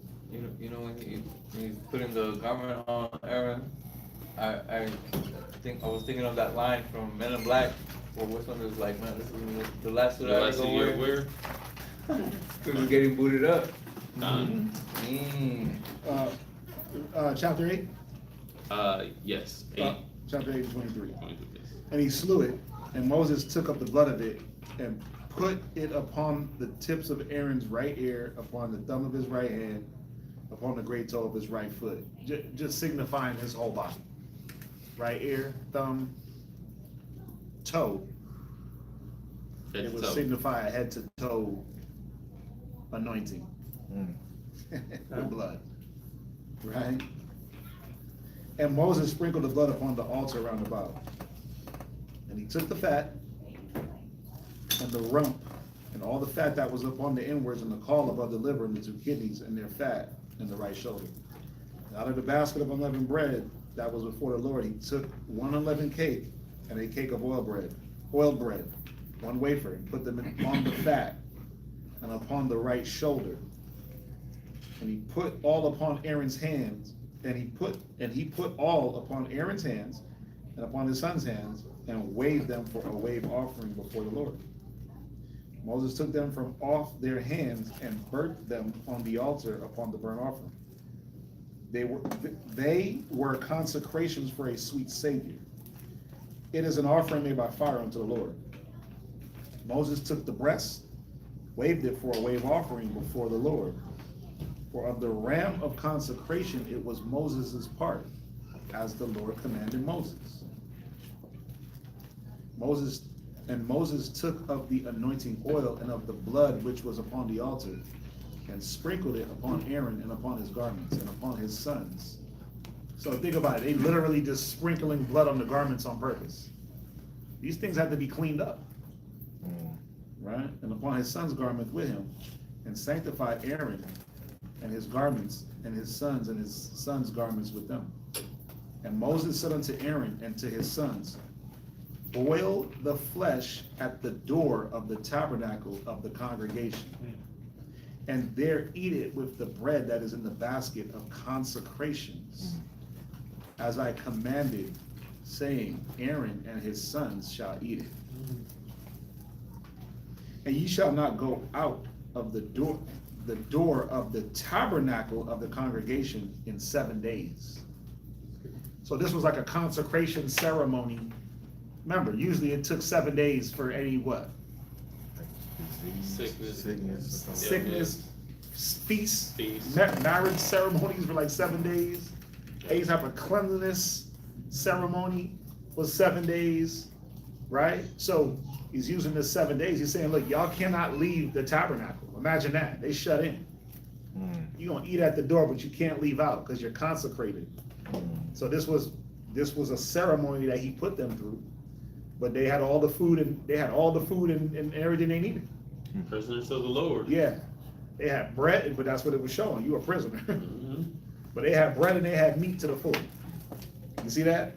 They had bread and they had meat. And 33, and ye shall not go out of the door of the tabernacle of the congregation in 7 days, until the days of your consecration be at end. For 7 days shall he consecrate you.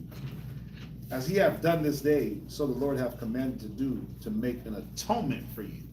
So if you want to know why, this is why. Therefore shall you abide at the door of the tabernacle of the congregation day and night 7 days, and keep the charge of the Lord, that ye die not. For so I am commanded. And so Aaron and his sons did all things which the Lord commanded by the hand of Moses. 7 days, bro. Got locked up in here. Any questions on the reading? I think we were very, very thorough. We were very thorough. It was more that could have been said. But, you know. On this last part, There's always more. on this last part, just so I can get the understanding. 7 days for particularly this consecration period? Yeah. Okay. Yep. I can It just was imagine. an atonement for them, for those, so this was something they had to go through. Yep. Yeah. Remember, For this one time, yeah, I believe so. like an inauguration. Basically. You get past these 7 days, you made it. Yeah. Because basically, remember, everything's being set up, so I believe, if I'm not mistaken, this is like one of the first things they gotta do. And it was a show to the people, look, these are your priests. These are gonna be your priests. They're gonna be the ones you look towards. They're going to be doing the office, so make sure you do the right thing by them. Look at this, look at the constraint they're under. 7 days they have to sit here while y'all get to move around. Man. And it was just Aaron and his sons, remember? Everyone wasn't Aaron's son. True. Right? So Aaron and his sons, yeah. Done. Those were the Kohathites, right? Aaron, yeah, Kohan, yeah, Kohathites. Yeah, Kohathites, Merarites, and what? Ithamites? No, it was 3 families of the Levites, right? Kohath, Merari, and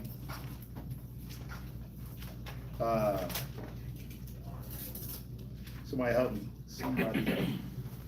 And in the meantime, is there any other questions outside of these? Sir, I have a quick question.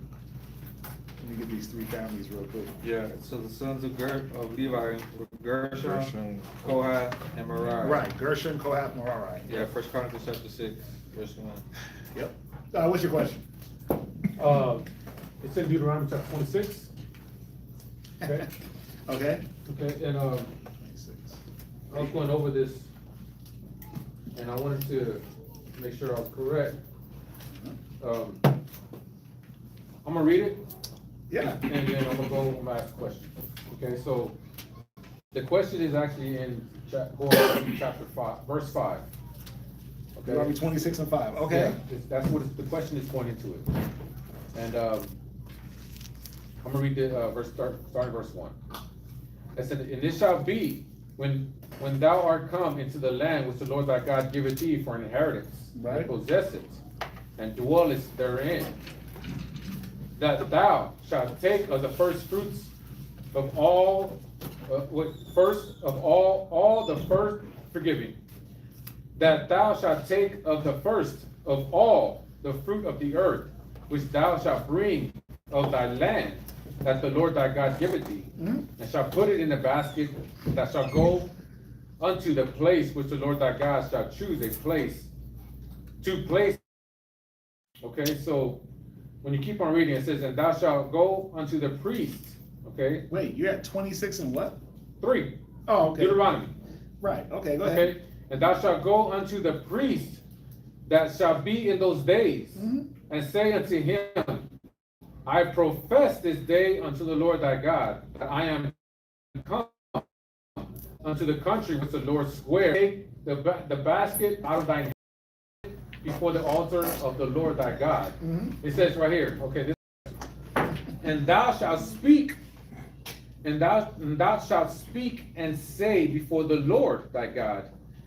Okay, this is a question. Are we rehearsing our history to the Lord our God? When we get to know our history, right? You talking about right here? Right. It says, and you Yep. shall speak and say before the Lord thy God, a Syrian ready to perish was my father. And he went down into Egypt with Jacob, and sojourned there with a few, and became there a nation, great, mighty, and populous. And it goes into our history. So we had to know our history when we get these first fruits when we came, right? You can't know where you're going unless you know where you're coming from. Okay. Just like kings had to recite the law Right. when they came into their kingship, yeah, you had to know what were we doing in everything that we were doing? What was this about? Was it just about knowing history? Like I'm a historian now, or was it about coming into the land and knowing where we came from? So in doing that, what were you doing? Rehearsing your history, rehearsing your righteous acts, technically, or no? What was it supposed to end with? Coming into the land. Verse 11. Okay, verse 11. And thou shalt rejoice in every good thing which the Lord thy God hath given thee, and unto thine house. Because up until this point, what was our history? I just fast forwarded, but what was our history? We're in slavery. Egypt, slavery, 40 years wilderness. Right. So this is saying that when we come into the land, we were supposed to rehearse these things, and it ended with the Most High saving us into our land. That's what it ends with. Right. So we are giving the respect, the obeisance, the credit to the Most High for bringing us out of our calamities. Okay. That you weren't a nation, you was getting beat up by all the other nations. I made you a nation, gave you a land. Remember, it says Israel was the last of the nation. It does say that. Right? So, or what? Yeah, we weren't a nation. Everyone else was a nation before us. Okay. Right? Okay. We were still in slavery when Esau was running around ruling, and the Egyptians was doing their thing, obviously. Okay. So, what is this about? This is about giving the recognition that you didn't bring yourself out of Egypt. You didn't get yourself into your land. The Lord did. So if you read chapter 26, 5, 6, 7, 8, Right. right? And the Lord brought us forth out of Egypt with a mighty hand. So this is all to give recognition to the Father. Right. Right? So yes, you are doing this as you gave your offering. It says that you would speak this. You will recite it. Rehearsing. Right. But you're rehearsing that you acknowledge. You're giving the acknowledgement to the Father. You didn't come here because your forefathers was dope. Right. You didn't get here because in case you wanted to just give all the credit to Moses, nope. Can't give all the credit to Moses. Right. Or if you want to give all the credit to Aaron, nope. Or if you want to give the credit to some weird God, the God of the king, nope. You had to acknowledge that it was the Most High. So that's what this was about. Nice. About acknowledgement. Nice. Okay. At this time, What you mean at this time? At this time, for the first fruit, or every time we have to bring the first fruit per And it shall be when thou art come into the land which the Lord God hath given thee, possess it, that thou shalt take of the first fruits of all the fruits of the earth. So I believe that this would be when we first got in. Right. When you first got in, this is like the acknowledgement how we got it. Right? It was the acknowledgement of how we got the land. That's where my mind was going at when I was reading it. I was like, this is actually our first fruits right here, when we first got this, when we started. But this wouldn't place, be, right? well, this wouldn't be in Deuteronomy. Haven't fully come into the land yet. We haven't crossed over to the next side. Who crossed us over to the next side of Jordan? The east side. Right. So we hadn't fully crossed over. We on this side Jordan with Moses. Moses dies, and then we cross over to the west side of Jordan with Joshua. So this was actually for future. Yeah, it says, watch, it says, yeah, It says when we come into the land. right, when thou art come into, so when thou art, future. We hadn't Okay. come fully, we're on this side Jordan. It tells us that in Deuteronomy 1:1. Right. But we're on the east side. We're on Gilead's side, if you want to call it Gilead. East Manasseh, Reuben, Gad, Moab, Ammon, Esau. Moab, Ammon, Esau. We're on this side.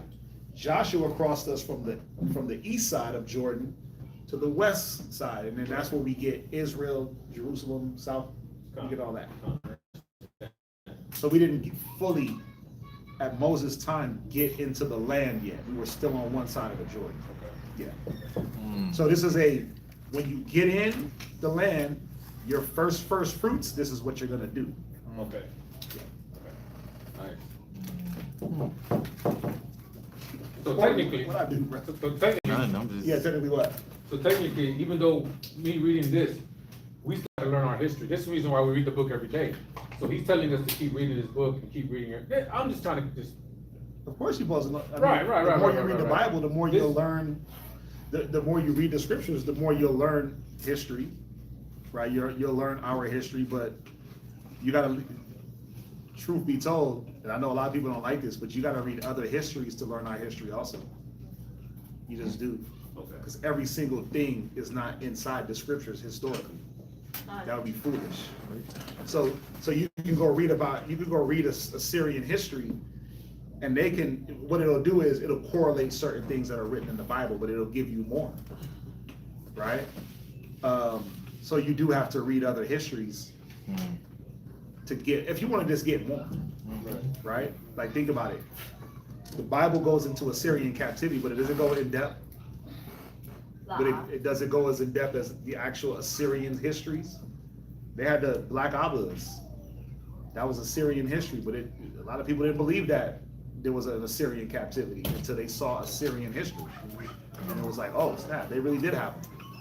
The Black Obelisks. So all I'm saying is, there's always the scriptures, and then there's the perspective of the Assyrians also that can give you a perspective. There's a perspective of the Egyptians. There's a perspective of, the Greeks. They can speak to the things that the Bible talks about also. Okay. Yeah. What's that? History is always written by the victor, and so you have to go and correlate different things to see everybody's side. Then, like, even in the United States, I'm from Nebraska. We weren't taught a lot of things, like, where were the Mexicans at when Black people were going through slavery? Like, there were no Mexicans here. In Nebraska, they don't teach us nothing about Mexicans. And then I had to do all that research on my own, and I learned what my abuela went through, what people in California went through. And so you gotta always cross-check and reference everything. Cause, like, if you told me, if we went through the same thing, and then I told my story and my perspective, and then you told it would be different, and we were there together. So you always gotta cross-reference. Yeah, use the Bible as the basis, but there's always different perspectives on history. And you have to be careful. But, the best, like, especially when somebody has you in captivity, you're not gonna lie about it. And then some people manipulate history because they don't want certain things, like, to be known. Like, the Egyptians hate the part they hate the part of their history. They literally erase the part of their history where the Hyksos ruled Egypt. They don't like that part of their history. So it's hard to find writings and things like that, because they detest that part of history. Imagine you in your own country and you're in your own country and someone's paying tribute, or you're paying tribute to someone in your own country. Why would I write about that in a good light? So why even, Cleopatra and all, Cleopatra, that late dynasty of Egypt, the last few, they try to erase a lot of that history. Because that's when you had Esau ruling in Egypt. They didn't like that. So, what else?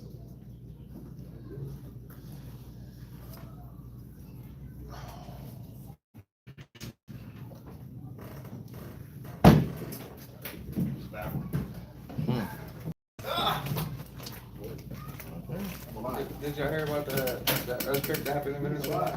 In Minnesota? Venezuela? Earthquake.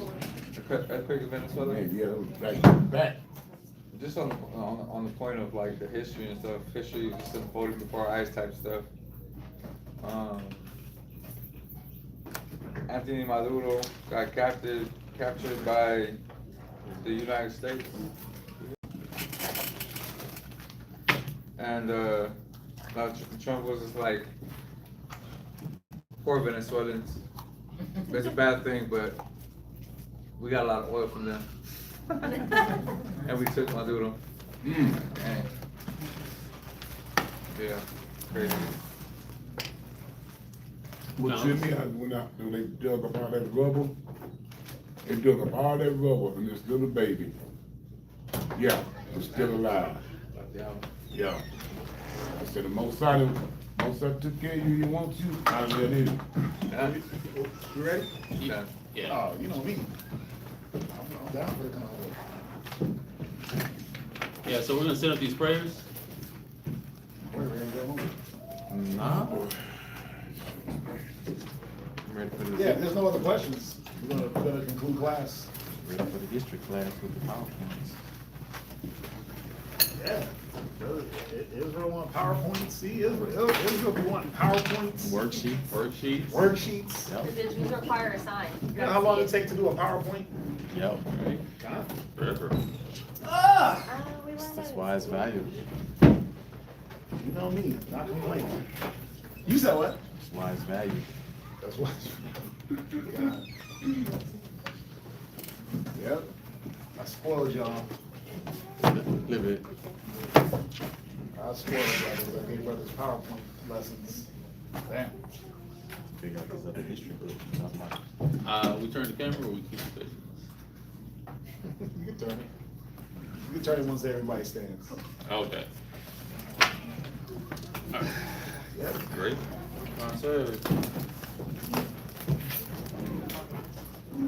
Yahweh Ba'Shem Yahushai, Yahweh Ba'Shem Yahushai, Babu Kashah, Babu Kashah, Shemai Nawa, Shemai Nawa, Aita, Aita, Shalat, Shalat, Maka'ala, Maka'ala, Wa Alahayim, Alahayim, Lashamar Yar, Lashamar Yar, Barak Rapah, Barak, Hagan, Hagan, Wa, Wa, Shalat, Shalat, Chazak, Kazak, Ha'ain, Ha'ain, Shol, Shol, Yasha'ala, Yasha'ala, Gum, Gum, Shalat, Shalach, Al Nawa, Al Nawa, Rab, Rab, Katama, Katama, Kakama, Kakama, Rab, Rab, Da'a, Da'a, Rab, Rab, Bayana, Bayana, Rab, Rab, Karataza, Karataza, Rab, Rab, Amawan, Amawan, Rab, Rab, Akim, Akim, Wa Rab, Wa Rab, Ahab, Ahab,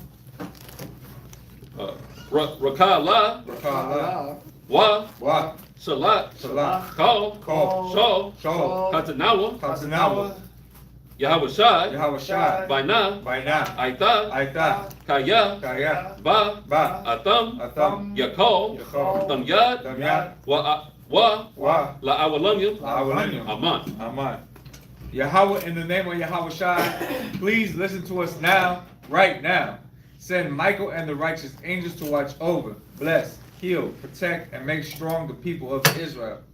Also, send unto us much wisdom, much knowledge, much understanding, much patience, much faith, much brotherhood and much love, spiritual power, and forgive all of our sins. Yahweh Shai come quickly, for He is our hope, always and forever. Amen. Amen.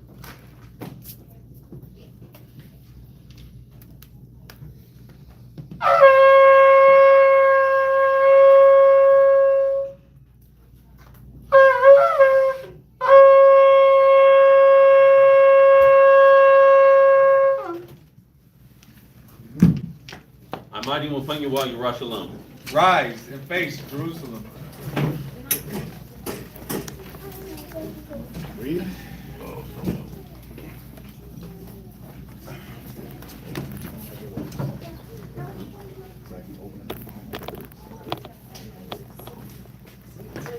It's today.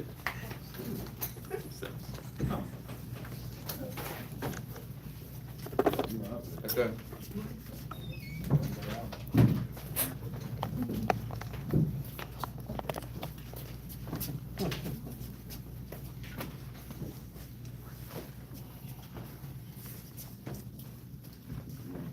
Bid ye all the children.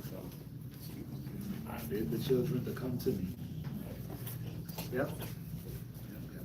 Barakatay Hawa. Barakatay Hawa. Ba Shem Yahushai. Ba Shem Yahushai. Hawa. Hawa. Nathalanahu. Hatawara. Hatawara. That's blessed are you, Yahweh, in the name of Yahweh Shai that gives to us the law. Barakatay Hawa. Barakatay Hawa. Ba Shem Yahushai. Ba Shem Yahushai. Hawa. Hawa. Nathalanahu. Award. Lara. Blessed are you, Yahweh, in the name of Yahweh Shai that gives us the light to see. Barakatay Hawa. Barakatay Yahweh. Ba Shem Yahushai. Ba Shem Yahushai. Hawa. Nathalanahu. Ha'ayo. Korah. La Korah. Ha'ayin. Blessed are you, Yahweh, in the name of Yahweh Shai that gives us the ram's horn to call the people. Barakatay Hawa. Barakatay Yahweh. Ba Shem Yahushai. Ba Shem Yahushai. Hawa. Nathalanahu. Shaman. Zaya. Lamashah. Yasha'Allah. Blessed are you, Yahweh, in the name of Yahweh Shai that gives to us the olive oil to anoint Israel. Psalms 92. It is a good thing. It is a good thing to give thanks unto the Lord. To give thanks to the Lord. And to sing praises unto thy name. And to sing praises to thy name. O Most High. O Most High. To show forth thy loving kindness in the morning. To show forth thy loving kindness in the morning. And thy faithfulness every night. And thy faithfulness every night. Upon an instrument of 10 strings. Upon an instrument of 10 strings. And upon the psaltery. And upon the psaltery. Upon the harp with the solemn sound. Upon the harp with the solemn sound. For thou. Yahweh. Has made me glad through thy works. Has made me glad through thy works. I will triumph in the works of thy hands. I will triumph in the works of thy hands. O Yahweh. O Yahweh. How great are thy works. How great are thy works. And thy thoughts are very deep. And thy thoughts are very deep. A brutish man knoweth not. A brutish man knoweth not. Neither do a fool understand this. Neither do a fool understand this. When the wicked spring as the grass. When the wicked spring as the grass. And when all the workers of iniquity do flourish. And when all the workers of iniquity do flourish. It is that they shall be destroyed forever. It is that they shall be destroyed forever. But thou. O Yahweh. Art most high forevermore. Are most high forevermore. Below thy enemies. Below thy enemies. O Yahweh. Below thy enemies shall perish. Below thy enemies shall perish. All the works of iniquity shall be scattered. All the works of iniquity shall be scattered. But my horn. Shall thou exalt. Like the horn of a unicorn. I shall be anointed with fresh oil. My eye also shall see. My desire my enemies. And my ear shall hear. My desire of the wicked that rise up against me. The righteous shall flourish like the palm tree. He shall grow like a cedar in Lebanon. Those that be planted in the house of the Lord. Shall flourish in the courts of the Most High. They shall still bring forth fruit in old age. They shall be fat and flourishing. To show that Yahweh is upright. He is my rock. And there is no unrighteousness in him. Psalms 133. Shayar. Hamalawat. Ladawat. Hadna. Watamah. Wama. Na'ayam. Na'ayam. Shabbat. Shabbat. Akim. Akim. Gum. Gum. Gachad. Gachad. Kashaman. Kashaman. Hatawa. Hatawa. Al. Al. Hara'ash. Hara'ash. Yerad. Yerad. Al. Al. Hazakwan. Hazakwan. Zakwan. Zakwan. Aharan. Aharan. Shayarad. Shayarad. Al. Al. Banya. Banya. Madawakiwa. Katal. Katal. Karawan. Karawan. Shayarad. Al. Al. Hararia. Hararia. Tazaya 1. Tazaya 1. Kaya. Kaya. Sham. Sham. Tazawa. Tazawa. Yahweh. Yahweh. Habaraka. Habaraka. Kayayam. Kayayam. I. Ha'awalam. Awalam. Aman. Aman. Psalms 133. Behold, how good and how pleasant it is for brethren to dwell together in unity. It is like the precious ointment upon the head that ran down upon the beard, even Aaron's beard, that went down to the skirts of his garments, as the dews of Hermon, and as the dew that descended upon the mountains of Zion. For there the Lord commanded the blessing, even life forevermore. Ba Shem Yahushai. Ba Shem Yahushai. The water. The water. Tamyad. Tamyad. Aman. Amen. Go the circle up.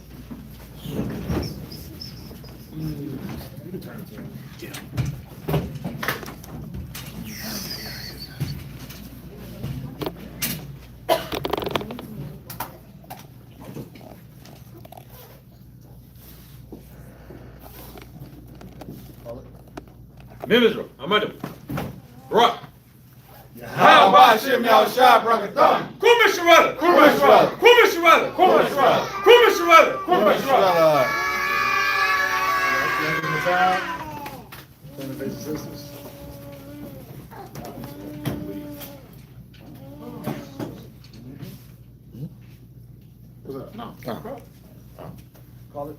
Salute not the daughters of Zion. Men of Israel, Amadu.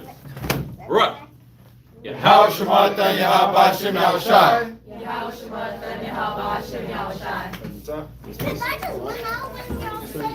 Everybody mind? Shalom.